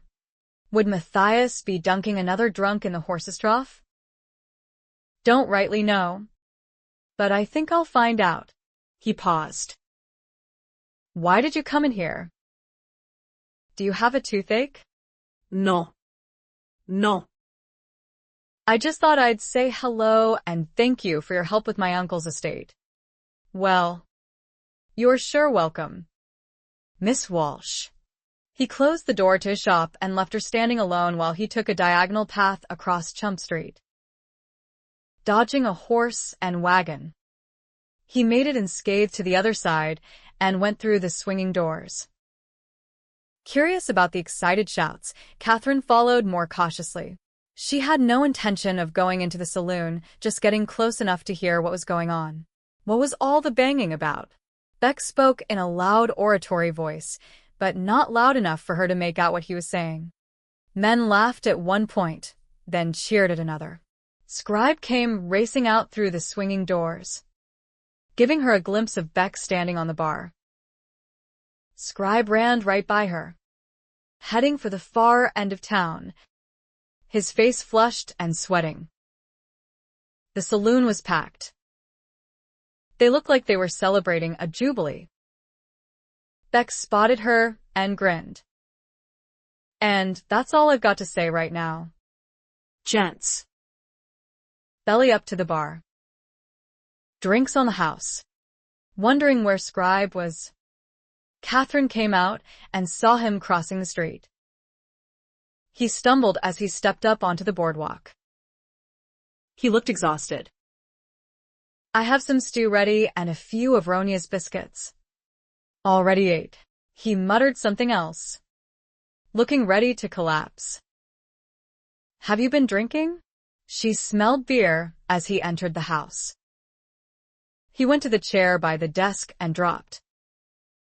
Brady gave me a mug to perk me up. I'll make some coffee.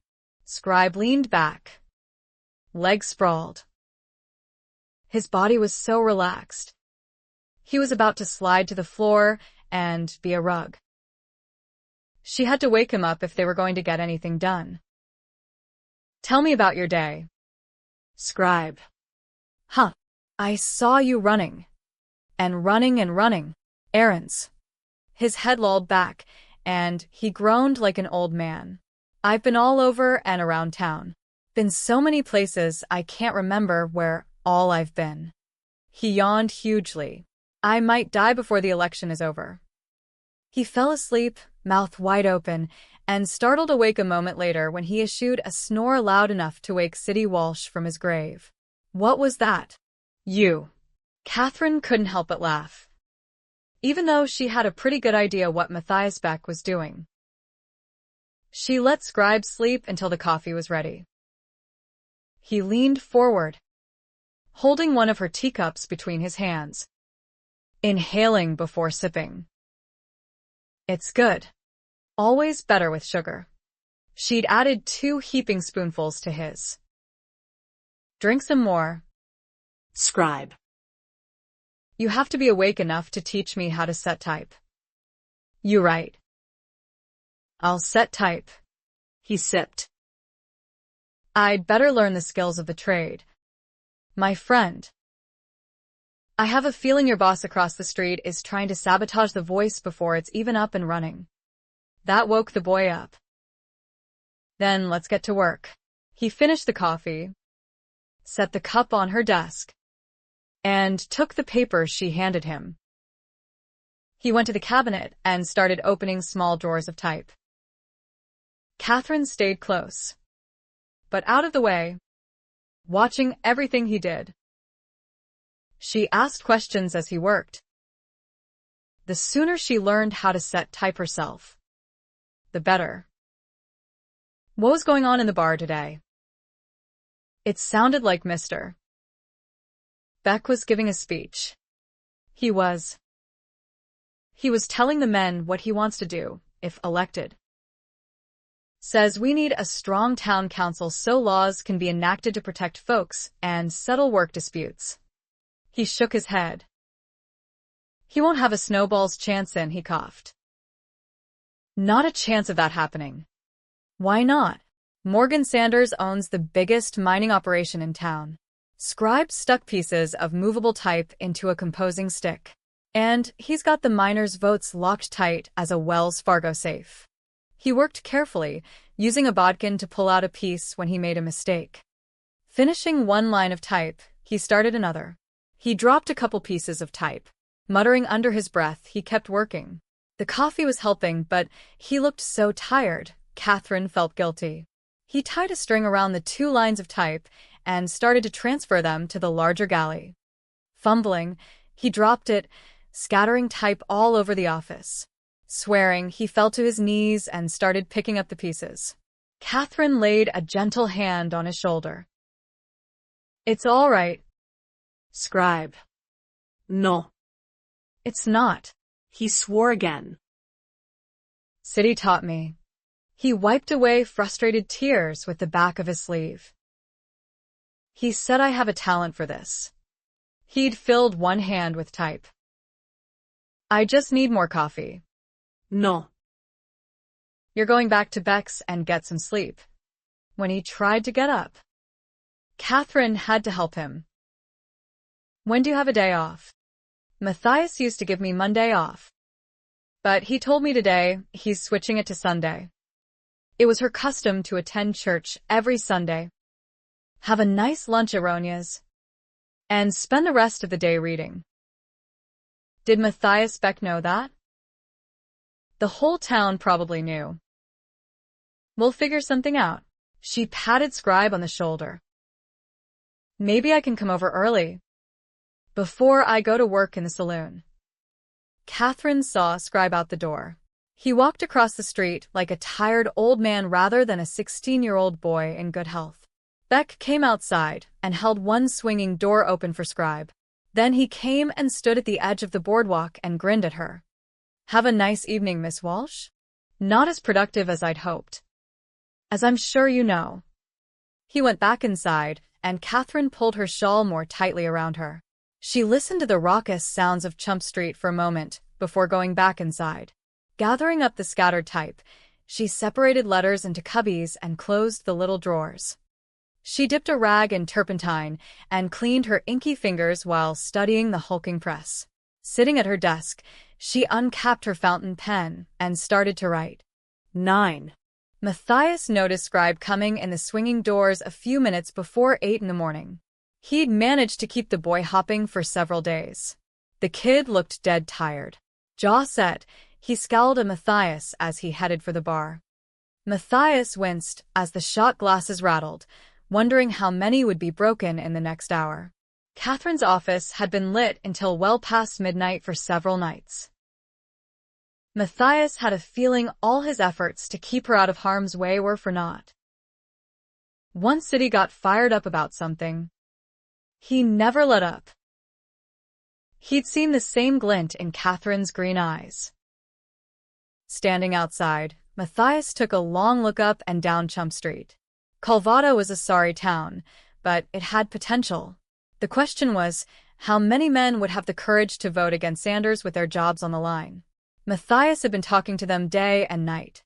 Sanders went about his business as usual, so secure in his position as mayor, he didn't need to bother talking to anyone. No man should have that kind of power. Now that Matthias was in a race, he doubted he could swing enough votes in his favor. Goodwill, free drinks, and entertainment only went so far. The incumbent had ways and means to keep a tight fist around the neck of Calvada. Something big would have to happen to overturn the plantation mentality that held Sanders' men captive. Kathryn spent the day talking to anyone willing to share their opinions about the upcoming election. Mostly women repeating what their husbands had said. Kathryn had been speaking with one of the miners' wives outside the Madeira Company store when the woman gasped and stared. Fiona Hawthorne, stunning in black, came down the boardwalk, followed by 3 younger women, each wearing a full-length cape with hood. A breeze swept open one cape, revealing bare legs beneath a short red silk dress with edges of white lace showing. Stepping aside, Kathryn gave them room to pass while other women turned away. Curious, Kathryn watched. Men grinned and followed. Neighbor came out of the store and joined the parade. The women went right through the swinging doors of Beck's saloon and were met by loud cheers of welcome. Someone pounded a lively tune on a piano.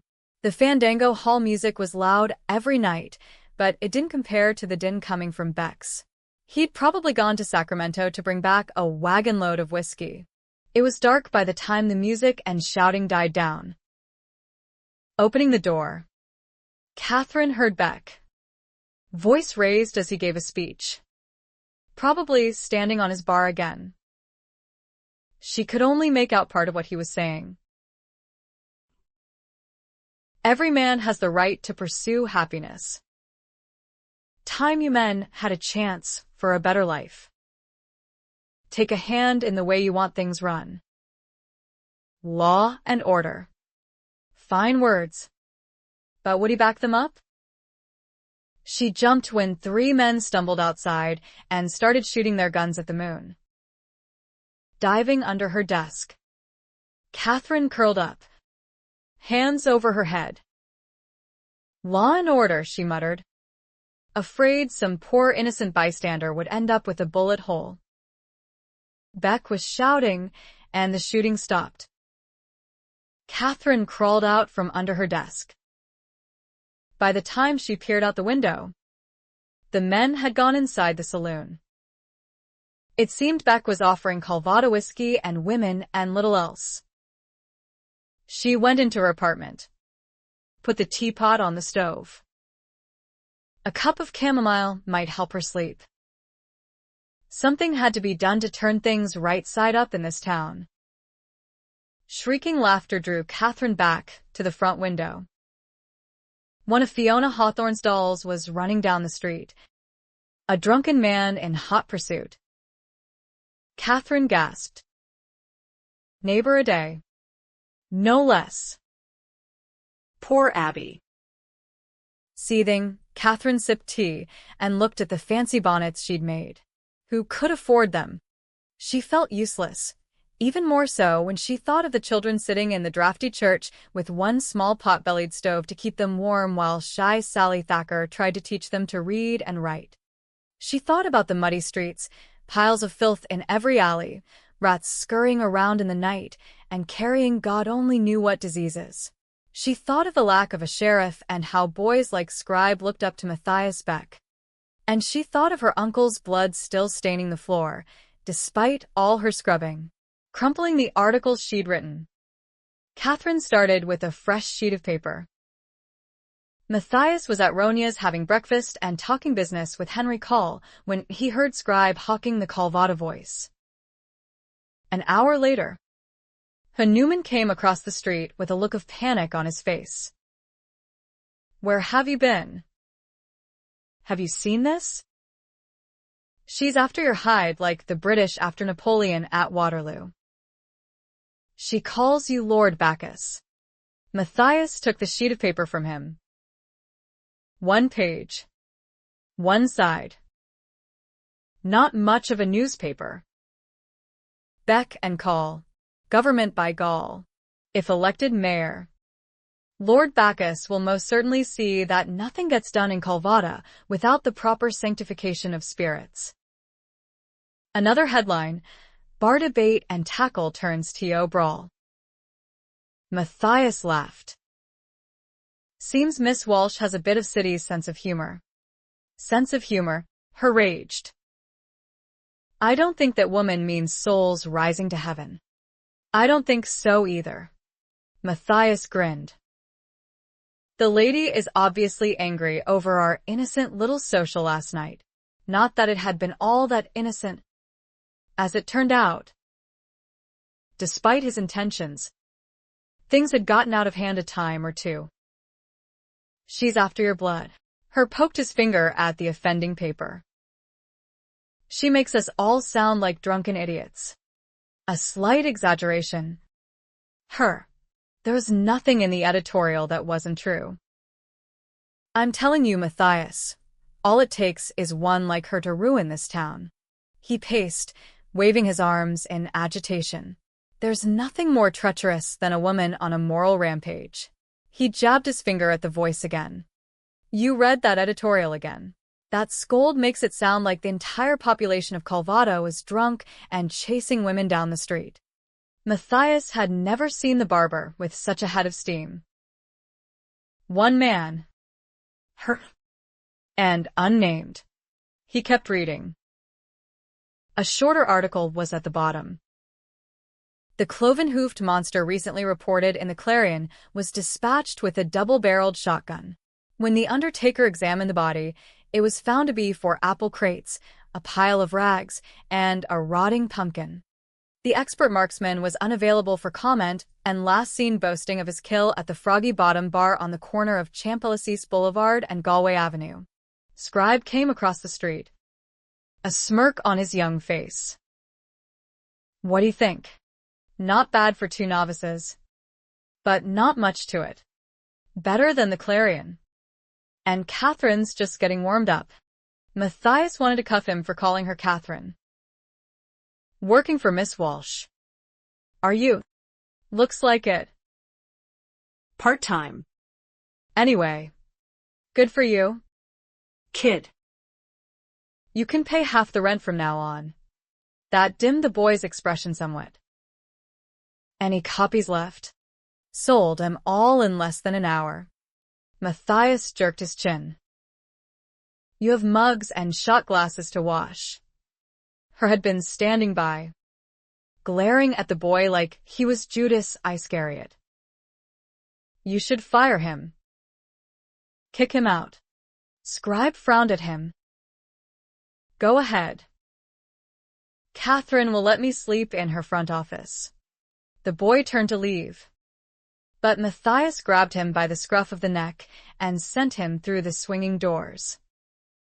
He marched across the street and slammed into his barber shop. Matthias was about to go back inside when Kathryn Walsh stepped through her door in a blue promenade suit and a hat with lever's lace and cabbage roses intertwined with champagne chiffon and dainty foliage. Where was she going all dressed up like that? A muscle clenched in his jaw.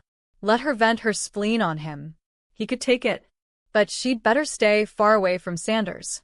Ronya's was packed. Kathryn felt the silence when she walked in the door.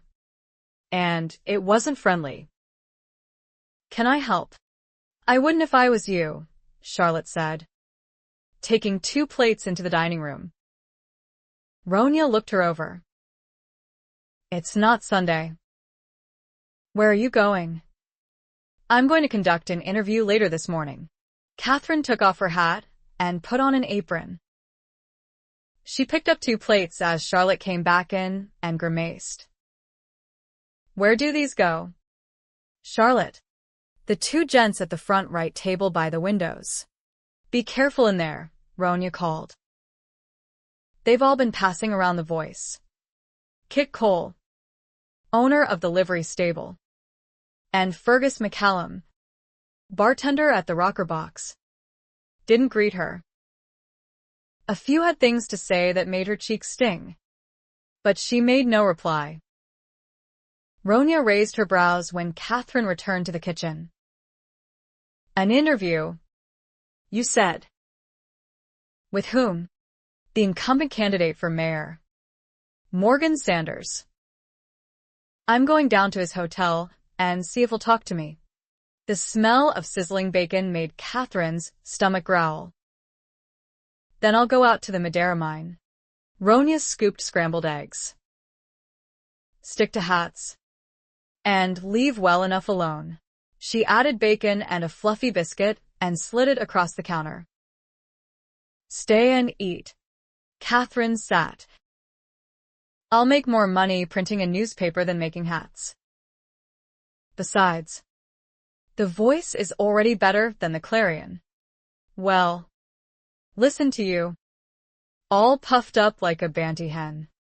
Charlotte returned to the kitchen. Matthias and Henry just came in. Kathryn started to rise. Heart pounding.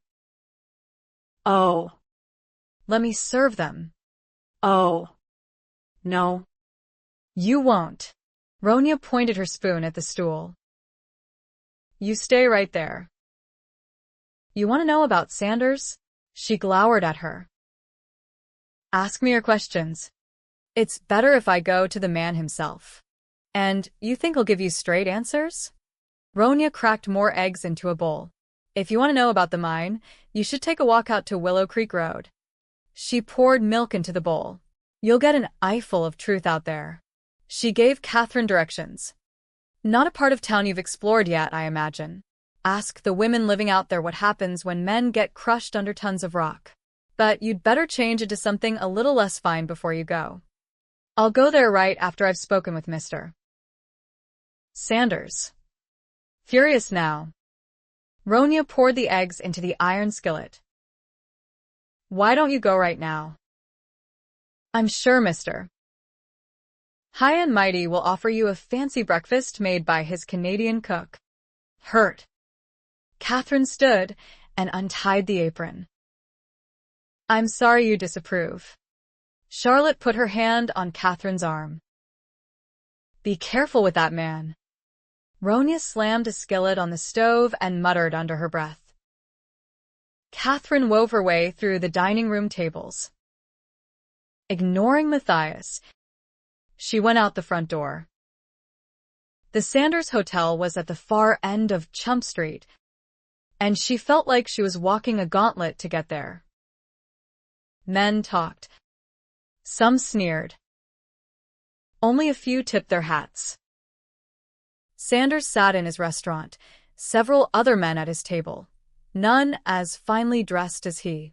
He didn't look happy and seemed to be doing all the talking. One of the men said something and he turned.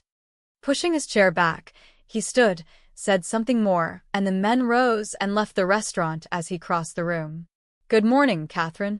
Before she could say anything, He signaled the waiter and ordered tea and pastries for the lady and a fresh pot of coffee for himself. "What can I do for you?" She decided to be blunt. "I've come to ask a few questions." "Of course you did." He chuckled. I read the voice. It was quite entertaining. "I figured you'd come to me. I am mayor. 2 terms. I've been told. Time enough to have done some good for the town." Had he? "I'd like to hear your list of accomplishments." "You've only to look around." "I have. And there's not much to commend." His smile was patronizing. "You should have seen it when I arrived 10 years ago. I've already improved it by offering jobs to over 100 men and providing homes for them and their families, if they're fortunate enough to have them." Homes she had yet to see, but planned to visit very soon. "I'd like very much to see your mining operation." Well, Amos Stearns wouldn't be coming to Calvada until spring. She'd like to get some idea of what a real mining operation looked like. The Madeira was the most prosperous. And as I said before, the mine is no place for a lady. His expression offered no hope of compromise.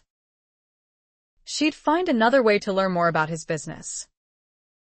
Calvada needs a schoolhouse and a full-time teacher. Are there any plans in that regard? We haven't many children. It would be a waste of money when the church serves quite well as a schoolhouse. And Sally Thacker? She's capable. Shouldn't she receive pay for carrying the responsibility of educating the children that are here? Serving the community is part of her responsibility as the wife of Reverend Thacker. He was looking less friendly, and she was striving to keep a calm demeanor. "I was informed of the municipal tax after I arrived, and I paid it." She had felt the pinch. "Where does that money go?" "Into the city fund." "Which is controlled by whom and used for what?" "Exactly?" His eyes narrowed. "Town improvements." Which brings me back to my first question. What have you achieved while you've been in office? He laughed. "Oh, my dear, you are earnest." He told her of several improvements, a new bridge, and widening of a road. Other than that, he managed to talk around every question she asked, like an experienced politician. Kathryn thanked him for his time and for the tea and pastries, neither of which she had touched, and rose. Ronya had been right. But then, was Matthias Beck any better? Morgan walked with her to the door. "I'd like you to join me for dinner this evening." Despite her previous refusal, the man still seemed to be on the hunt. "Thank you for your kind invitation, Mr. Sanders. But I'm sure you understand that, as editor of The Voice, it would seem I was taking one side over the other. I must remain neutral. Good day." Kathryn decided to go to a daze before visiting the widows on Willow Creek Road. Abby had always proven most loquacious, and undoubtedly heard a great deal while serving customers. Perhaps she could provide some information. Abby turned as she came in and looked nervously toward the curtain. "What can I do for you, Miss Walsh?" The formal use of her name warned Kathryn that things had changed. Abby glanced back again and then leaned over the counter to whisper. "Neighbor doesn't want me to speak with you. I'm sorry about the price tags." "Oh." "It's not over that. Your newspaper upset him." Kathryn could guess why, though she hadn't named the man chasing one of Fiona Hawthorne's dolls down the street. "Abby," neighbor growled from the back room. "Who are you talking to?" "A customer." He came out from behind the curtain, his face reddening when he saw Kathryn standing at the counter. "What have you been telling my wife?" "She hasn't said anything." Abby moved back a step, eyes wide. "Shut up. I'm not talking to you." He pointed at Kathryn. "You're a disgrace." Kathryn thought that better described him, but she refrained from saying so, for Abby's sake. She left the store and went home to change into something less grand, as Ronya had advised. Then she headed for Willow Creek Road. Matthias had been watching for Kathryn. Ronya had told him she was going to see Sanders. He spotted her coming out of a daze. Neighbor didn't like her. Neighbor didn't like anyone who quibbled about his prices or disapproved of the way he treated his sweet wife. Even so, just about everyone other than Sanders' workers bought supplies from him. That would change in the days ahead. Even if he didn't win the election, Matthias intended to give the shopkeeper some competition. Kathryn came out of the store less than a minute later. She looked upset, but quickly recovered. She went into her little house. Relaxing, he went back inside and sat with Henry by the front window. Less than half an hour later, there she was again, wearing her new coat, cap and boots, and a plain brown skirt this time. Where was she going now? You seem to have other things on your mind today, Henry remarked with a slight smile. Nothing on my mind but business. Partner. Matthias looked at the paperwork. Maybe. If he wasn't worrying about her all the time, he could concentrate on ways to improve the town and bring more commerce to Calvada.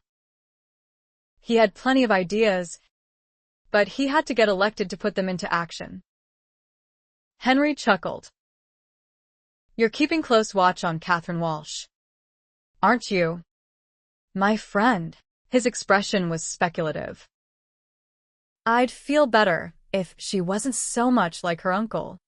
But then she'd be a whole lot less interesting. If what I've heard about City Walsh is true. He glanced out the window. I wouldn't worry too much. That was probably the first and last edition of The Voice. I hope so. Kathryn was heading for the north end of town. She looks like a woman who knows where she's going. Henry was watching, too. That's what worries me. The small shanties on the far side of Willow Creek looked pieced together with remnants from abandoned shacks. One looked empty. In front of another sat a young woman hugging a blanket around her thin shoulders, her expression blank as she stared at the icy water running down from the high mountain snow. A third woman washed and hung worn clothes on a line while two small children played nearby. Smoke rose from pipes rather than chimneys. One outhouse served 5 houses. Kathryn greeted the children, but they only stared at her with wide eyes, their little faces thin and sallow. Their mother straightened, watching Kathryn before she lifted another shirt.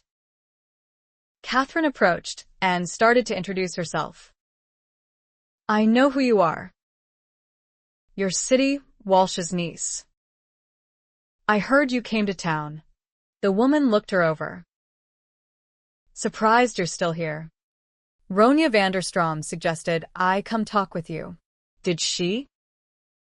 What about? I've started up The Voice again, and I'd like to know anything you can tell me about the Madeira mine. Mrs. O'Toole. Nellie O'Toole. She held the steaming shirt on the stick. You want to hear what I have to say about Sanders' mine? She gave a hard laugh. I got trouble enough. She wrung out the shirt, shook it, and hung it on the line, every movement violent, her body rigid. She faced Kathryn. You want plain talk, Miss Walsh? Then listen. Don't go mixing in things you got no business mixing in. Who are you to hold up our men to ridicule? What do you know about the way we live, you in your fine clothes and fancy hats? Kathryn's eyes smarted. She could see the abject poverty around her. I'd like to help make things better. Mrs. O'Toole. Nellie studied her a moment, her shoulders loosening. We all want that. Why do you think we came to California? To live like this? We believed the newspapers that told us the West was the land of opportunity. Sanders promised us houses and good wages. Well, you see what we've got. She wiped her brow. My Sean talked to him about those promises he made, and when nothing come of them, he started talking to the men about organizing. She shook her head, eyes welling. They told me a beam gave way. They didn't even try to dig him out. Not even a body to bury. She shook her head. Take my advice. Go while you can. Back to wherever you came from. I was given a one-way ticket. Mrs. O'Toole. There's no going back. Stirred up trouble at home, too, huh? Nellie's expression softened slightly. I can't speak for every woman who's married to a minor, but I'd rather my Sean had gotten drunk in Beck's saloon every night than get himself buried under a ton of rock. She called to her children, who were squabbling. Everyone knows Matthias Beck and Morgan Sanders. I got no say in how things turn out, but if I did, I'd take Beck over Sanders any day. She turned away and then faced Kathryn again. It wasn't just my Sean who died. 3 others died with him. Now we're here, me and my young uns and the others, barely scraping by. Her face was dark with anger and pain. You think you can print any of that? Kathryn's heart squeezed tight. I'm so sorry. Being sorry don't do much. Nellie O'Toole's bitter hopelessness pierced Kathryn. A good mayor could make a great deal of difference. Who are you suggesting? She gave a hard laugh. It don't matter who runs against Sanders. Sanders always wins. She lifted her daughter and sat her on her hip. He'll promise to make improvements in the mine, and the men will swallow the lies and vote for him because he owns them. At least here, on Willow Creek, we're not paying his rents. And he can't evict us again. Another woman came outside. A baby asleep on her shoulder. You shouldn't talk about him. Nellie. Nellie's eyes flashed. Too late now. She struggled for calm, rubbing her chin gently over her daughter's head while studying Kathryn. I've said all I gotta say. Way too much already. Her anger wilted, fear flickering as she waved to her son. She followed him inside the shanty, yanking the canvas flap that served as a door. The other widow's baby began to cry. She held the infant tenderly, gently patting as she spoke. You shouldn't be asking questions, Miss Walsh. You may mean well, but you can't do anything but get yourself and others in a lot of trouble. Kathryn didn't want to go back to Calvada. She wanted to get as far away from the mud and stench and inhumanity of the place as she could. Nellie O'Toole's despair permeated her spirit. Sitting on the mountainside, Kathryn wept. She felt helpless and useless, a girl trained only to marry well and be a proper wife to some scion. She thought of the widows living in those shanties. Nellie O'Toole with her 2 children, the young mother with the sick baby, the other silent, grieving girl who seemed to have already given up. Ronya had given practical help by hiring Charlotte and moving her into one of the rooms in her boarding house. Kathryn wiped tears away and looked up at the snow-capped mountains. What could she do? Chilled, she got up and walked to a higher place where she could see Calvada below. She watched horseback riders and wagons passing back and forth on Chump Street. From here, she could imagine what Calvada could be, not what it was. Up here, she felt the peace and beauty of the mountains all around her. Even as a child, Kathryn had been enraged by injustice. Her first crime, in the eyes of the judge, had been to steal the Thanksgiving turkey from Cook and give it to a poor family who had come to beg for work at the gate. She'd been sent away to boarding school and spit back out again when she blackened a girl's eye for picking on a quiet girl from a family with new money. She'd been locked in her room a dozen times before she committed her last, unforgivable crime by joining the suffragettes fighting for women's rights. Her mother had tried to reason with her over the years. You mustn't become so passionate over things that will never change, my darling. The Madeira Mine Road wasn't far away. By the time she got there, the whistle had blown. Men came out in a line, armed guards doing a thorough search of each. One man seemed to be arguing with the guard in front of him.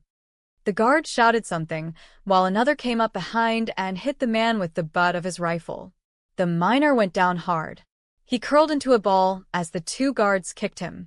Other miners passed the fallen man. When one stopped to help him up, the guard who had hit him stepped forward, rifle raised. The beaten man managed to regain his feet, the guards mocking him as he stumbled away. Kathryn went down the trail toward the road, hoping to help him. Before she reached him, two others came to his aid. She was close enough to overhear their conversation. "You do that again, and they'll kill you sure. You think I care anymore? Don't be a fool. You want her wife scraping by like Sean's." One of the men spotted her. "What are you doing here?" "I saw what happened." She approached. The beaten man spit blood on the ground. "I read your paper. Your uncle knew what he wrote about. You don't know nothing." 10. Kathryn spent a sleepless night in her cozy little house and went back up the Madeira Mine Road the next morning. 2 rows of houses had been built not far from the mine complex, each identical, small, square, with a pitched roof, a front door with 2 small windows on each side, and a black pipe chimney rising at the back. Kathryn followed the sounds of children playing and found several women bundled in warm clothing, hoeing and weeding a communal winter garden behind the rows of houses. Surprised to have a visitor, they stopped working to talk with her. Most had been living in Sanders' houses since he'd built them. It was an improvement over what we had in Virginia City. We had to build our own there. At least they were ours, another said. No rent to pay. We're closer. It's an easy walk for the men. The mine is just up the road. Yes, they shopped at the company store, but the garden helped. Most of what they'd grown had already been used up or put up: butternut squash, leeks, carrots, and cabbage, collard greens, and onions. They hoped to have enough to get them through the winter months. It's a hard walk to town in the snow. How difficult it must be for these women to make do on what little their husbands made. I see a lot of men going in and out of Beck's and the other saloons. One woman shrugged. My husband is happier with a drink or 2 in his belly. Some don't stop with 1 or 2, another said as she dug the hoe into the hard soil. The women told her most of the men working at the Madeira mine were single. After rent and a few supplies, they drank up and gambled away the rest of their pay. Some of the houses had 6 men living inside. There weren't many families, and only a few of the children attended Sally Thacker's lessons. With no education, Kathryn knew the boys would end up in the mine, the girls married to miners. After the last accident, several men had tried to sneak away in the night. They didn't get far. Sanders' men went after them and brought them back. They were beat up bad, but not so bad they couldn't work. The woman hacked harder with her hoe. They owed money to the company store, just like the rest of us. Kathryn went into Sanders' store when she returned to town. Everything was more expensive than a day's: dried beans and barley, flour and sugar, calico and buttons. She thought better of Neighbor after seeing the prices on boots and dungarees, coats and gloves in the Madeira company store. Neighbor had tried to cheat her, but even the altered price had been less than what Sanders charged. Several women came to visit the next morning. All 3 were wives of the more affluent men in town. They showed interest in Kathryn's hats, but they were more eager to tell her what their husbands had to say about The Voice and its editor. John was furious. Lucy Wynnum, the baker's wife, fingered a pheasant feather. He thinks women should know what goes on in a saloon, and that no real lady would write about it. She gave an annoyed laugh. As if ladies are blind and deaf and don't already know. Vinnie McIntosh, the undertaker's wife, peered out Kathryn's window. You poor dear. You can see most of Chump Street from here. A front row seat to all the goings-on. Camilla Dietz, the wife of one of the butchers in town, shook her head. We live up Galway, but even up there I can hear the fandango halls every night. Ivan said you sound an awful lot like City. Vinny smiled. People waited for the voice to come out when he. Thank you. Kathryn took her words as a compliment. A bit surprised by the women's enthusiasm, she offered them tea. I'm not sure if there will be another issue. You can't quit. You've only just begun. If she wrote what she had seen at the mine and how she had gleaned the details, what trouble might she bring on those poor women living in the row houses, or the widows on Willow Creek? But if she didn't write about it, how would anything change? She almost wished she hadn't begun at all.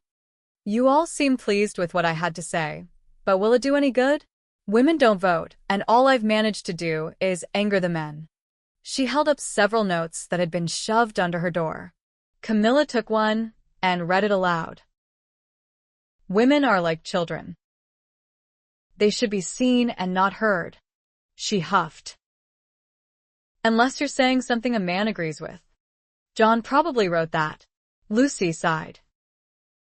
Every time I raise the slightest question about anything, he says that exact same thing. Vinny touched Kathryn's arm. Ivan said it was the first honest thing he's read since City died. He wondered if you were going to start looking beyond Chump Street. I went out to Willow Creek Road 2 days ago. Then to a hill where I could see the Madeira mine. Yesterday, I went to the row houses. What could she do to help those poor women? Slag Hollow. Camilla frowned. That's what the miners call it. Vinny took a hat and turned it around, looking at it from all angles. We wondered why your shop was closed for the past 2 days. Kathryn had returned tired and depressed. Unable to sleep, she spent several hours making hats and seeing the cruel irony in trying to sell lovely things those poor women could never afford.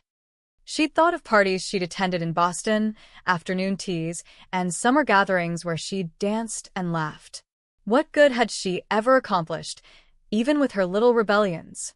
Had anything been for the sake of others or simply a way to antagonize her stepfather? Calvada needs many improvements. Camilla Dietz tried on one of the hats Kathryn had made the night before. This is lovely. She adjusted it. I'm sure you could suggest changes, considering you come from the East, where it's civilized. Do you have a mirror? Kathryn brought her a small one from the back room. Perfect, Camilla decided, admiring her reflection. I'll take it. I can't wait to wear it to church on Sunday. Wanting to glean more information, Kathryn offered the ladies tea and served them with her fine Minton red and gold china teacups and saucers. Her mother had given her a full set, but she'd only had room in her Saratoga trunk for a few special things. Though out of place in Calvada, she realized how these little shared luxuries brighten the day for these new friends. Vinny also purchased a hat before leaving. The door opened again shortly after they left, and Morgan Sanders entered with one of the women who sat with Fiona Hawthorne every Sunday. She wasn't much older than Kathryn, with dark hair and brown eyes. Kathryn, this is Monique Beaulieu, an acquaintance of mine. Monique, this is Kathryn Walsh. The young woman held back, silent, tense, giving Kathryn the impression that she had not been eager to come into the shop. Stepping forward, Kathryn extended her hand. Enchantée. Mademoiselle. Morgan looked surprised and pleased. You speak French. My mother insisted upon it, though I've seldom had the opportunity to use it. She smiled at Monique, but the girl avoided her eyes, looking around at the hats instead. This young lady is a friend of mine. He smiled. A little dove I've taken under my wing. Relieved that he would no longer be interested in her, Kathryn encouraged them to look around. She addressed Monique in French. I can show you samples. You've only to tell me your preferences. She took a book of designs from a desk drawer. Morgan looked at the gingham-covered press and chuckled. Kathryn had decided to keep it covered during the morning hours when she was running her shop. Out of business already? One business will support the other. Why not be bold? Would you like to purchase advertising space? A mine doesn't need advertising. Kathryn. She didn't approve of him using her given name, let alone the way he said it. Neither did Monique Beaulieu. Nor, I suppose, does a company store. When his eyes narrowed, she offered an innocent smile. However, you are campaigning for mayor, are you not? he laughed. Lord Bacchus has less to offer than I do.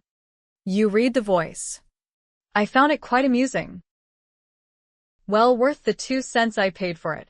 He held Kathryn's gaze for a moment, then looked at Monique. Have you made up your mind yet? She shook her head and continued to look through the book. Kathryn wondered about her. How a lovely young woman ended up in a brothel. She felt Morgan's eyes fixed on her and lifted her head. I'm delighted to hear it was worth the price. Perhaps I should raise it to match the Clarion. It bothered her how little attention he was giving Monique. I agree with your assessment of Matthias Beck. By the way, quite the rogue. One of my men went to hear his speech. Apparently, Beck is planning to bring more women to Calvada. His tone left her in no doubt what kind of ladies he meant. Monique raised her head and looked at him. Embarrassed. Kathryn didn't know what to say. Monique closed the book firmly. I'd like to go. Morgan. There's nothing here. Not yet. Morgan cut her off and held Kathryn's gaze. A woman can bring great comfort to a man. Perhaps Morgan Sanders would marry Monique. Kathryn hoped he would. But she still wanted answers from the man. Her recent walks around Calvada had opened her eyes. Madeira Mine Road was improved last year, but it seems little attention has been given to Champalices. He dismissed her concerns. Chump Street is always a mess through winter. Winter comes every year. Sir. He smiled as though she was a child. What would you suggest? Cobblestone? This isn't Boston. My dear. You have mountains of stone, gravel, and sand taken from your mine. Some of it could be used to make a better main street for Calvada. You know little about road building. Kathryn. I imagine the men who improved your road do. Monique rose and slipped her hand into Morgan's arm. She said something in a low whisper. He didn't look pleased, but he demurred. He gave a nod to Kathryn. Perhaps I will advertise. It would help you stay in business, wouldn't it? We'll talk later. Kathryn wished she hadn't suggested it. Matthias saw Morgan Sanders and one of Fiona Hawthorne's dolls come out of Kathryn's house. Had she realized the girl was a prostitute? With so few eligible women in town, men sometimes took a soiled dove as a wife.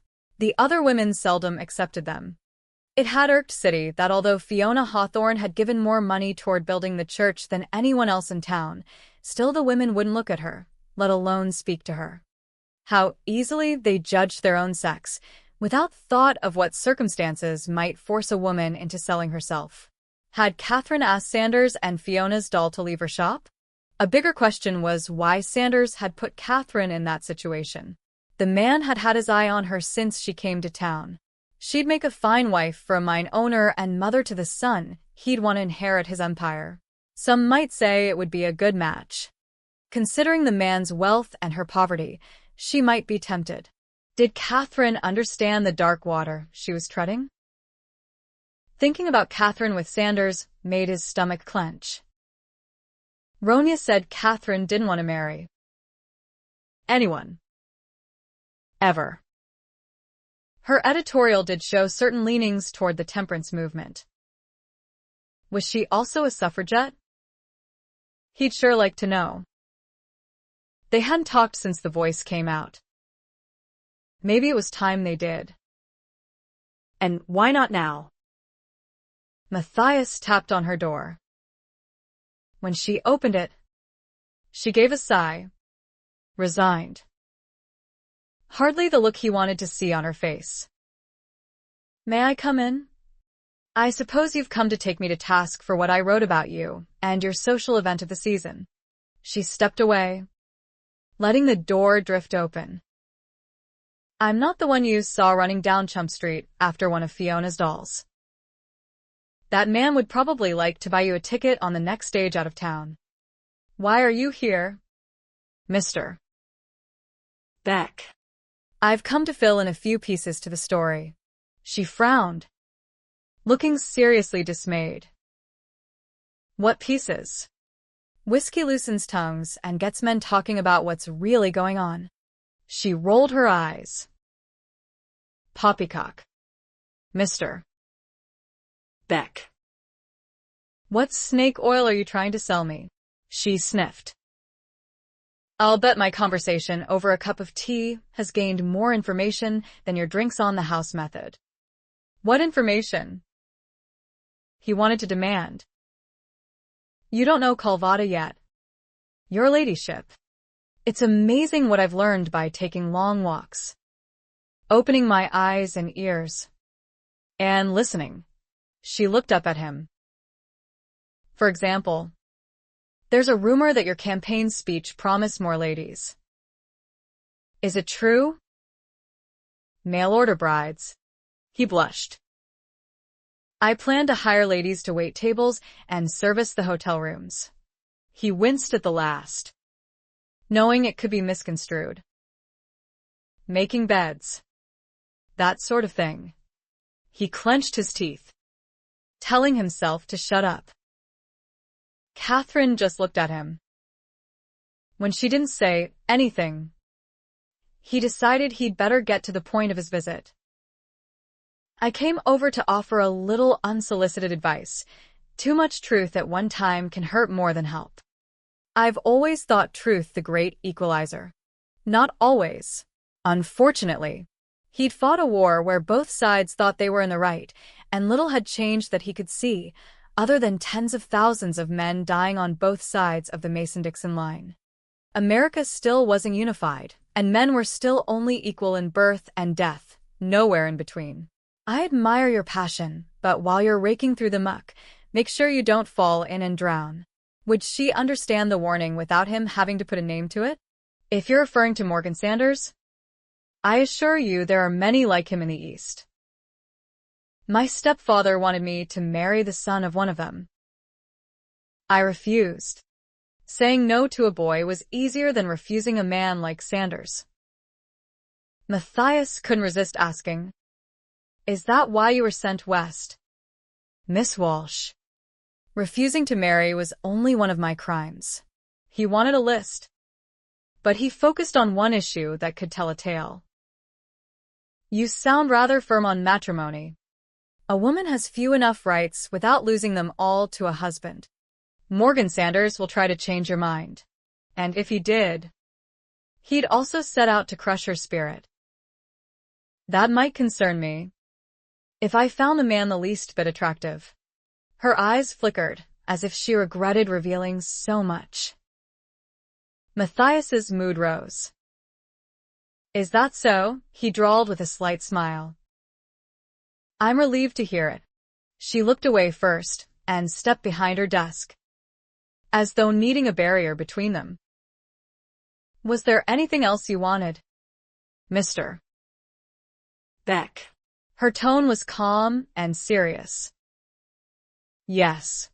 Matthias looked her over slowly, met her startled eyes, and smiled. But this isn't the time. Scribe slouched on the settee, exhausted. I heard Sanders, and then Matthias came to call. Are we in business? Or have you been talked out of it already? Kathryn offered him a scone from Wynnham's bakery. O ye of little faith. Yes. We're staying in business. The sooner the voice makes money, the sooner I can stop making hats. I've been working on another editorial on the other mayoral candidate. Sanders? Scribe choked and coughed. Who else? She slapped him on the back. That's sticking your neck out a little too far. You'd better be careful what you write about him. She bristled. What sort of newspaper are we publishing if we don't look at every candidate objectively? There are only two. Unfortunately, she gathered her papers. I'm not going to let a few disgruntled men and nasty notes deter me. And you won't make a living or be able to pay me enough to quit washing shot glasses unless we print more newspapers and raise the price to 5 cents. Like Bicker's Son. And line up advertising and print jobs. I've already talked to most of the merchants on Chum Street. None want to do business with me. Though Morgan Sanders showed an interest. Oh. No. No. He doesn't need advertising. He eyed the last scone. Are you going to eat that? Kathryn held out the plate so he could take it. I offered. I wish I hadn't. But we need the money. She looked at the editorial she'd written. Though he might change his mind after the next issue. I doubt he's interested in advertising. He's after you. He paid for your dinner the first night and wanted to have you up to his fancy place. Kathryn raised her arms in exasperation. Does everyone in town know my business? She shook her head. Besides, he has a lady friend. The man troubled her, but not in the same way Matthias Beck did. If he comes, I'll tell him I've changed my mind. Advertising for him might make it look like the Voice is taking sides in the election. Offer Matthias the same deal. When Matthias Beck had looked at her this afternoon, she'd felt like he was staking a claim. Oh. No. Kathryn remembered the rush of sensations coursing through her body.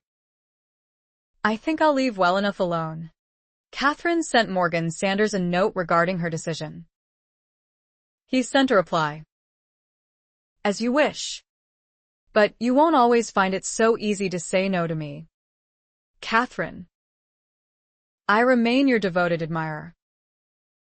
Morgan. Though she couldn't sleep that night, she was no less determined to follow her course in the morning. What the blazes is going on now? Shouting was coming from the bar. Matthias and Henry Call had been talking over their survey of men in Calvada, calculating whether they'd have enough votes without the Madeira miners to win the election. Matthias figured he'd wasted a lot of time and money for naught. He recognized Hare's voice. What was the barber complaining about this time? You've got to see this. Her plowed through the throng and thrust the voice at him. Talk about gall. Mayor Morgan Sanders. Man of the people or man for himself. Matthias grabbed it out of his hand and read. Empire built on the labor of miners receiving low wages and promised housing. 6 men crowded into a cold shack. Mining accidents. Widows living in poverty along Willow Creek Road. Proposes an expansion of town limits in order to bring in more taxes to pay for a wider South Bridge and road to benefit the Madeira mine. But Sanders' mine will be just over the line, reaping the benefits of municipal taxes without having to pay them. A chill went down Matthias's spine. And then heat shot back up and flooded him. Hey. Where are you going with my newspaper? He shouted as Matthias slapped through the swinging doors and strode across the street. Snow had come that morning, but the ground wasn't hard yet. He took 2 long steps and went into Kathryn Walsh's office. She started as he came in, jabbing herself with the needle she'd been using to stitch a cabbage rose to a hat. Uttering a gasp of pain, she glared at him. For heaven's sake, Mr. Beck. Is that any way to enter a building? She shook her hand and sucked at the spot of blood. Carefully putting the bonnet aside, she rose. What's wrong? You seem to have lost your ability to speak. He didn't like what he felt every time he came near her. You and I need to have a talk. She frowned, her nose wrinkling. Glancing down, she gave a cry. Look what you've tracked in. Matthias looked at his muddy boots and back at the footprints across her threshold. He held up the newspaper. Air hissed between her clenched teeth as she jabbed her bloody finger at the door. Out. Now. Go. When he didn't move, she advanced on him with so much fury, he took a step back before planting his feet. He fisted the newspaper in front of her face. She slapped it away. I'm not talking to you until you go outside and scrape off your boots. She snatched the newspaper and threw it at him. Cursing, Matthias went outside. He scraped his boots and kicked the post, rattling the boardwalk cover enough to rain snow into the street. He went back into her little office again, only to find her coming in from the back room with a bucket of water and a rope mop. She set the bucket down with a hard thunk. You'd better not try and hit me with that. Don't tempt me. My whole shop reeks of manure. She pumped the mop up and down in the water. You bet it does. You decided to dive headfirst into a mine full of it. Flinching when he shouted, she slopped water on the mud he'd tracked in. Go mind your own business and let me handle mine. Matthias yanked the mop out of her hands. You're going to listen. This is serious. Kate. My name is not Kate. She grabbed the mop. Give it to me. Oh. I'd like to give it to you. Matthias ground out, letting go. I stand corrected. Your ladyship, he said through clenched teeth. Miss Walsh. He sneered. Stiff-necked Bostonian, pain in my. Remove yourself. Sir. Rigid as pine.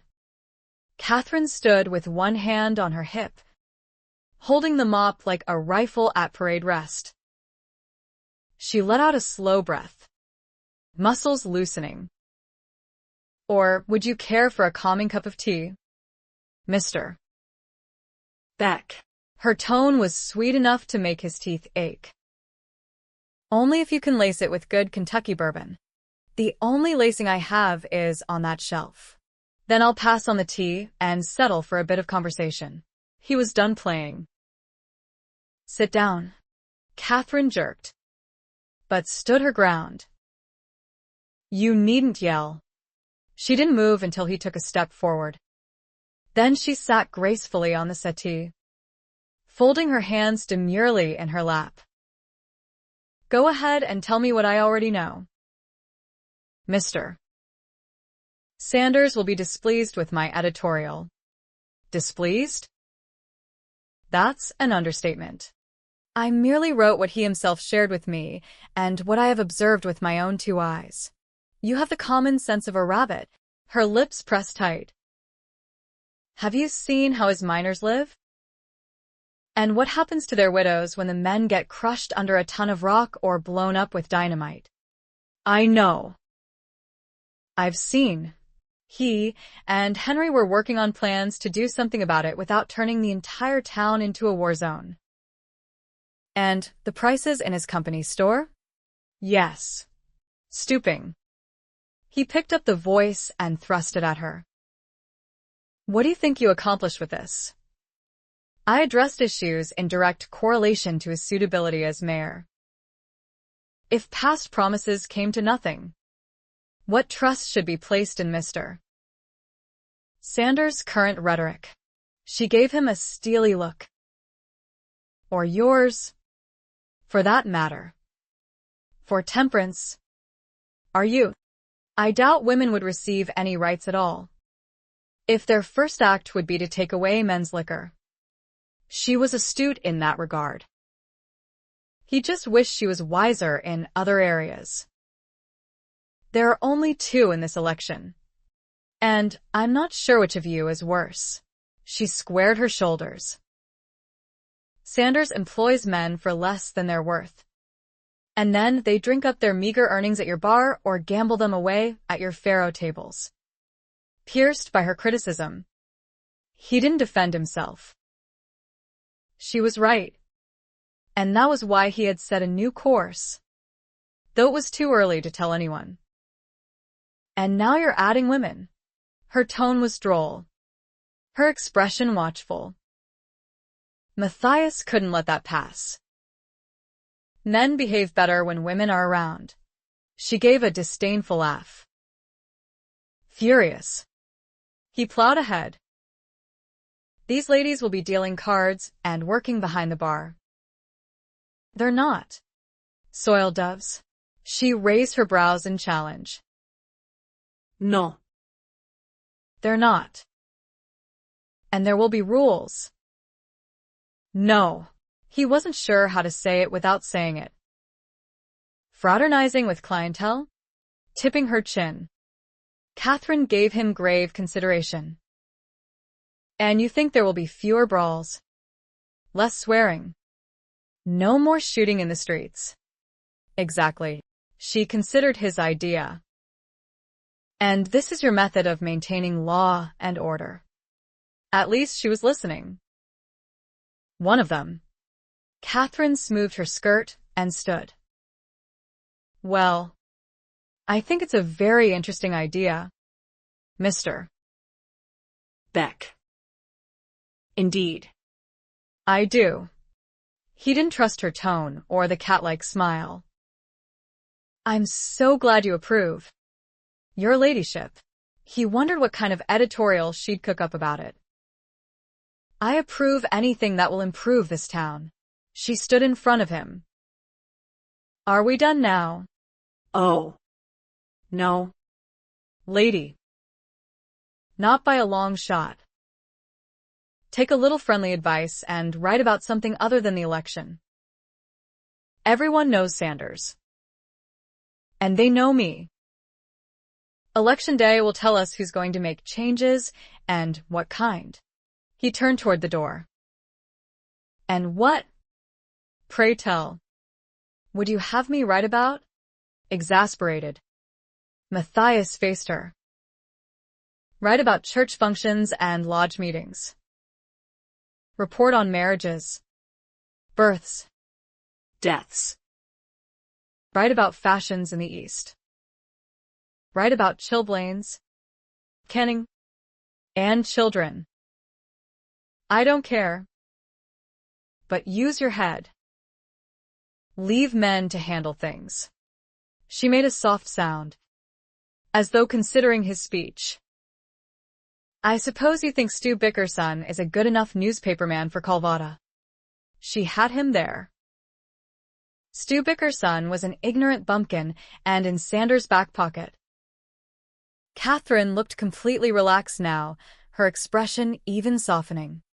I'm touched by your concern, Mr. Beck. Sincerely. Considering what I wrote about you, I'm surprised you're worried on my behalf and not raising a committee to tar and feather me and put me on the next stage out of town. Be at ease. I imagine Morgan will take what I wrote about him as seriously as you did when you read the first edition. Morgan. He hated hearing that name on her lips. You'd better hope so. Her eyes flickered. She wasn't as unaware of the risks as she pretended to be, which gave him further cause for worry. Courage could be reckless, and recklessness brought consequences. I hope Mr. Sanders reads every word and feels the conviction to change. Kathryn looked serious and slightly optimistic. Then he will keep his original promises, raise the men's wages, improve their cabins, and help those poor widows, not to mention adding timber to prevent further cave-ins. Maybe he'll even lower the prices in his company store, at least to where neighbor-a-days are. Matthias felt a surge of anger. And here he thought she had some sense. What? You think you can redeem the man? I wasn't talking about his soul. But now that you mention it, Miracles can happen. No man is beyond redemption. Well, Maybe you. Matthias gave a bleak laugh. So I've been told. He walked out, leaving the door open behind him. 11. Kathryn waited all day for Morgan Sanders to come storming into her office the same way Matthias Beck had. He didn't come. He sent one of the foremen she had seen at the hotel. He had a gun strapped low on his hip this time. From Morgan. He handed her an envelope and leaned down. You'd better watch yourself, little lady. He sounded serious and looked it too. She sat at her desk and waited for her pulse to slow before she opened the envelope. You have wounded me deeply. You are young and naive, and have much to learn about me and Calvada.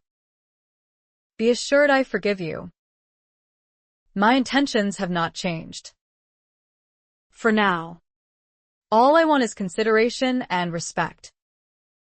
Tread more carefully in the future. Morgan. She felt her insides shiver. What did it take to discourage a man like Sanders from pursuing her? She crumpled the note and threw it in the wastebasket. Pulling over a piece of paper, she wrote about Matthias Beck's idea of importing women to keep the men in line. She imagined several scenarios that made her chuckle. Pausing, she tapped her pencil on the desk and thought of the topics he had suggested.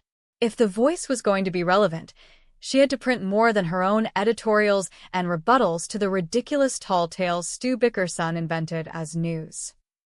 Ronya would be a good source for cooking tips, Abby a day for managing a business, the miners' wives for preparing, planting, and tending gardens.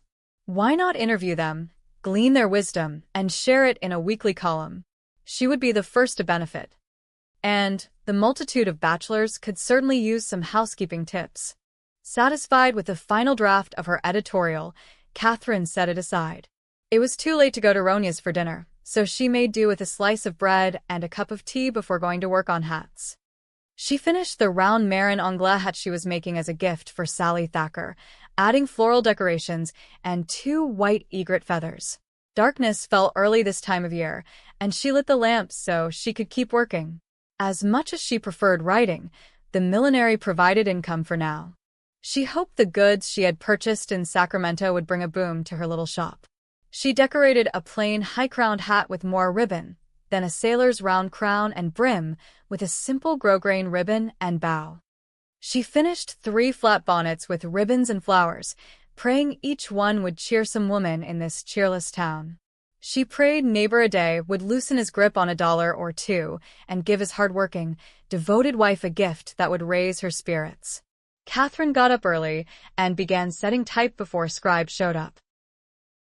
He looked rumpled and out of sorts and complained that he was sick of washing dishes and emptying spittoons. His spirits rose markedly when he read her editorial. Laughing, he went straight to work. A dozen men poured into Beck's the next day, all talking at once. 2 had newspapers, and the others tried to read over their shoulders. Henry came through the swinging doors a moment later, reading and shaking his head. Grinning, he crossed the saloon and stood beside Matthias at the bar. "You're in hot soup again, my friend. I sure wish this lady was on our side." What did she say this time? Read it for yourself. The title didn't surprise him. Angels of Mercy to take Calvada under their wings was emblazoned across the top, followed by Kathryn's recounting of their conversation. She quoted him frequently and interspersed his assurances of law and order with hilarious word pictures of primly attired spinsters keeping the peace in the saloon and up and down Chump Street. Naturally, each had a highly polished silver star pinned to her bodice and a whip attached to her belt. He cringed. He'd known before he walked out her door that he was putting a target on his chest. Whatever it took, he wanted to keep her from aiming spears at Sanders. At least she's giving equal space to your opponent. Matthias flipped the sheet over and swore. Clearly, she had ignored his advice. Madeira Mine has had 4 cave-ins in the past 2 years. 5 killed here. 1 missing. Another accident. Twice trapping a half-dozen men. Several hours of digging before they could be rescued. He spit out a foul word. At the bottom of the back page was a blocked advertisement. Wanted, one honest mayor. Qualifications: a willingness to dedicate himself to the betterment of living conditions for all citizens of Calvada. Henry lost his smile. You think there's going to be trouble? I'd bet on it. Trouble wasn't long in coming, and when it didn't come from Morgan Sanders. It landed on the street side of the double-swinging doors into Matthias's casino when a few irate wives showed up and stood on tiptoes looking into the barroom, calling for their husbands to come out. When the men refused, Matthias went to placate the women. There were only 3, but they made a ruckus. He used all the southern charm he could muster and still failed to calm the storm. Hogwash. One older woman with a German accent stood toe-to-toe with Matthias, chin jutting. We weren't born yesterday. Spinsters. My eye, a pigeon-shaped matron cried out. Angels of mercy. My foot. She stooped and peered under the doors. Ricka wailed. Come out of there if you don't want me to put rat poison in your next meal. Go home, woman. Richard shouted back, but he got up anyway and headed for the door. 2 others followed the beleaguered Richard, intending to give him moral support. The battle of the sexes broke out in earnest on the boardwalk, while Matthias stood by, rubbing the back of his neck in growing frustration. Standing beside Matthias, Henry chuckled. And you're bringing more women to Calvada? One wife wept. How could you do this to me? Charlie, I haven't done anything yet. Lovey. Yet. Now. Honey. I didn't mean. Another man went nose to nose with his spouse, hollering. Go home right now where you belong. She hollered back. And sit by while you horse around? It's a man's right. While I cook your meals. Wash and iron your clothes. Milk your cow. Feed your chickens. Take care of your garden. And raise your 6 children. Ho was walking a circle in front of his barber shop and shouting. What did I tell you? Matthias. What did I tell you? Matthias stalked back into his establishment, Grinning. Brady set a full bottle of bourbon on the bar. Thanks, Matthias muttered, leaving it there. You're a big help. Things settled down after a couple of days. Scribe faced verbal abuse, especially from her, who used to have a soft spot for the boy, and now considered him a traitor. We ought to break all your fingers so you can't set any more type. Afraid of a little Boston lady? Her. Scribe smirked. Matthias grabbed the boy by the back of his neck and hauled him down the hallway into his office. Don't make things worse. He has no call bad-mouthing Kathryn. She's trying to make things better. You call this better? Matthias snarled. Well, don't blame me. I haven't got power over her. She writes what she sees. And everything she's printed so far is right on target. And pretty funny. If you ask me. Funny? City was right on target. 2. And got his head beat in with the handle of that press. You want to cross the street and find her the same way you found her uncle? That sobered the boy. Sagging onto the chopping block, he looked up with tortured eyes. No one would do that to a lady. Matthias remembered the war years. Men have done worse. Scribe's shoulders drooped. There's nothing I can do. Sure there is. Stop setting type. She'd printed herself. She's already setting type before I get there. Might take her a little longer. But she's smart and determined. Stepping away, Matthias raked a hand through his hair. He let out a heavy breath. Maybe I should break her fingers before someone breaks her neck. Scribe stood, face reddening. You'd better not touch her. You'll have me to reckon with. Oh. Shut up and sit down. Do you honestly think I'd hurt her? Matthias was trying to figure out how to keep her safe, and she was making it harder every time she put out the voice. Scribe sat, shoulders hunched.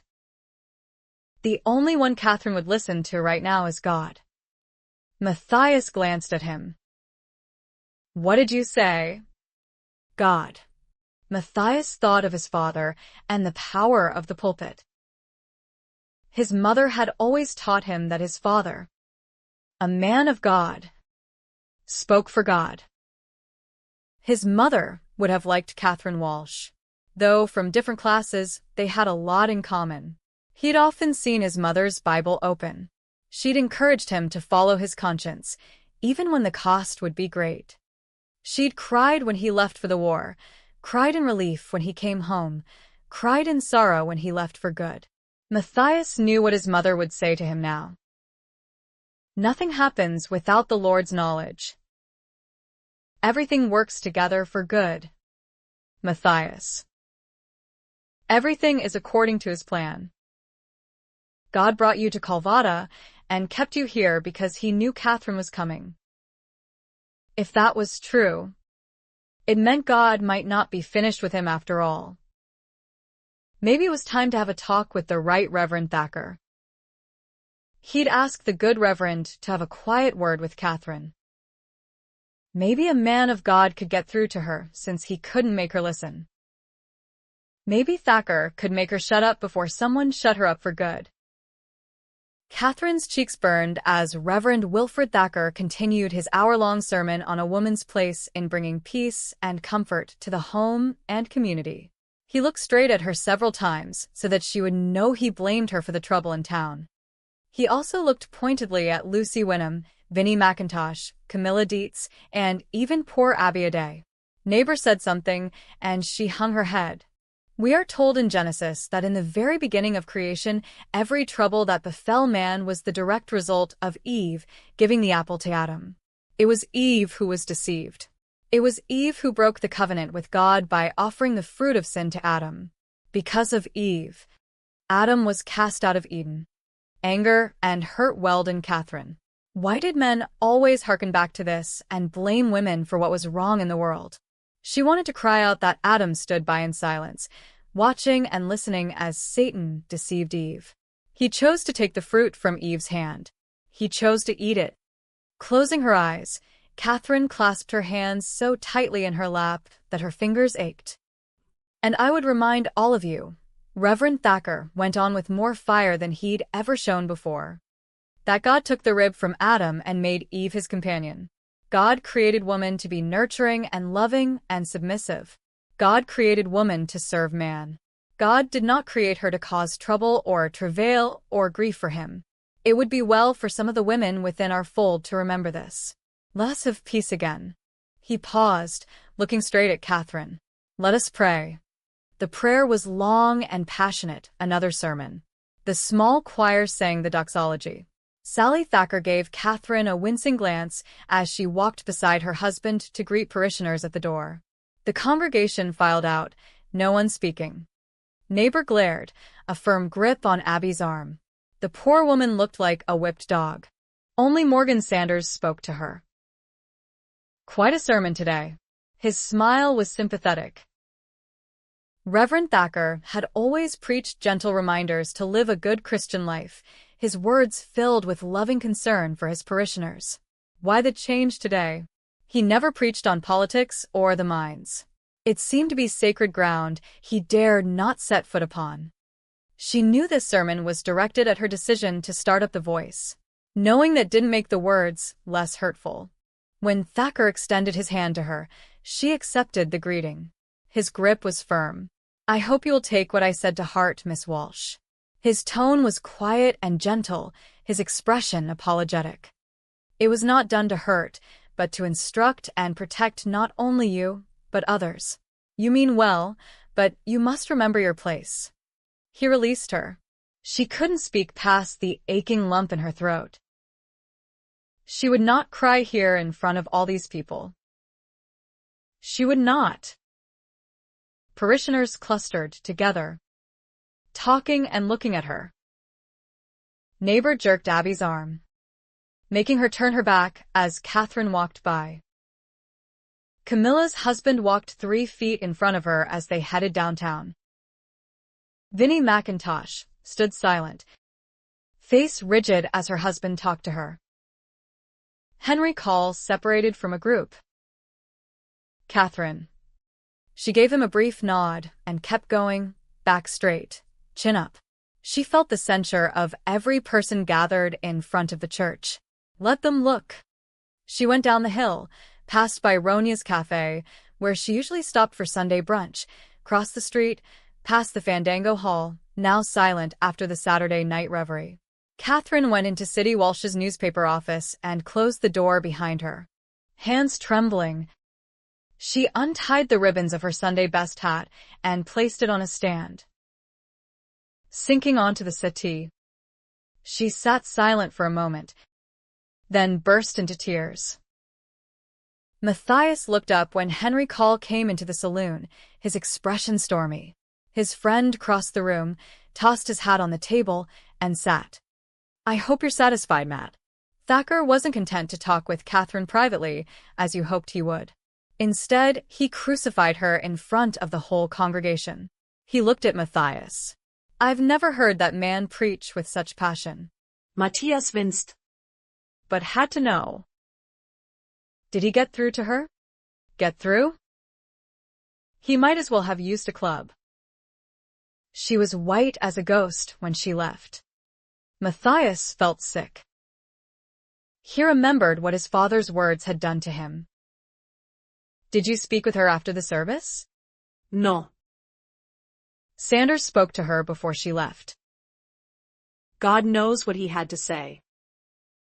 She didn't speak to anyone else.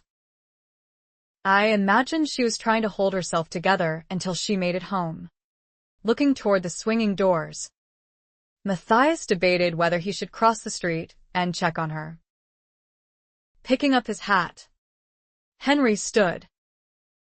I know why you did it, but I can't say I approve your method. I don't want her to get hurt. You did the hurting. You hit her where she's most vulnerable. Her faith. He put on his hat. I'll be at Ronia's. Matthias nodded. His friend and Charlotte Arnett had become quite attached to one another. Matthias sent Scribe to check on Kathryn. He came back a few minutes later.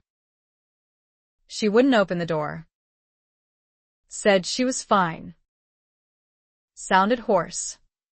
Matthias sent him back the next morning. She opened the door a little, but wouldn't let me in. Her eyes are all red and puffy, and she doesn't look like she slept. Kathryn wiped tears from her cheeks. She'd cried so much over the last 2 days. She felt weak and physically ill. She'd heard the same message countless times from platforms as well as pulpits. Even from women, her mother included. Remember your place. Continue to speak out, and you'll be seen as a scold. Why can't you be silent on politics? It's not a woman's concern. She couldn't eat. She couldn't sleep. She relived every word Reverend Thacker said, and all the others who had spoken in angry condemnation before him. A bruised reed. Kathryn had pored over the scriptures, praying for enlightenment. She found words of comfort and instruction. Examples of women who held positions of authority, who spoke up and gained respect. One woman, Deborah, even led an army. Along with comfort, she found rebuke sharper than a two-edged sword cutting into her pride, exposing the cost of giving in to her temper. She felt as though a mirror had been held in front of her, and what she saw grieved her. Memories surged back. The third and last boarding school expelled her for unladylike behavior. You have a way with words, Miss Walsh, but words have the power to wound or heal.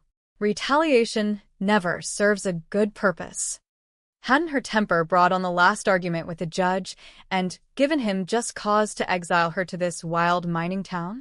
The piano at Beck's competed with the guitars and squeeze boxes at Barrera's. Kathryn's head throbbed. The men's whoops and laughter and boots pounding the dance floor sounded so carefree. She knew she had been wrong about many things, but not everything. Nellie O'Toole, Charlotte, the wives in threadbare clothing in winter hoeing frozen ground in hope that seeds would take and there would be food in spring and summer, they were worth fighting for. She wanted to improve the plight of women in Calvada. Instead, her efforts brought criticism and shame, not only on her head, but on the head of every woman who had been sitting in a pew. Lying sleepless in bed, Kathryn heard a knock at her front door. Men often knocked. She did her best to ignore both the decent and indecent proposals they made through the planks. Recognizing Scribe's voice, she unlocked the door and opened it. Her young friend stood swaying on the boardwalk, holding the neck of a half-empty bottle. Snatching the bottle, she held it up before his bleary eyes. "Who gave this to you?" "Beck. "Joe down at the watering hole is nice to me." "Nice," she snarled, tossing the bottle into the street, where it sank in the mud. Draping Scribe's arm around her shoulders, she helped him inside, pushing the door shut with her heel. "We sure got 'em riled." "Didn't we?" the boy slurred. "Just like City. Said we were comfort the afflicted and afflict the calm." "Fait. Bleh." Leading him to the sofa, Kathryn let him sink. "I'm going to make some coffee." "Don't want coffee." He looked up at her, as though trying to focus. "Heard about what happened in church?" "Everyone's talking." "I'm sure they are." Kathryn felt the prick of tears. "Guess you won't be going back there again." Kathryn didn't respond. "I miss him." Scribe rubbed his face. His shoulders sagged and he cried. Kathryn sat beside him and put her arm around him. Scribe looked at her. People didn't always like what he had to say either. But they listened. They read his paper. "Rest a while." Kathryn stood. "You need something in your stomach besides whiskey." When Kathryn came back with coffee and some bread and cheese, she found Scribe curled on his side like a child, sound asleep. She set the cup and plate aside and spread a blanket over him. She went back into her apartment and tried to sleep. An hour later, the Fandango Hall was still in full swing, and she, wide awake. She threw off the covers, put on her robe, and went back into the front office. Lighting the kerosene lamp on her uncle's desk, she pulled out one of Casey Walsh's notebooks. Matthias had spent 2 hours searching for Scribe. He felt responsible for the kid, worried someone had decided to follow through on Hare's threat to break his fingers. Matthias had been to every saloon in Calvada. He'd even asked after him at Fiona Hawthorne's dollhouse. No sign of the boy. Images of City Walsh haunted Matthias. He'd almost started at Kathryn's house, but she hadn't been seen in public since she returned from church last Sunday, and her lantern had gone out early again. As he came down the boardwalk, he saw faint light through her window shade. The Fandango Hall had closed for the night. Reminded of what Henry had told him about Reverend Thacker's sermon, Matthias winced, feeling responsible for her humiliation. At least Scribe had told him this morning that she looked better. He'd returned from her place, looking relieved. "Doors open for business. She's got enough hats made to have every woman in town wearing one." Matthias pressed the heels of his hands against eyes. He hoped he could relax now that the voice was out of business. Crossing the street, He tapped at her door. "Miss Walsh." "It's Matthias. Are you all right?" He heard the scrape of a chair. "I'm fine." She didn't sound fine. "Let me see your face, so I know for sure. Take my word for it and go away. I'll stand right here until dawn." The bolt slid back, and the door cracked open. Her red hair was down and loosely braided in a long plait. "Satisfied? Now. Go." Matthias heard men coming down the boardwalk. "Let me in." "Absolutely not." She tried to close the door, but he pushed it open enough to step inside. "What do you think you're doing?" "Trying to protect your reputation." The men came closer, talking and laughing. Sure. She'd been lambasted enough without having a group of men seeing him outside her door at 2 a.m. They'd all be assuming a relationship that didn't exist. Kathryn stepped back as he bolted the door. With the lamp behind her, her body was silhouetted through the lace-trimmed white lawn nightgown and robe as she stood barefoot before him. He lost his breath. A loud snore issued from close by. Matthias spotted Scribe sleeping on her settee. Thank God. I've been looking all over town for him. He's sleeping off a bottle of whiskey Joe at the watering hole gave him. What's wrong with the men in this town? Matthias put his finger to his lips to shush her again. She huffed.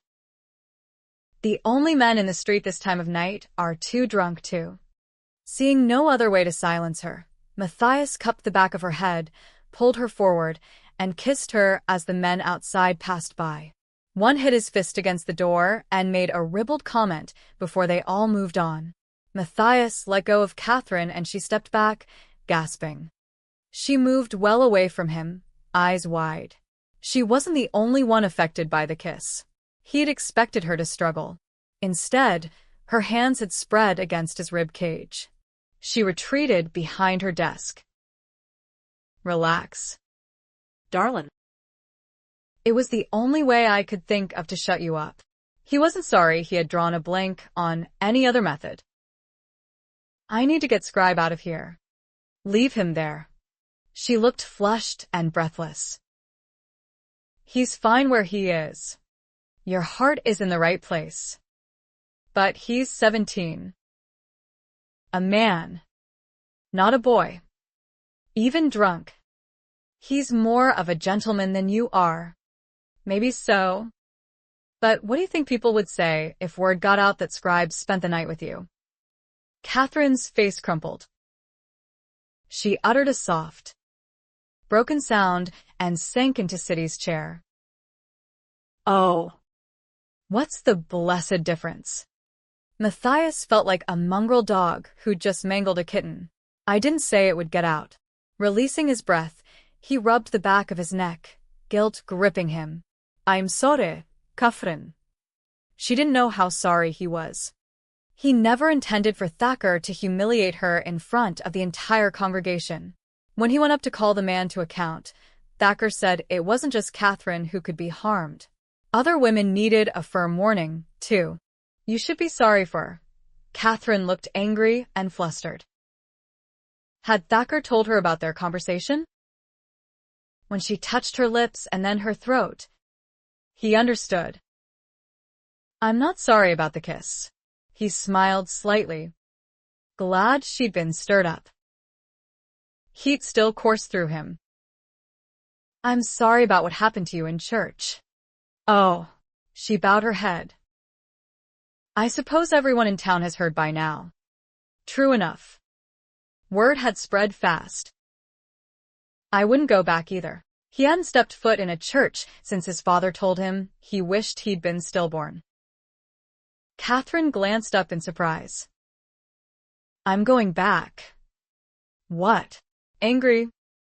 He glared at her. Why would you want anything to do with God after what Thacker said to you? The man had preached for a solid hour, aiming words like arrows. Every parishioner knowing the target. He humiliated you in front of the whole town. I'm not giving up on God because of what one man said from the pulpit. Her eyes shimmered with tears. I'm sure Reverend Thacker thought he was doing the right thing. She shrugged. And he did give me much to think about. I've been examining my motives, and She seemed to catch herself and realize to whom she spoke. Never mind. Kathryn's words pierced him. He had given up on God because of what one man said. That man had been his father, a minister like Thacker, though a more powerful orator. Matthias had grown up believing his father spoke for God. Everyone in the congregation thought so. His sermons had changed as war became inevitable. When Matthias followed his conscience and headed north, his father had called him a fool. When Matthias returned home, his father had turned gray and bitter. Did you think you could come back? We would have been better off if you'd been stillborn than turn out a traitor. Get out. I have no son. Kathryn's Bible lay open on Siddy's desk. Notes written and spread out as though she'd been searching the scriptures for answers. Instead of taking one minister's word as gospel, Matthias felt something shift inside him. Something long closed began to open. Sitting on the edge of her desk, Matthias controlled the urge to run his hand over her bowed head. He tried to think of something to say, to make amends for what Thacker had done. He knew how words could hurt. Kathryn lifted her chin, tendrils of red hair curling against her pale forehead and cheeks. Her lips parted, and his blood quickened. Words hadn't destroyed her faith, as he feared they would. She'd been crushed, but not destroyed. She'd stopped clutching the collar of her robe, and it opened enough for him to see the smooth white skin of her throat and the throbbing pulse that matched his own. When her eyes moved down over his body, heat surged through him. Please move. Am I getting too close? He didn't mean physically. My notes. They're under your hinged. Matthias stood abruptly. He hadn't blushed since he was a boy and was glad to see her focused on quickly gathering her papers. She stacked them, tucked them in a desk drawer, and closed it quickly. He wished he'd paid more attention to what she'd written. Your confession? My upcoming editorial. A chill went through him. Tell me you're not still at it. She folded her hands on the desk. You should go. Mr. Beck. Haven't you been through enough trouble already? Trouble always comes to those who fight to do what's right. Furious, he planted his hands on her desk and leaned in. What am I going to do about you? He snarled in frustration. What does it take? I'm not your business. He straightened. I've told myself that 100 times. But you're Siddy's niece, and he was my friend. He needed to get out of here before he said things he'd regret.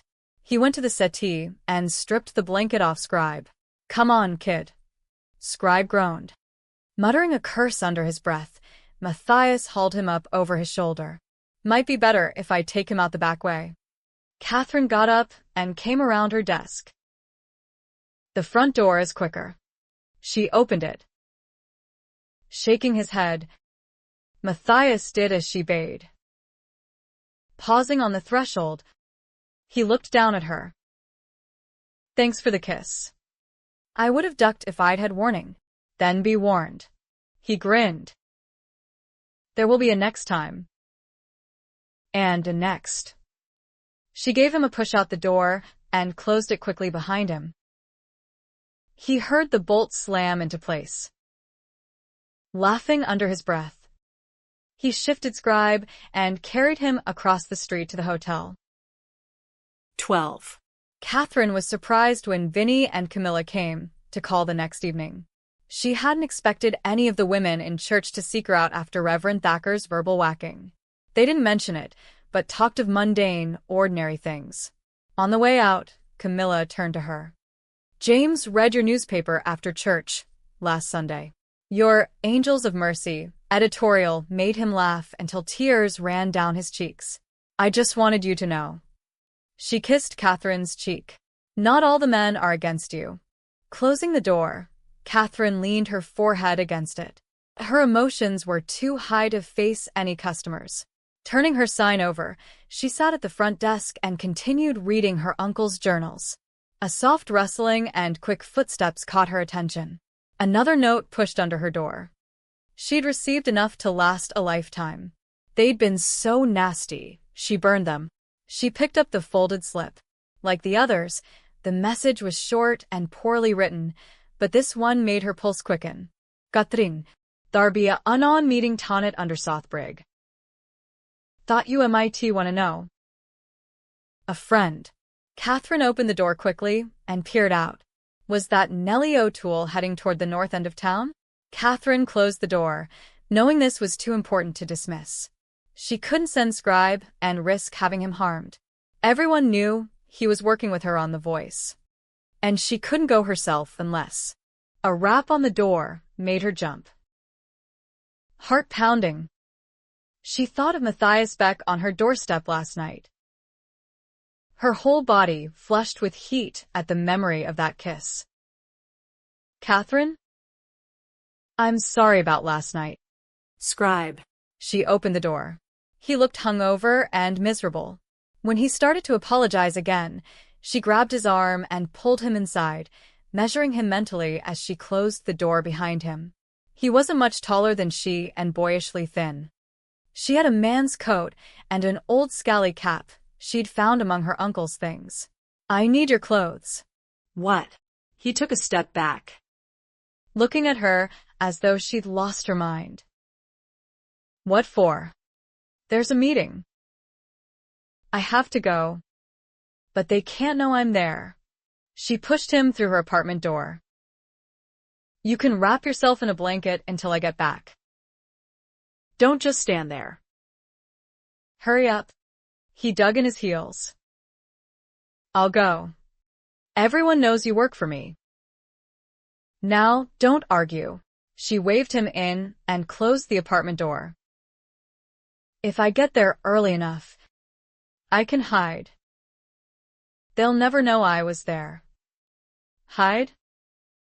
Where is this meeting? How are you going to hide?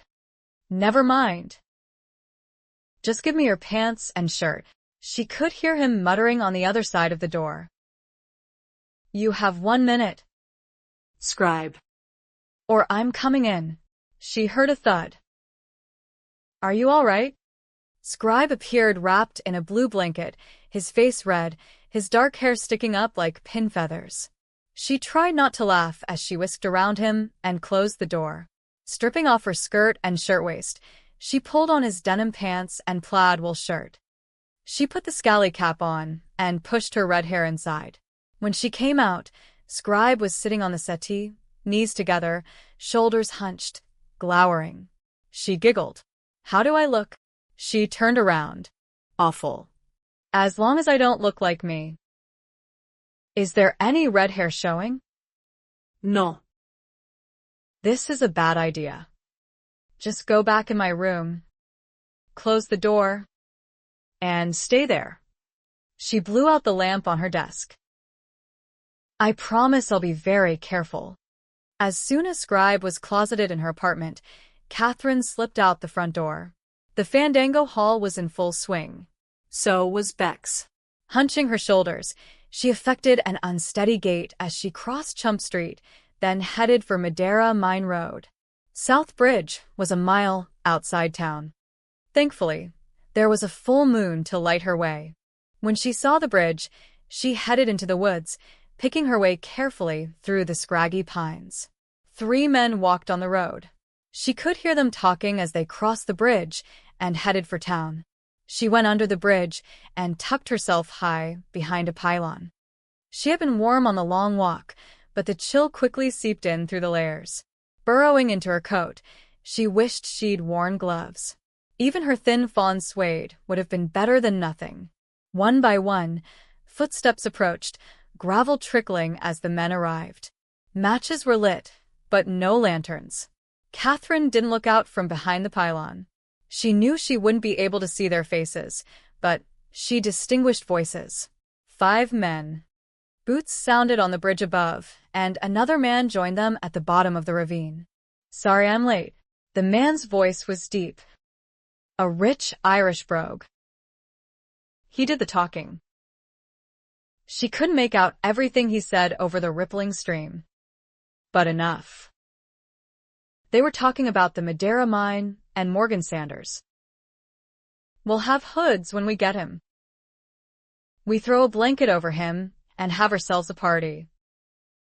He'll be the piñata." The man had a cold laugh. "No clubs. Just fists. We want to hurt him bad and scare him. Not kill him.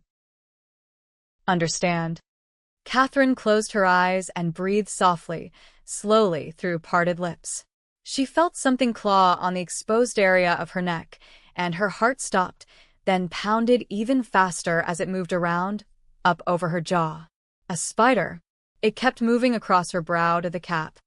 One of the men lit a match, and she saw beady eyes shining in the darkness. A rat. Another man swore and threw a stone at it. The rodent scurried away and disappeared behind her.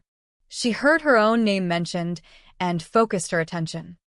"She's going to be on our side, boys. She's seen Slag Hollow and met some wives. One of our more poetic members is working on an impassioned letter full of hearts and flowers to explain our high principles.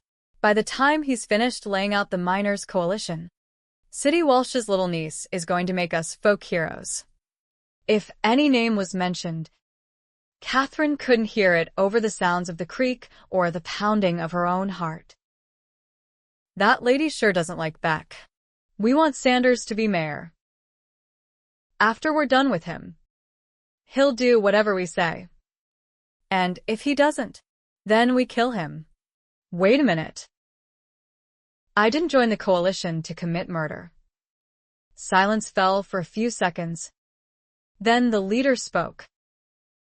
"It won't come to that, McNabb. but we want Sanders to think it will." The meeting dispersed. Kathryn stayed where she was while their voices grew fainter as the men went up the slope to the road and headed for town or Slag Hollow. 2 men remained under the bridge. "What do you think? Can we trust him?" "McNabb hasn't got the guts for this. He'll come around. He was up at Nellie O'Toole's yesterday." "Doing what?" "Hoping to take Sean's place." Their voices dropped again.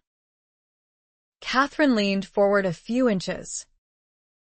"You work with McNabb. See, there's another cave-in. Nothing too serious. Just make sure he doesn't make it out." The other man spoke low, and the first snarled. "It's gotta be done. We can't take chances." Their footsteps crunched up the slope and across the bridge. Kathryn's heart was beating so fast, she felt faint.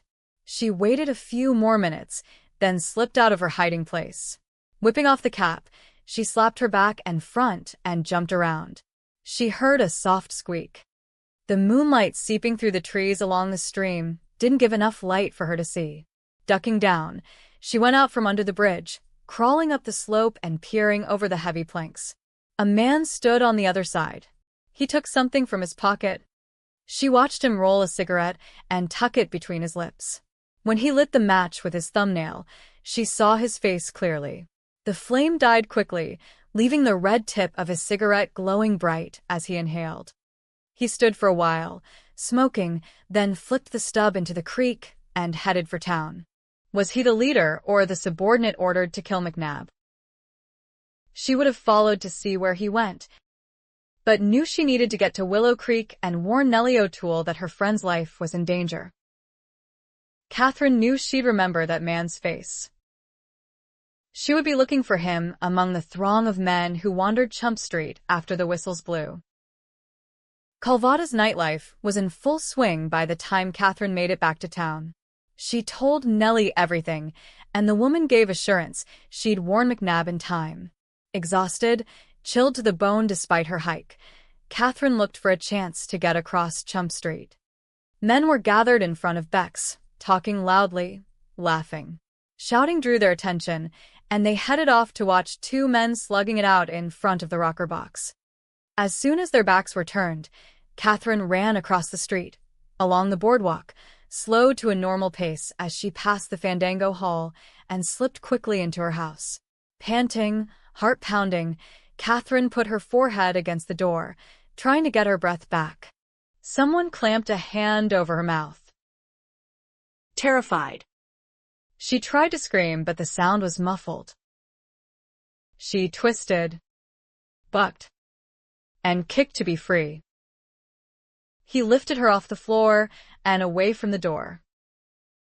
She dug her nails into the man's hand and bit him on the fleshy part of his thumb. He uttered a grunt of pain. All knees, elbows, Teeth. and claws. Aren't you? Beck. She stopped fighting and sagged. Exhausted. Shifting her, he slid the bolt before he let go of her. Lantern light silhouetted Scribe in the back doorway. He was still wrapped in the baby blue blanket. Don't you hurt her. I'm warning you. She's not talking. Why isn't she talking? He came into the front office. What are you doing? Enjoying the momentary silence, Beck shook his wounded hand and glared at her. When she tried to get past him, he caught her arm and spun her around. Where have you been? Dressed up like that? Shaking violently. Kathryn's teeth started chattering. Scribe spoke up when she didn't. I told you. She went to a meeting. Matthias studied her more calmly. What kind of meeting is what I want to know? May I please sit down? Kathryn's legs weakened. Matthias guided her into the back apartment and put a chair near her pot-bellied stove. His expression changed when he got a good look at her face. Stay put. He glanced at Scribe before opening the back door. Keep a close eye on her. Scribe sat on her bed, head down, knees up to his chin. He looked so ridiculous. Kathryn started to giggle and then couldn't stop. Scribe scowled at her. What's so funny? Nothing. Absolutely nothing. She covered her mouth, fighting to regain control. Are you going to give me my clothes back now? When his eyes popped open, she realized she had half the buttons undone. Uttering a soft gasp, she grabbed her skirt and shirtwaist and fled into the front office. She was out of his clothes and into her own before she remembered to close the door. Thankfully, he was gentleman enough to look the other way. Tossing the pants and shirt to him, she paced. I'm decent. Tell me what happened. Cold and still shaking, she sat by the stove again. Put on your boots. Scribe. He did. And then sat on her bed. The back door opened abruptly, and Kathryn jumped up, almost falling backwards into the bookshelf. Matthias's mouth curved sardonically. A little jumpy, aren't you? He looked between them, annoyed, and tossed a bundle to Scribe. Guess I'm too late. He put a bottle of brandy on Kathryn's table. You can take those clothes back to your room. Scribe stood. I'm not leaving you alone with her. It's not proper. Yeah. Well. It wasn't exactly proper when I found you half naked in her bed. Now. Wait a minute. Scribe protested loudly. I explained. Save it. Matthias looked at Kathryn and smirked. This is the second time I've caught you two in a compromising situation. Eyes still on her, he jerked his head. Miss Walsh will be just fine, Sir Galahad. Now get out of here and let me talk to her. When Scribe didn't move, Matthias gave him a look that galvanized him. Kathryn sank onto the chair again. She was warm enough now, but still shivering violently. Matthias uncorked the bottle. You look like you need a shot of brandy. No. Thank you. It's medicinal. And you're half frozen. I'm towing fast. He chuckled. Hot tea. Then, he dipped her teapot in the bucket of fresh water by the door. I've fine. Just go. Not until you tell me where you went. Her whole body jerked when Matthias put a hand on her shoulder. She came to her feet and moved away from him. The room felt smaller than it had yesterday. His eyes narrowed as he studied her. You're anything but fine. And I'm not leaving until I get some answers. She shook her head and sat again, then stood up quickly. Edgy. Trust me, Kathryn. He spoke so gently and with such assurance. She wanted to tell him everything. He'd been here longer and knew the town better than most. He waited in silence, as though he had all the time in the world. She'd always thought herself a good judge of character, but he was a saloon owner, a profiteer. She looked at him, studying him. He gazed back as though he had nothing to hide. The meeting was under Southbridge. He filled the teapot and put it on the stove. A muscle jerked in his jaw. Were the men talking about a coalition? She froze, distrust rising. How did you know that? The person who left the note said it was a secret meeting. And you are no minor. There are few secrets in a bar. He sounded annoyed. You loosen tongues with tea. I find whiskey works better and faster. City heard rumors and was doing some investigating when he was killed. Her mouth trembled, and she pressed her lips together. Was he trying to frighten her? She was frightened enough already. The pot whistled, and her body flinched. Matthias used one of her red and gold Minton teacups, set it in a saucer, and brought it to her like an offering.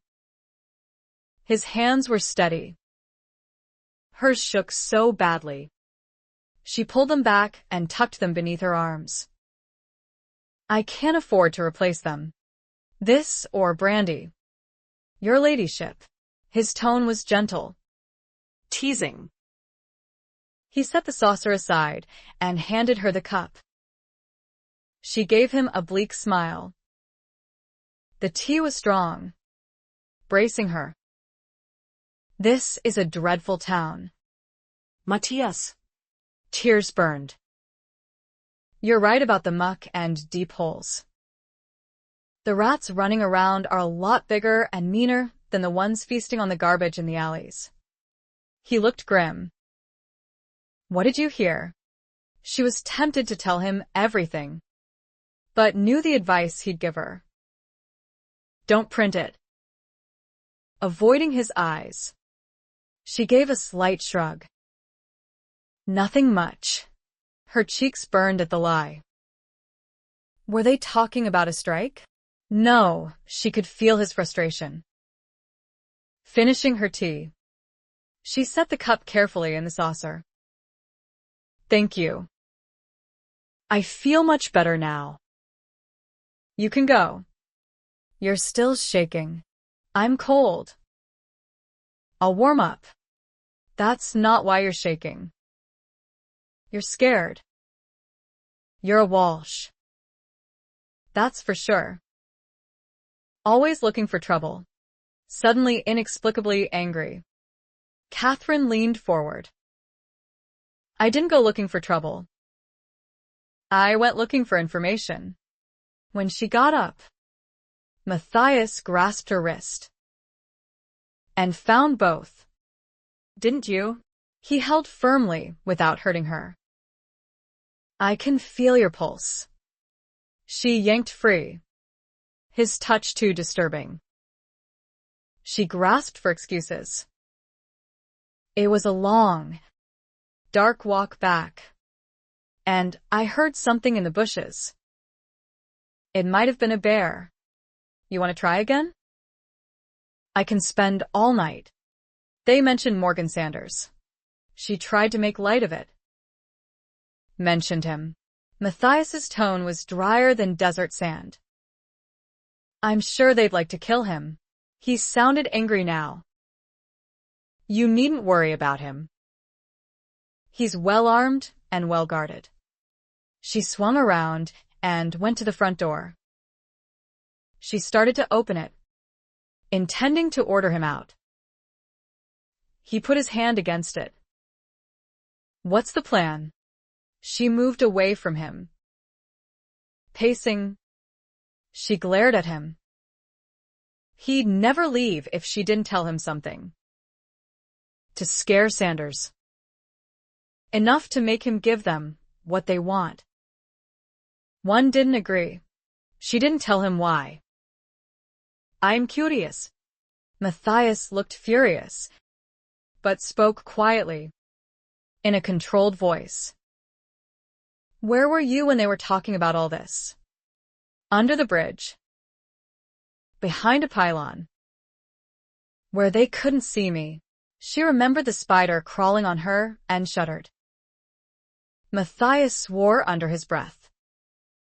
Do you have any idea what they would have done to you if they'd caught you there? I think so. Did she have to sound so childish and scared? Turning away, Matthias raked a hand through his hair. Facing her, he frowned. What about the one that didn't agree to the plan? I've already seen that he'll be warned about this, she stopped. The threat to kill him. Is that what you're holding back? He swore again. What did you do? Kate? Go up to the miners' camp and knock on doors to try to warn him. No, too late. She thought of the danger to Nellie. Her mouth trembled. I went to someone who knows him. He'll be warned in time. She couldn't see Matthias through her tears. I had to do something. Easy. His arms came around her. Shhhh. He drew her close, resting his chin softly on the top of her head. It'll be all right. No. It won't. Her body warmed as he moved his hands over her back. Was it her heart pounding so hard? Or his? She should step away. Please come and stay at the hotel for a few days. I want to make sure you're safe. I don't think so. Grabbing up her shawl from the settee, she wrapped it around herself while keeping an eye on his every movement. His expression grew mocking. Ah. Darlin'. You still don't trust me. You've seen the room. You've seen the lock. I'm safer here. He looked her over and had an all too worldly look in his eyes. You might be right about that. She hugged herself tightly, wary. They were alone. The only light coming from a lone lantern. She wasn't cold anymore. What do you want to do? Kathryn. He spoke softly. Make hats. The work calmed her and helped her think. Good idea. He sounded relieved. Are you sure you're going to be all right? She gave him a wry smile. I'm stronger than I look. Mr. Beck. Walk me to the door? His tone was playful. Seductive. His mouth curving. She didn't want to get too close to him. I'll bolt the door when you're on the other side. A pity. He laughed low and went through her apartment and out the back door. Henry came in through the swinging door and sat. Matthias raised his brows. Just coming in. It was after midnight. I was seeing Charlotte home. He looked bone-tired, but relaxed. Things are going very well. Matthias chuckled. I can see how well they're going. Henry gave him a reproving look. with the campaign. City would be happy he'd gotten in the game. But he doubted he'd win. It wasn't just City's challenge that made him agree to run for mayor. It was wanting to make Calvada a town worth calling home. Henry hadn't been in Calvada more than a few days before he pointed out the discouraging facts. Calvada wasn't on a main road to anywhere. If the town were to survive, businesses other than mining would have to be developed to keep people coming up the mountain and make those already living there want to stay. Matthias had come to the same conclusion. Had Henry come when originally planned, Matthias would already have sold his holdings and would have been in Truckee or Reno, Sacramento or Monterey. But Henry had been delayed. Rather than come in summer, he came in the fall, and Kathryn Walsh rode into town in the same stagecoach. Kathryn Walsh might turn out to be Matthias's bull run. Instead of selling out and leaving for someplace finer, she held her ground like Robert E. Lee at Chancellorsville. She shouldn't be living in City's house. Not after she'd eavesdropped on a coalition meeting. She hadn't told him the name of the man whose life was in danger. He should have pressed her harder. As soon as Matthias left, Kathryn sat at her uncle's desk, lit the lamp, and pulled out her writing materials. There was no time to waste. The election was only 2 days away. It took her less than an hour to finish 2 articles, one on the no longer secret miners' coalition, including the diabolical plans to murder a fellow miner for daring to object to murder, and then a second, encouraging the men to vote for Matthias Beck for mayor. The Fandango Hall had fallen silent by the time Kathryn began opening and closing little drawers and arranging type backwards in the print tray. She'd watched and worked closely enough with Scribe to get started, though she grew frustrated with her clumsiness and lack of speed. What would have taken Scribe an hour or 2 took her the rest of the night. Rolling ink, she pressed the first page and proofread it. Groaning at the errors, she spent precious minutes locating the incorrect letters, prying them out with the bodkin, and reinserting them in the right place. She'd managed to print 50 copies when someone tapped on her door. Her heart raced, and then slowed when it turned out to be Scribe, and not Matthias Beck. It was just before sunrise, and he was worried. What did he do after I left last night? Nothing. Get in here. I need you. You're in the same clothes. Didn't you sleep last night? I'll sleep when the work is done. She waved at the press. We have a paper to get out. Scribe picked up a copy and started reading. She snatched it out of his hand. Read it later. Scribe. We have no time to lose. She headed for the back apartment. I need to freshen up. Holy screaming catfish. Scribe pounded on her door. You're not really putting this out, are you? She came back out, shoving strands of hair into her chignon. Yes. I am. If I'd known what kind of meeting you were going to, I wouldn't have let you out the door. Then it's good you didn't know. Stop dawdling, Scribe. Print more copies. She laid them on the desk to dry. I heard every word with my own ears. The sooner everyone knows, the better. Keeping silent makes us culpable. She grabbed her shawl, worried now about Nellie O'Toole. Had she been able to warn McNabb? Had warning McNabb put Nellie in danger? Kathryn had to know. It's not just Mr. Sanders whose life is at stake. Where are you going? To check on someone. Don't just stand there. However many copies you print in the next hour, get them out. And I don't care if you give them away. Just make sure those newspapers get into people's hands. And if I don't, she stood in the doorway. You will. Because you know it's what City Walsh would want you to do. Nellie O'Toole and her 2 children were gone. Kathryn didn't know whether to be relieved or even more worried. Those men had known McNabb visited Nellie. What if they'd come right after Kathryn had spoken to her? What if Miss Walsh. When Kathryn turned, a young woman came out of a shanty. Nellie's gone. The woman wasn't much older than Kathryn, but was thin and worn. Her left eye was swollen shut, her cheek black and blue. She left a few minutes after you did. I kept her young uns with me until she came back with Ian McNabb. They're gone. Who hurt you? Best I don't say. They was looking for Nellie. I told Em she left a few days ago. They said I was lying. She touched her cheek. I told Nellie and Ian not to tell me where they was going.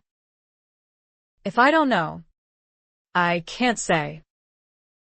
Better that way. I'm so sorry. Mrs.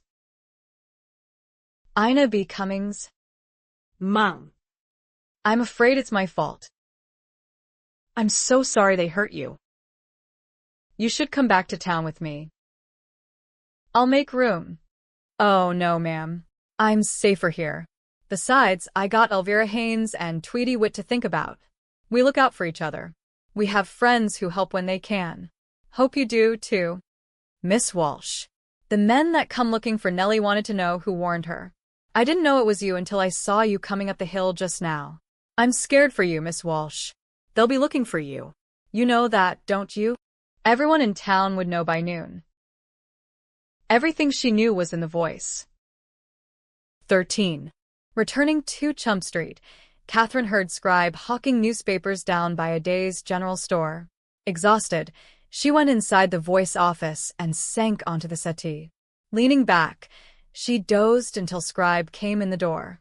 Sold every copy for 5 cents each. Grinning, he took the can from the bottom drawer and emptied his pockets of nickels and dimes. We'll print more copies next time. She thanked him. Turn the sign. Scribe. I need a nap. He flipped the sign. You ought to bar the door. She said she would, and then promptly forgot as soon as he left. Too tired to worry about anything, she curled onto the settee and went to sleep. She thought she was dreaming when the door banged open and heavy footsteps entered, then came awake abruptly when someone grabbed her arm and hauled her up. Bleary-eyed, she saw Morgan Sanders' livid face close to hers, eyes black with rage. She went cold with fear. Who are they? I want names. Kathryn strove to remain calm. Let go of me. Please. He did and stepped back, as though trying to regain control. Everything you wrote in this is. He used a foul word as he crumpled the Voice in front of her face, his breath hot and sour. There isn't a man in this town that would dare come after me. Raising her hands in a gesture of conciliation, she moved away from him. I'm glad to know that. I wrote that peace, so those men wouldn't go through with their plans. He closed the distance, lips stretched white over bared teeth. I don't believe any of this. I think you invented the story to swing votes to Matthias Beck. Shocked at the accusation, her own temper rose. I would never do such a thing. Your front door swings on hinges where he's concerned. Stunned and insulted, Kathryn glared at him. Not in the way you suggest. And how would he know? Unless. You're having me watched? How dare you? Oh. I dare a lot more. I have a man outside right now. I could call him in and a few others and take that press apart piece by bloody piece. Alarmed, she knew he meant it. It wouldn't change the fact that there are men who want you dead. Looking out for me, are you? He sneered. Is that what you want me to believe? He reached out so fast, she had no time to evade him as he dug his fingers into her hair. He jerked her forward so that their faces were inches apart. Gasping in pain, she had no doubt he could easily break her neck. Tell me who they are. I don't know. Describe them. Swallowing her rising fear, Kathryn tried to appear calm. Let go of me, Mr. Sanders. Noise came from outside. A fight by the sounds of it. Morgan's eyes flickered. But he didn't release her. Scalp on fire. Eyes watering. Kathryn didn't look away. I only heard them. I didn't see their faces. Except one. The fight went on outside. Kathryn could hear grunts of pain. Boots scraping. More blows. And a heavy thud. His eyes narrowed. You're lying. His words and the look in his eyes frightened her. It's one thing to protect yourself, Mr. Sanders. Another to take the law into your own hands. I am the law in this town. The door banged open. Sanders released Kathryn so suddenly, she fell back a step. Morgan turned as she looked up. Matthias Beck stood in the doorway, mouth bleeding. Behind him on the boardwalk, a man lay unconscious. Seeing the look in Beck's eyes, Kathryn knew she had to act quickly, or there would be bloodshed. Stepping around Morgan Sanders, she put herself between the two men. Everything is all right, Mr. Beck. Sure. It is.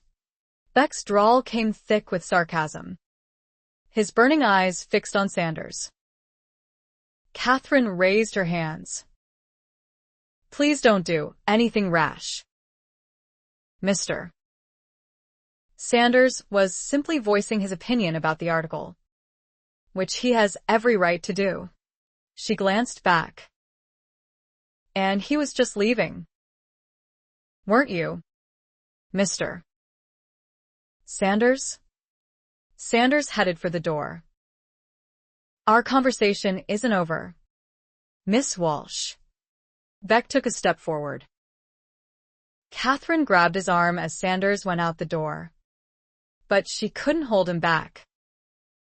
She protested. But he followed Sanders outside, shouting now. Are you running away, Sanders?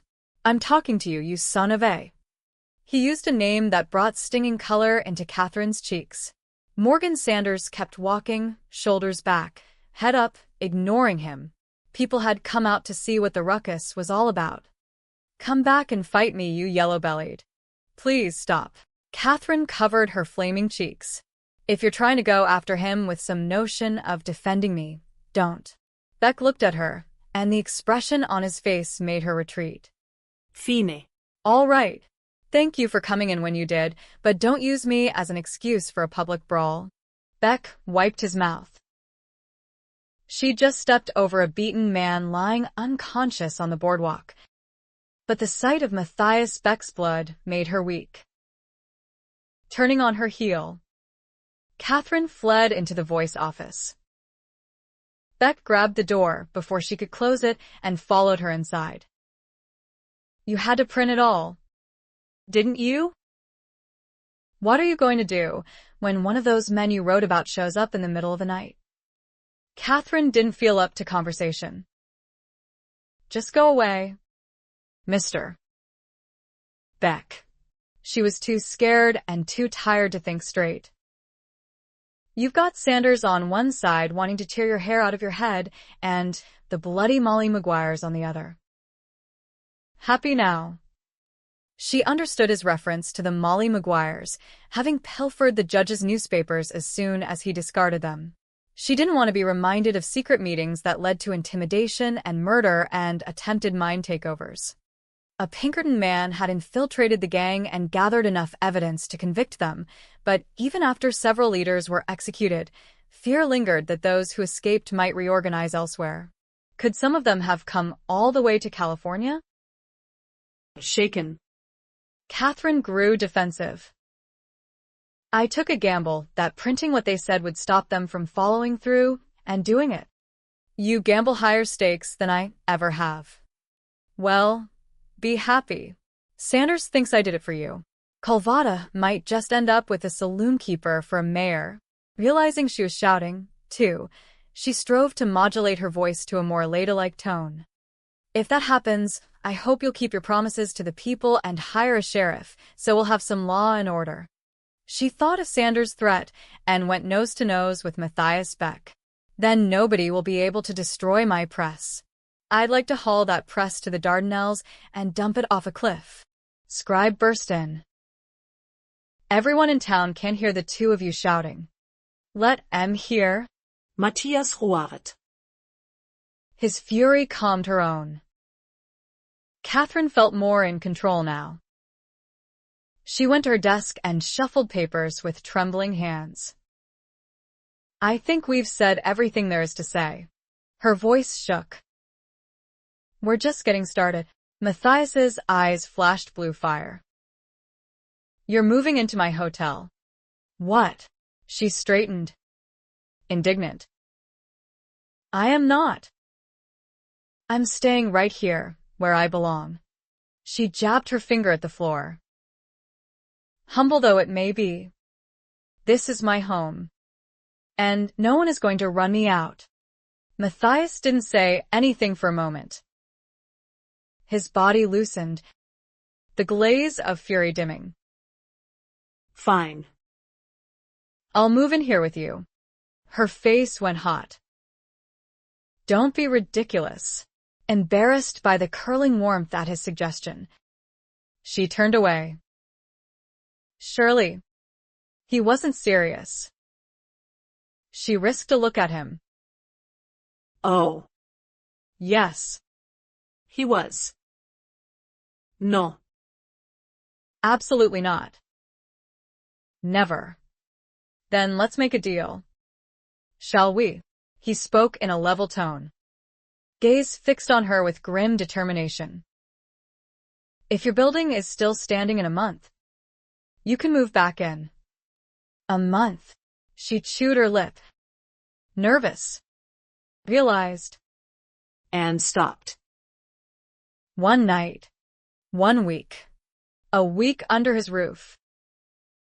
Kathryn thought of what Morgan Sanders had said about her door having hinges where Matthias was concerned. She couldn't deny his attraction, but she hadn't encouraged him. What would people say if she moved into his hotel? No one will think the worse of you when the whole town saw Sanders storm in here. Could the man read her mind? One look from him and her heart raced. She blushed again, annoyed that he seemed all too aware. It wouldn't be proper. I could gag you, throw you over my shoulder, and carry you across the street. That way, you could claim you had no choice in the matter. She gave a soft laugh. That would make you look less than honorable. His eyes warmed and a slow smile curved his mouth. You're saying you think I'm honorable? I didn't know you had such a high opinion of me. She ignored the sultry tone and the warmth his teasing roused. Say, I do spend 1 night in your hotel. 1 week. Rent-free. With someone to act as temporary bodyguard. Someone. She glared at him suspiciously. Who? Not me. She shouldn't feel so disappointed. Do you really think this is all necessary? Ida. I think you know it. 2. Kathryn sank onto the settee. Sanders had walked in when the whole town could see him and manhandled her. If Matthias hadn't shown up, what might have happened? 1 week, she agreed, defeated. He opened the door. Let's go. I need to pack a few things. Later. You look dead on your feet. She didn't deny it. Swinging her shawl around her shoulders, she followed him out. Her knees were shaking so badly. She stumbled and almost fell when she stepped down from the boardwalk. Matthias caught her up in his arms and headed across the street. Matthias. Ronya called out. Where are you taking Kathryn? I'm putting her in protective custody. Everyone on Chump Street heard him. Matthias backed through the swinging doors and saw the line of men at the bar staring at him as he carried Kathryn into the casino. Hey, Beck. what do you plan on doing with your lady? One of his customers guffawed. Several other men laughed. They'd better understand he wouldn't tolerate anyone casting aspersions on Kathryn Walsh. Careful, gentlemen. Matthias spoke firmly. One cold look down the line of men, and their mirth died. He jerked his chin at the man standing near the back. Come on up, Ivan. Matthias had hired the big Russian to toss any man who caused trouble. He intended to post him outside her door. He didn't trust most of the men in town, including himself. Kathryn was entirely too tempting, especially now that he had her in his arms and under his roof. Please put me down, Mr. Beck. I can manage. Matthias set her on her feet, but kept his hand beneath her arm. She might be walking with back straight and chin up, but he could feel her body trembling. Delayed reaction, most likely. Just thinking about Sanders putting a hand on her made Matthias want to hunt the man down and beat the tar out of him. It might come to more than that if Sanders came after Kathryn again. Opening the door into the best suite in the hotel. Matthias bot. After you. Your ladyship. She entered with some hesitance. I shouldn't stay here. Her hand fluttered to her throat. Only until things cool off. She moved away from him. Clearly nervous. I have a business to run. A business that could get her hurt.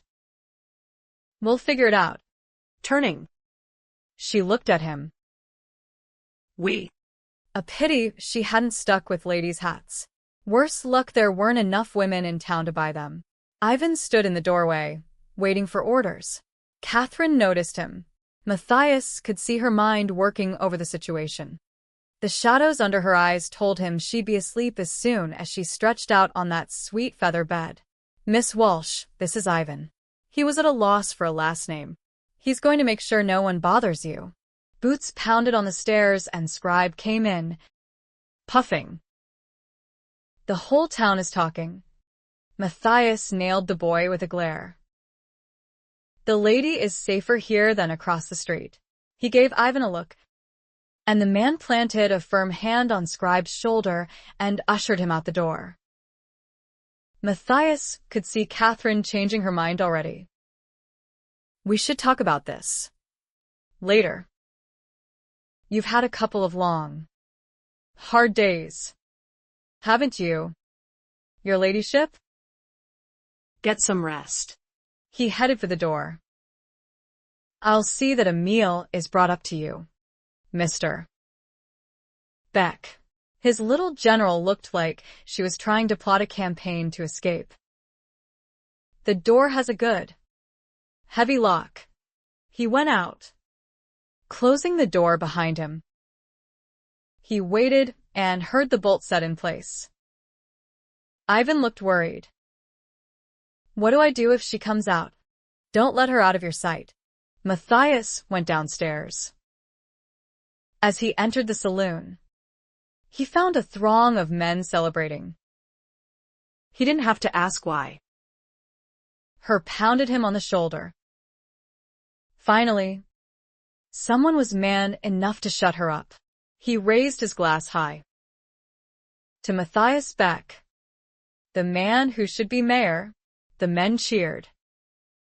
Matthias gave a bleak laugh.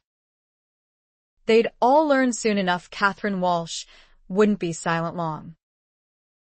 Kathryn heard sounds of celebration, but was too tired to care what might be the reason.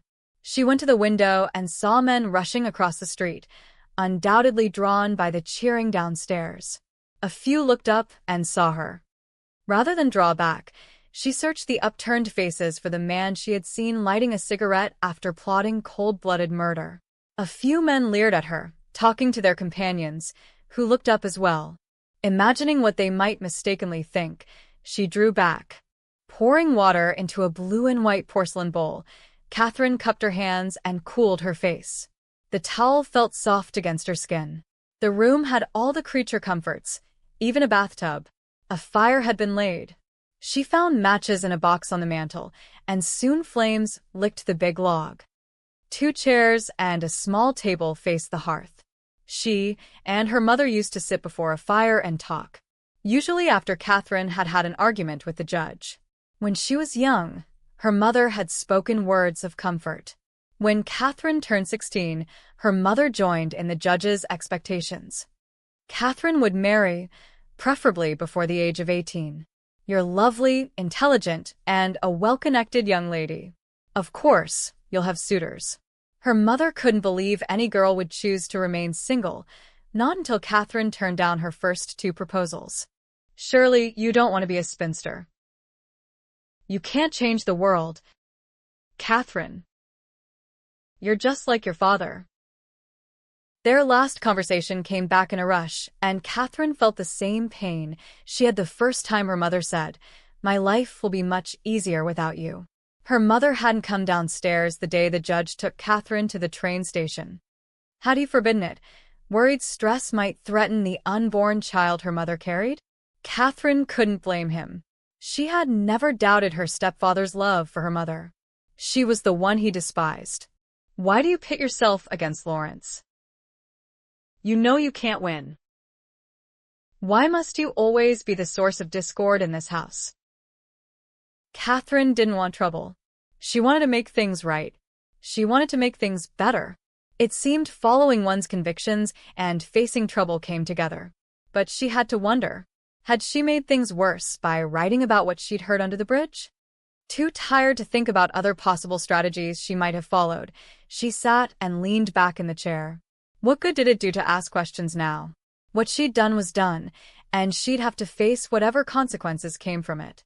Lawrence Pershing's face rose in her mind's eye. Goodbye, Kathryn. Even now, months later, she felt the stab of hurt. His tone said it all. I'm finally rid of you. Don't come back. The crackle of the fire comforted her, the warmth seeping into her weary body. She struggled to keep her eyes open. When had she last slept? Day before yesterday? She couldn't remember. Her muscles loosened, her hands draping over the arms of the chair. She sank and slid as she dozed. She should get up or stretch out on the bed. Too tired to do either, she put one boot up on the edge of the small table to brace herself and fell asleep where she sat. Matthias had stayed downstairs, not wanting men to speculate on his reasons for having Kathryn in an upstairs room. Overhearing one ribald supposition, he'd grabbed the man by the back of his collar and seat of his pants and heaved him through the swinging doors. Anyone else want to say anything against the lady upstairs? Henry studied him, amused. There are other safe places you might have taken her. My friend. Ronya's. For one. I didn't think of that. The only way you're going to keep that lady out of trouble is to marry her. The thought had occurred to Matthias long before Henry brought it up. The odds of getting Kathryn Walsh to agree weren't in his favor. Not yet anyway. At one point in the last few days, he'd found himself asking God how to protect her. And he hadn't prayed in years. Ronya arrived with a tray. She needs to eat. I wasn't planning to starve her. She nodded toward the busy bar and casino. Well, you've been a little occupied with the wild bunch. He escorted her upstairs to Kathryn's room. Ivan stood and moved the chair blocking the door. Haven't heard a peep out of her in a couple of hours. Matthias tapped on the door. No answer. Taking the room key from his pocket, he unlocked the door and saw Kathryn sound asleep, sprawled in a chair near the hearth, one foot up on the table. Ronya chuckled. Well, she's done in.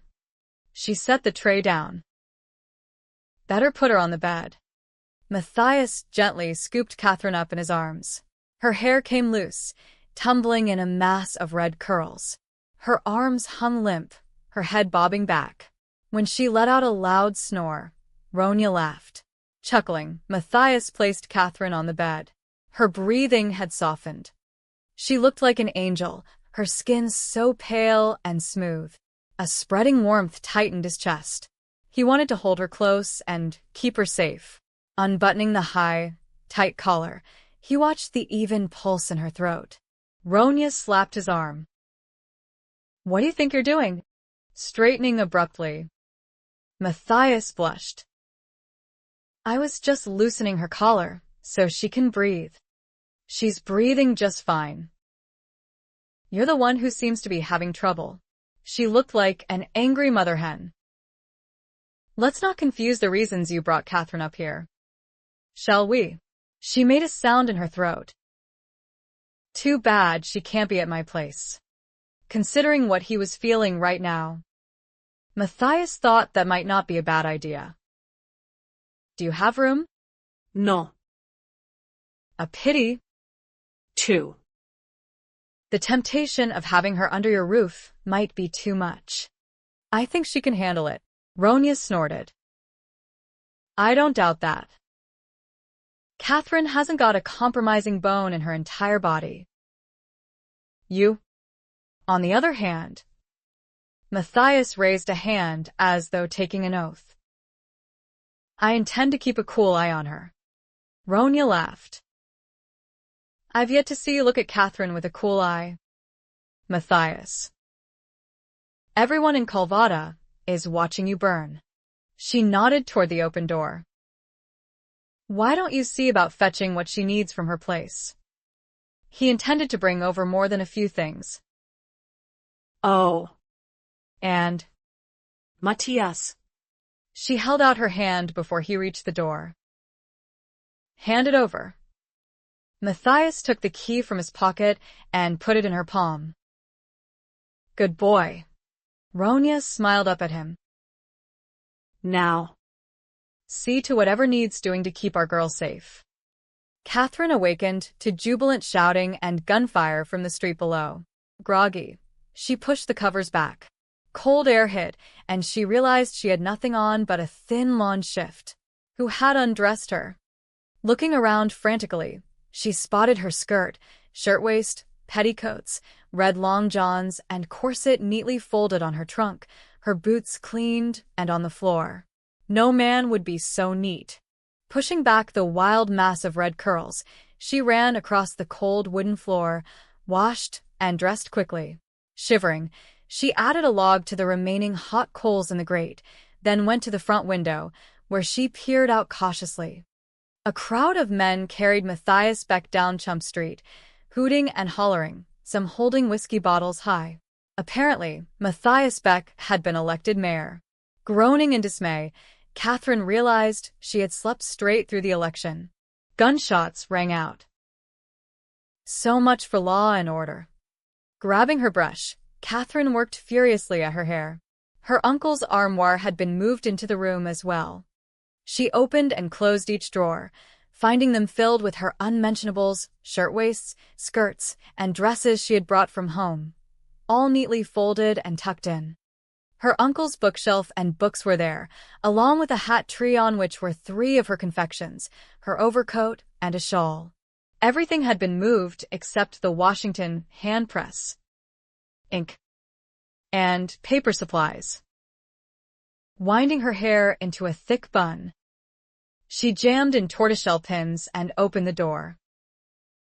Ivan stood. "Where do you think you're going?" He wore a holstered gun tied low on his thigh.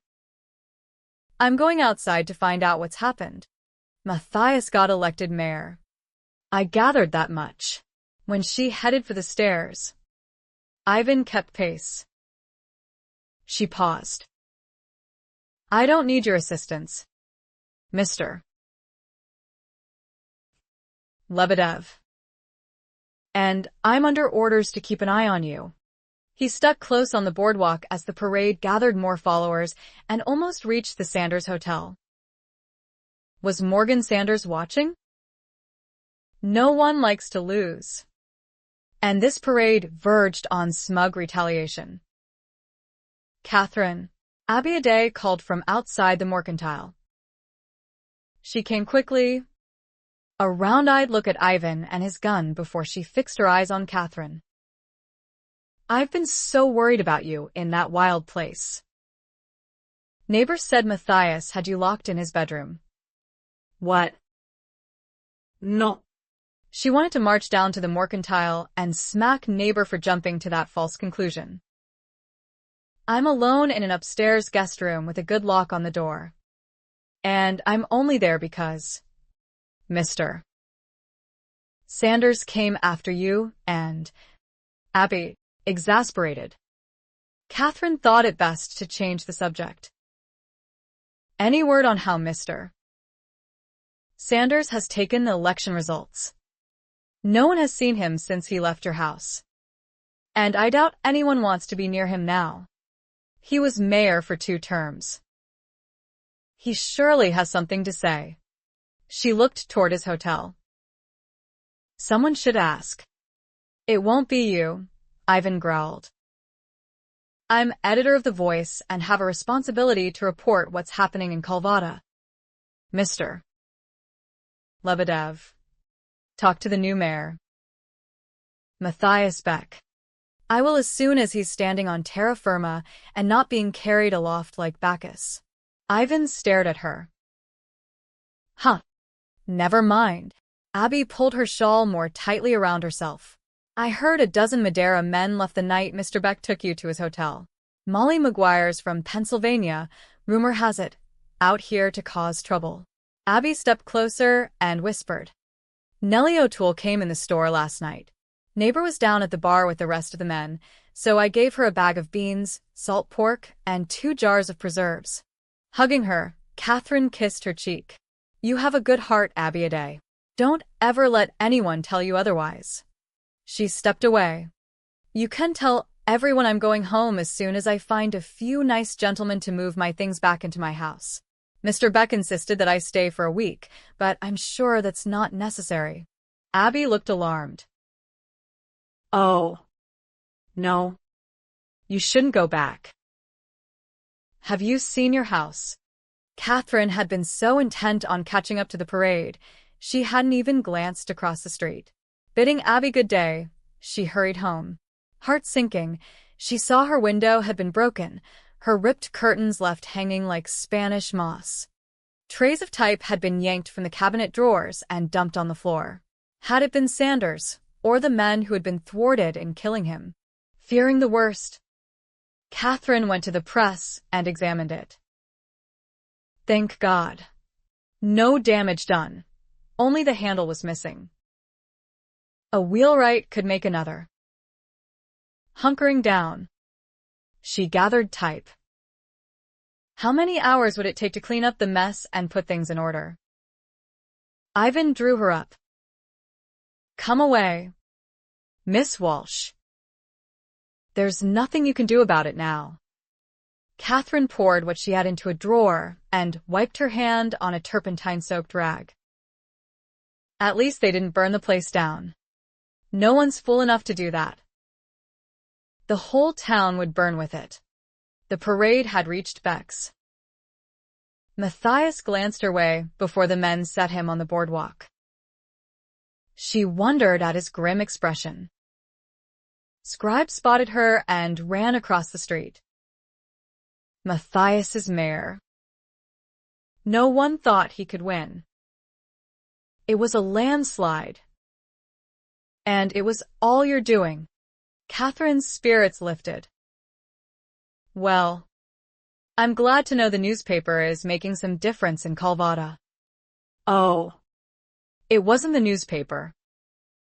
Someone told Matthias that Sanders was in your house. He crossed the street like a shot. Won the fight against Sanders' guard. And next thing everyone saw was the big man himself hightailing it out of your house, and Matthias calling him a yellow-bellied son of a... Yes. I heard. And that's what got Mr. Beck elected. That. And he dealt with you. Excuse me? Her temper rose. The men figured any man who could send Sanders running and shut you up in the space of a few minutes has to be the right man for the job. Scribe headed back to the celebration. Ivan chuckled and fell silent at Kathryn's glare. You can go, Mr. Lebedev. I'm sure you'd rather join the mob bellying up to the bar than follow me around. I'm under orders. And didn't look happy about it. Fine. I'm hungry. Escort me to Ronya's, where I can have something to eat. I give my word. I'll return to my room. Ivan glowered down at her. You'd better. He escorted Kathryn to Ronya's and left her there. Kathryn found Ronya peeling potatoes, while Charlotte plucked a large wild turkey. So, he let you out, chuckling. Ronya nodded toward the stool. Under guard. She peered over her shoulder and saw Ivan heading back up the boardwalk. Charlotte tossed more feathers in a basket. Kathryn picked up a large tail feather, turning it, an idea sparking. May I have these?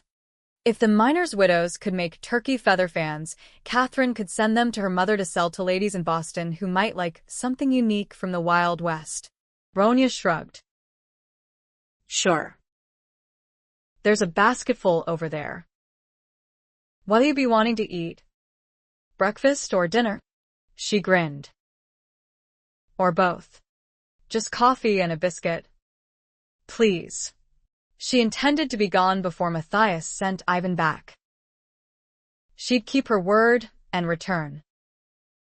Just not yet. Kathryn put butter and blackberry jam on her biscuit and ate half of it quickly, sipping coffee. Ronya studied her from beneath beetled brows. Are you in a hurry to go somewhere? Kathryn made a grunt in response. Finishing the rest. She stood. Ronya scowled. Where are you going? I promised to go back to the hotel. In that case. Ronya dug in her apron pocket and took something out.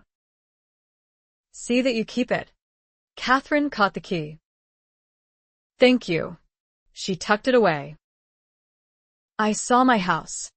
Charlotte glanced up from her task. I heard glass shatter. But by the time I came downstairs and looked out, whoever did it was gone. They say men were missing from their shift at the mine the day after your paper came out. Ronya sliced potatoes into a big pot, while giving Charlotte instructions to start on the cornbread stuffing. Some say they were Molly Maguire's. Well, whoever those men were under the bridge. I hope they're gone now.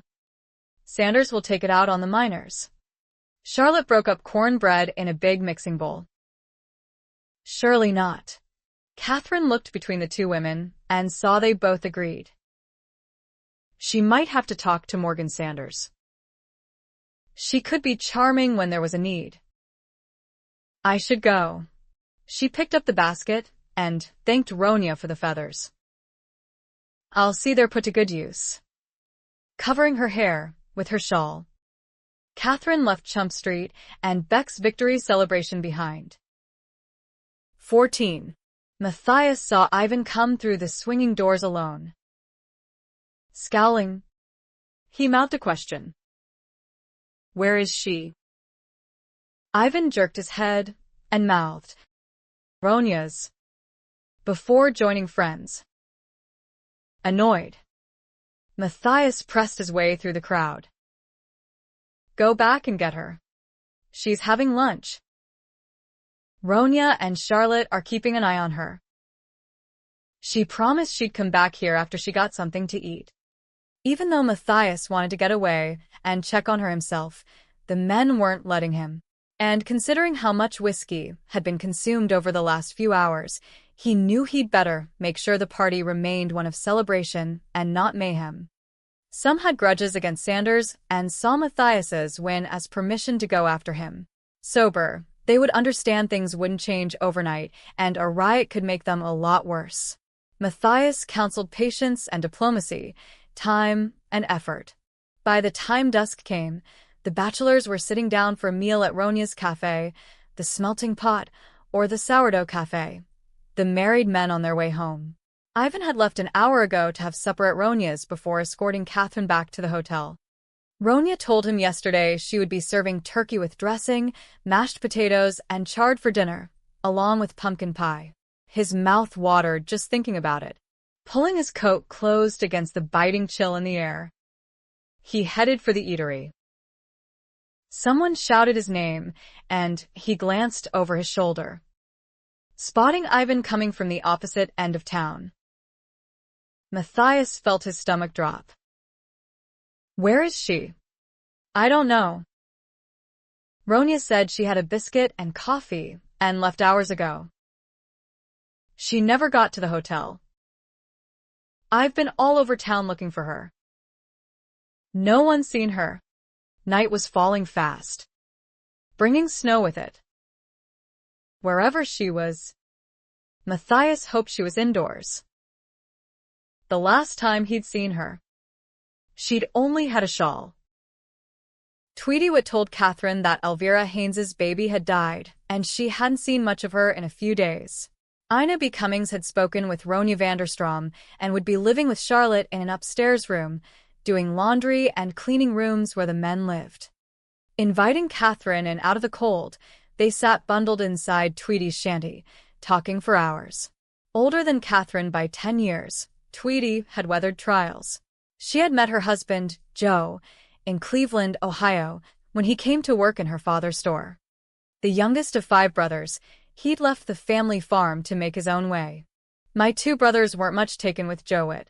Said he weren't good enough, but I thought he was grand. Her face glowed when she talked about him. They came west with a wagon train.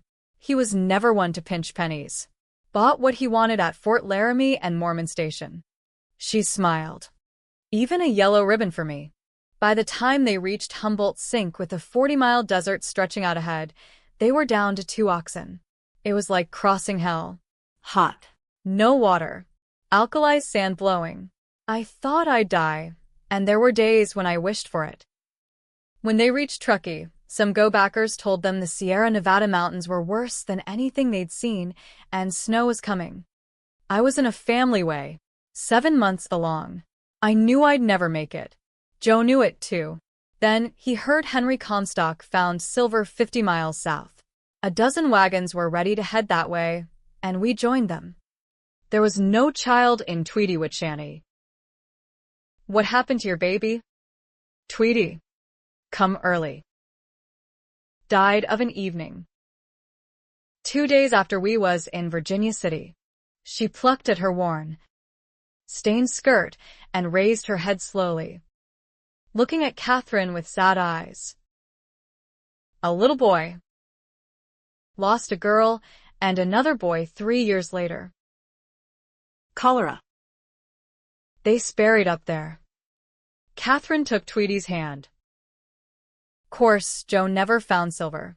He worked a couple of bonanza mines, but pay wasn't much, and silver played out quick. One mine would close and another open. Some of the owners hired Chinese. They work for almost nothing. Joe needed work. That's why we come over here. Sanders is a hard man, but he did build cabins for his men, but had no thought for the widows of the men who worked for him. Tweedy shrugged. I didn't expect nothing. Life's hard. Some are born lucky, others not. It's just the way things is. She poked the red coals and added another small log. Kathryn moved the basketful of feathers. I have an idea. She explained what she'd been thinking. Tweedy's face brightened. I'm real good at handiwork.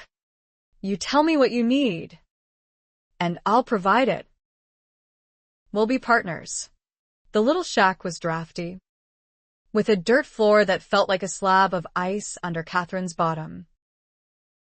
Can you come and work with me? I have a room at the hotel. Oh. My.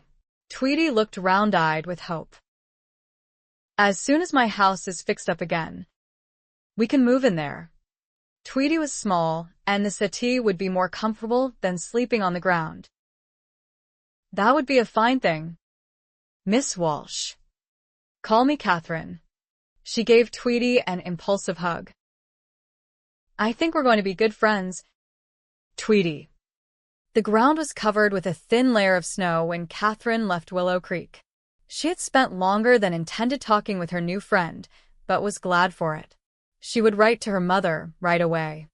Her mother knew plenty of kind-hearted women who would buy turkey feather fans, especially knowing it was helping provide a living for a widow. The sooner Kathryn's little house was livable, the better. She couldn't bear the thought of Tweety spending the winter in that dreadful shack. Kathryn would also feel less vulnerable with another woman living with her. Especially if Mr. Beck decided to come barging in again. A cold wind came up, biting her skin through her layers of clothing. She should have worn a coat. Wrapping the shawl tightly around herself, she lowered her head and headed for town. Matthias pushed past Sanders' servant Longway, who opened the front door, and strode into the foyer. Sanders. In here. A calm, deep voice came from the parlor. Sanders sat in a big leather wing chair, a rifle leaning against the side table. He was wearing a gun and had a half-empty glass next to a crystal decanter of brandy. Come to gloat. Major Beck. Where is she? If you're looking for Kathryn, last I heard she was in your bedroom. Matthias took a step and strove for control of his temper. He'd like nothing better than to knock out a few of Sanders' teeth. But he was frantic to find Kathryn. I had her locked in a guest room to protect her from you. And from the men who were planning to murder you. The arrogance went out of Sanders' face. He looked older. Well, I don't have her. Check every room, if you want. Matthias glanced at Ivan, and the man headed for the stairs. He faced Sanders again. Kathryn was trying to protect your sorry hide with that editorial. All I wanted was a name. She doesn't know. She had a name. Sanders spoke calmly, eyes narrowing. I could see that in her eyes. Matthias gritted his teeth. Had she known one of the men? If so, she hadn't trusted him with that information any more than Sanders. I'd offer to help find her if I didn't know there are men drunk enough on victory right now to lynch me. You're right about that. I've had to talk some down tonight. Don't expect me to thank you. Ivan came back down the stairs. She's not up there, boss. Morgan looked as grim as Matthias felt. The man lifted his brandy glass. Good luck. He gave a mirthless laugh. To Kathryn Walsh, a woman who drives men mad. He downed the brandy in one swallow. Matthias and Ivan left. The snow was coming fast. Matthias looked left, then right, then down the hill. He wanted to put his head back and bellow her name, but then every man in town would know Kathryn was no longer protected. She was on the loose somewhere. He hoped. He didn't want to think about what might be happening to her right now, if the men she'd overheard under the bridge had gotten a hold of her. Ivan looked at him. Where do we look now? I wish I knew. Kathryn couldn't feel her toes or fingers by the time she reached Calvada. Ronya's living quarters at the back of the cafe glowed like a beacon in a stormy sea. Shivering, her breath like smoke, Kathryn opened the garden gate, trudged through the snow, and knocked. Thank heavens, she motioned Kathryn inside. Ivan came looking for you. You said you'd go back to the hotel. I will. She watched Ronya looking her over and glanced down. Oh. No. I'm so sorry. Her high-button shoes were soaked and dripping mud on Ronya's clean floor. I'll go now. You're not going anywhere. You're half frozen. Ronya pulled Kathryn toward her fireplace. Stay right there. She disappeared into the bedroom and quickly returned with a button-hook, a thick blanket, and a pair of woolen socks. Kathryn gasped in pain as Ronya unhooked the buttons and pulled off the wet shoes. You'll be lucky if you don't have frostbite. Ronya scared. Where did you go? Willow Creek Road. She gritted her teeth as Ronya worked on her feet with warm, strong hands. Wandering around like everything is perfectly fine. Ronya glanced up with an accusing glare. You haven't got a lick of sense. She wrapped soft cloths around Kathryn's bare feet and kneaded them more. Kathryn sighed as the pain lessened. Oh. That feels good. Well, don't get used to it. Ronya stood. I've got something that will warm you up. Kathryn hoped it was a nice, hot bowl of stew. But when Ronya returned, she held a steaming mug. Thanking her, Kathryn held it to warm her icy hands. Drink it, Ronya ordered. Obedient, Kathryn took a small sip and spit it back into the mug. Mortified at what she'd done, she apologized. She'd never tasted anything so vile. Ronya told her to take another sip and swallow it this time, then stood, hands on hips, watching to make sure she did. Shuddering, Kathryn tried again. She managed to swallow a few drops and almost gagged. I am truly sorry, Ronya, but that coffee is revolting. Ronya snatched the mug and marched into the restaurant kitchen. When she came back, she handed it to Kathryn again. Now try it. Peering into the mug, Kathryn saw cream had been added. She took a cautious sip. And lots of sugar. She took a bigger sip and tasted cinnamon and something else she couldn't identify. It's delicious. Glad you like it. It's one of my winter specialties. Ronya stood over her while she sipped. You're worse than City. Do you know that? You can't just wander around without telling anyone where you're going. He knew how to fight. You're just a girl. She took the empty mug from her. You're still shivering. One more of these, and you'll be nicely thawed out. Kathryn's stomach felt plenty warm by the time Ronya came back, but she obeyed. The second mug of coffee was even better than the first. When Ronya demanded to know what she had been up to since leaving the restaurant, Kathryn told her about Tweety and her feather fan plan to bring her some income. She said the fans could become the new fashion rage in the East. She talked about the dire straits of the widows and how something had to be done, and how happy she was that Ronya had given Ina B. Cummings a job and a place to live until she matched her up with some nice, eligible bachelor. She said Ronya was quite a matchmaker. Ronya looked amused. You don't say. Oh, I do say. I've heard the widows who work here all end up married. Henry Call sure has his eye on Charlotte, don't you think? Just because I don't want to get married doesn't mean I don't think others shouldn't. Kathryn giggled and went back to talking about plans she had to help Tweety. If everything works out as I hope, Tweety can run the millinery while I run the voice. Ronya chuckled. Well, you are just full of ideas. Aren't you? And I have a lot more. Kathryn lifted the mug and swallowed the last few drops. I've always been full of ideas. That's what my mother used to tell me. Good ones, too. Don't you think? Ronya. She shook her head, eyes lit with laughter. Oh, I think your ideas are just grand. Kathryn held the mug up. You know, that was so good. I'd love to have another before I leave. 2 is plenty. Disappointed, Kathryn stood and then plopped down in the chair again. Oh, for heaven's sake. I'm thawed, but now my legs feel like rubber.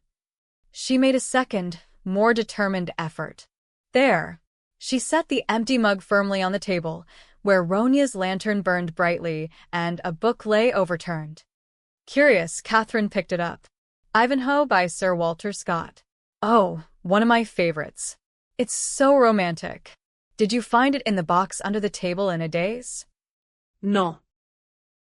I brought it from Ohio. I kept it hidden in the flour barrel so it wouldn't be dumped along the trail coming west. Ronia watched her eagle-eyed. How are you feeling? Kathryn let out a contented sigh. I feel fine. Did I tell you I took some rocks to Sacramento? She chortled and looked around furtively, as though about to tell a secret. I was hoping I'd inherited a gold mine. She shrugged and leaned forward. But we'll soon see. She put her finger to her lips. Shhhhhh, don't tell anyone. She moved to the stove and flipped up the back of her skirt. Bending, she rubbed her hind end. Ronia laughed. Feeling nice and warm. Are you? You should bottle that stuff and sell it. Leave your shoes to dry and wear these boots. Ronia set them in front of the chair. Kathryn slipped her stockinged feet into them and tightened the laces, but couldn't manage to tie them properly. Stooping, Ronia brushed her hands away and tied them for her. She straightened and took Kathryn through the restaurant to the front door. Now, my girl, you get yourself straight home. She patted Kathryn's cheek, as one would a child. You promise? I promise. Kathryn threw her arms around Ronia and hugged her tight. As she withdrew, she kissed her cheek. I'm so glad to have you for friend. Ronia's eyes moistened. Now. Off you go. She closed the door. Kathryn did exactly as she had been told. She went home. Cutting across the street diagonally, she went straight in the front door of City Walsh's newspaper office. Matthias had been up and down Rome, London, and Galway streets and seen nothing.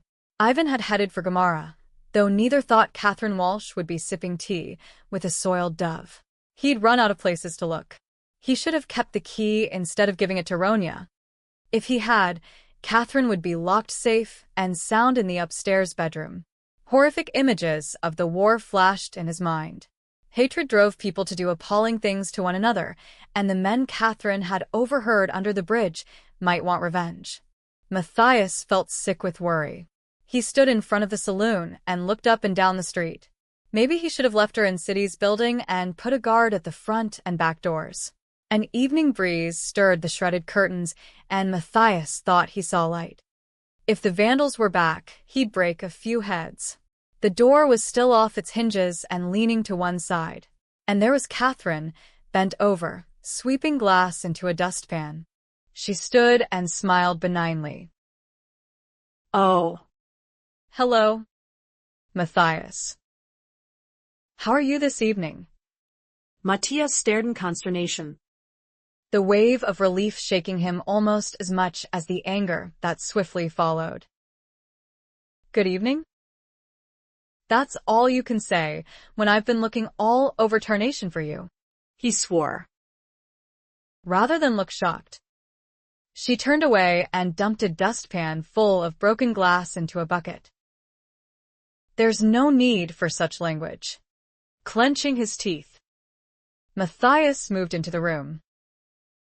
Where have you been for the last 5 hours? Kathryn waved her hand airily. Oh. I don't want to go through all that again. She looked around.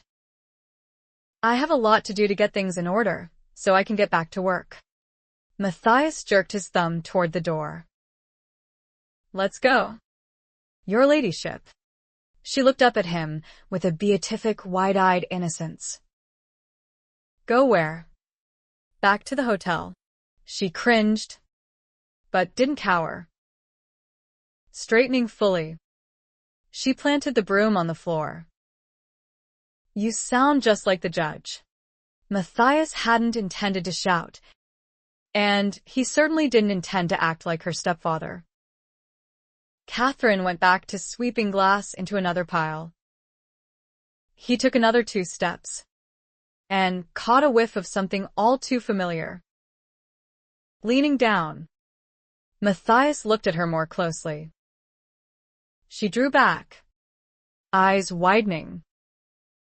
"Don't you dare kiss me again." Matthias Beck. She wagged a finger under his nose. No. No. No. All the anger went out of him. Well, your ladyship. He grinned. You smell like you've had one of Ronia's winter elixirs. Elixir? She frowned. I had coffee. Delicious. Creamy coffee with lots of sugar and cayenne. Nah. Mon. And several shots of brandy. His amusement died when he looked her over thoroughly and realized she was wearing boots instead of the high-button shoes she'd been wearing this afternoon when she had been standing beside Ivan, watching the parade. The hem of her skirt was filthy. What had she said a few minutes ago when he was so mad he wasn't thinking straight? Oh, I don't want to go through all that again. His heart pounded. All that? Again? He doubted she'd tell him where she'd been and what she'd been doing since she'd sent Ivan back to the celebration with promises of returning to the hotel after she had something to eat. A biscuit and coffee, Ronia had told him, and she'd seemed in a hurry. 2 elixirs, probably on an empty stomach. No wonder she couldn't say cinnamon. He was surprised she was still standing. Right now, the only thing that mattered was getting her safely to the hotel and keeping her there. Matthias slid his hand down her arm and took her hand. Come on, Kate. Time to get you safely home. She blinked and looked at him with an expression he'd briefly seen the night he'd kissed her. Then she pulled her hand free. Another expression closer to alarm taking its place. This is my home, sir. Her mood changed faster than the weather. Not for a while. Not ever if he had his way. He gave a quick look around. Broken windows, smashed cabinets, mud slung everywhere. If she had her way and moved back in here, they'd be breaking her instead. I'll have it boarded up so no further damage is done. Clearly, she didn't like that idea.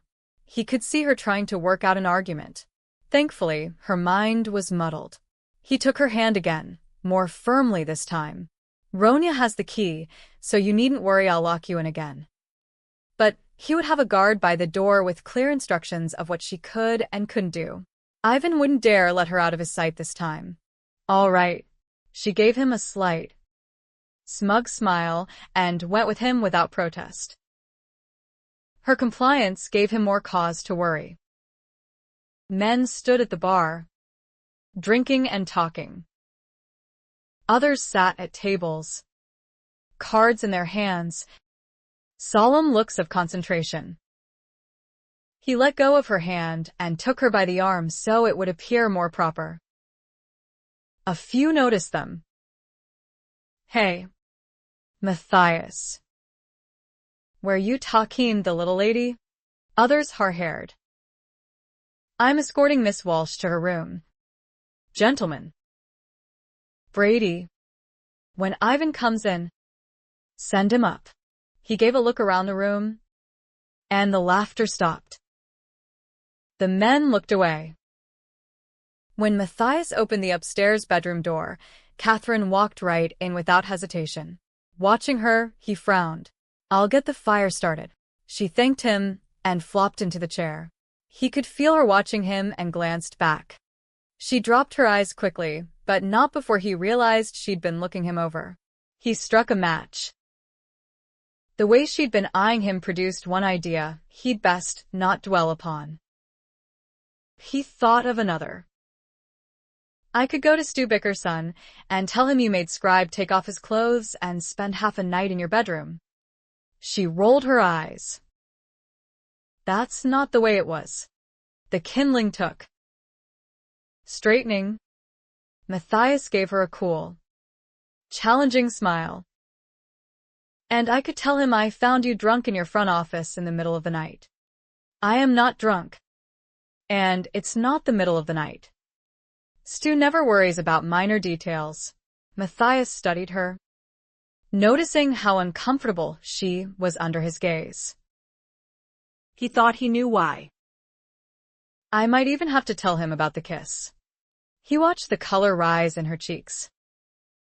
Had she been thinking about it as much as he had? You wouldn't be so unkind. You're a gentleman. Oh. Now. I'm a gentleman, he drawled. A hand fluttered to her throat. Why are you looking at me like that? Like what? When she didn't answer. He gave her a rueful smile. Henry said the only way I can keep you safe is to marry you. He was as surprised as she when the words passed his lips. Now spoken. He knew that's what had been in the back of his mind since the day he first saw her. For the briefest moment, he saw her eyes light up. Then a veil came down, and she shot to her feet and moved as far away from him as the room allowed. I'm never marrying anyone. At least she hadn't said he was the last man on earth she would marry. Her rejection included every man now or in the future. I'm not just anyone. Kate. She straightened, chin up, and arched a brow. I don't care if you're the mayor and the second richest man in Calvada. I'm not marrying you. You sound pretty sure about that. It is my decision. Is it not? Yes. It is. And up to me to change your mind. Matthias grinned and walked slowly toward her. I'll bet I can. She managed to keep the same distance between them. Just for argument's sake. What would it take to get you to agree? Nothing. She frowned. Everything. She shook her head. A whole long list. He kept moving and so did she. She was near the hearth, the chairs and table between them. We could always start off this evening. He teased and saw the color come up her neck and cheeks like a sunrise. Abso. Loot. Lee not. He tried not to laugh. Why don't we sit and talk this over? If she kept backing up any farther, she'd set herself on fire. Your skirt is smoking. Kate. Oh. No. I'm not taking my eyes off you. I'm flattered. He'd carried the game far enough and wanted her to calm down. He needed to calm down. 2. He took a seat and extended his hand in invitation toward the other. Seat. Let's talk. I think you should leave. Not yet. He knew the best way to distract her. I'm mayor now. Don't you want to ask for details of my plans for the town? Her lips pressed together. What good is that? If I can't print them, we can talk about that. 2. She perched on the edge of the chair, ready for flight. What will it take for you to let me go back to my home? Matthias knew he couldn't expect her to be happy living in his hotel, or anyone else's for that matter. When we have a sheriff. Ah. Yes. She folded her hands in her lap. Your Law and Order platform. Axel Borgeson will arrive within the next couple of weeks. As soon as the votes had been counted, he told Henry to send the telegram confirming the offer. He worked for the Pinkerton Detective Agency, spying for the Union Army, then was assigned as a guard for the Union Pacific. He was at Promontory Point when the Golden Spike was driven in by Leland Stanford, then came out to California. Kathryn leaned forward. Excited now. How did you find him? I wasn't just going to Sacramento to buy whiskey. Kathryn smiled at him. Pleased. And thankfully relaxed. You keep that promise, and the town will thank you. Despite her months in Calvada, she was still very naive. Not everyone will be happy to have law and order. A lot of men come out west to get away from the rules and regulations. Is that why you came to California, Matthias? Her tone held melting curiosity. The warmth of the fire and 2 shots of brandy were doing their work. No, that's not why I came. He doubted she was aware of the way her eyes moved over his body. Maybe he should open a window, but that wouldn't help. It wasn't the fire in the grate that was heating him up. It was seeing prim and proper Kathryn Walsh in a sultry mood. The truth is there was no hero's welcome for me when I went home. In another few minutes, she'd have one booted foot on the table and be snoring like a sailor again. Because you fought for the North. Sighing, she leaned back. Matthias didn't want to talk about Sherman's march to the sea and what that meant to his hometown. Kathryn blinked at him, those mesmerizing eyes like a caress. Why did you? He needed to think about something else. What had she asked him? Oh yeah, I believed the nation would last longer unified than splintered. Allow one part of the country to break away, and soon each state would want to become a sovereign country. They'd become like Europe, countries constantly going to war against each other. A house divided against itself cannot stand, he told his father, but even God's word hadn't swayed Matthias Beck's southern pride. And slavery? Where do you stand on that? My best friend was the son of my father's only household slave. He went with me when I left. He was killed the first year. Kathryn listened in silence. It wasn't pity Matthias saw, but compassion. The hardest thing I've ever had to do in my life was tell his mother. Had he stayed home, he would have lived. His voice had roughened. She forgave me. She sounded like a good Christian woman. My father was a good Christian man. A minister. In fact, bitterness and pain made him laugh bleakly. He told me he wished I'd been stillborn. And then he turned his back on me and walked away. Kathryn's eyes welled with tears. Matthias let out his breath and looked away, wishing he had given her superficial answers rather than open old wounds. Oh, Matthias. She gave a soft sigh. I'm sure the Lord will deal with your father's heart. God promises to finish the work in us. She spoke softly, as one might to a troubled friend. People say terrible things when they're hurt and angry. I know I have. A tear slipped down her pale cheek. She searched his face, her expression tender. We seem to have something in common. My mother told me her life would be much easier without me in it. Her words were like a gut punch. He felt her pain and knew now why she had sunk roots in Calvada. Sleepy-eyed, She relaxed and watched the flames. This is nice. Don't you think? She looked at him with childlike trust. In her present mood, she was entirely too vulnerable and tempting. Matthias knew he had already stayed too long. I think it's time I said good night.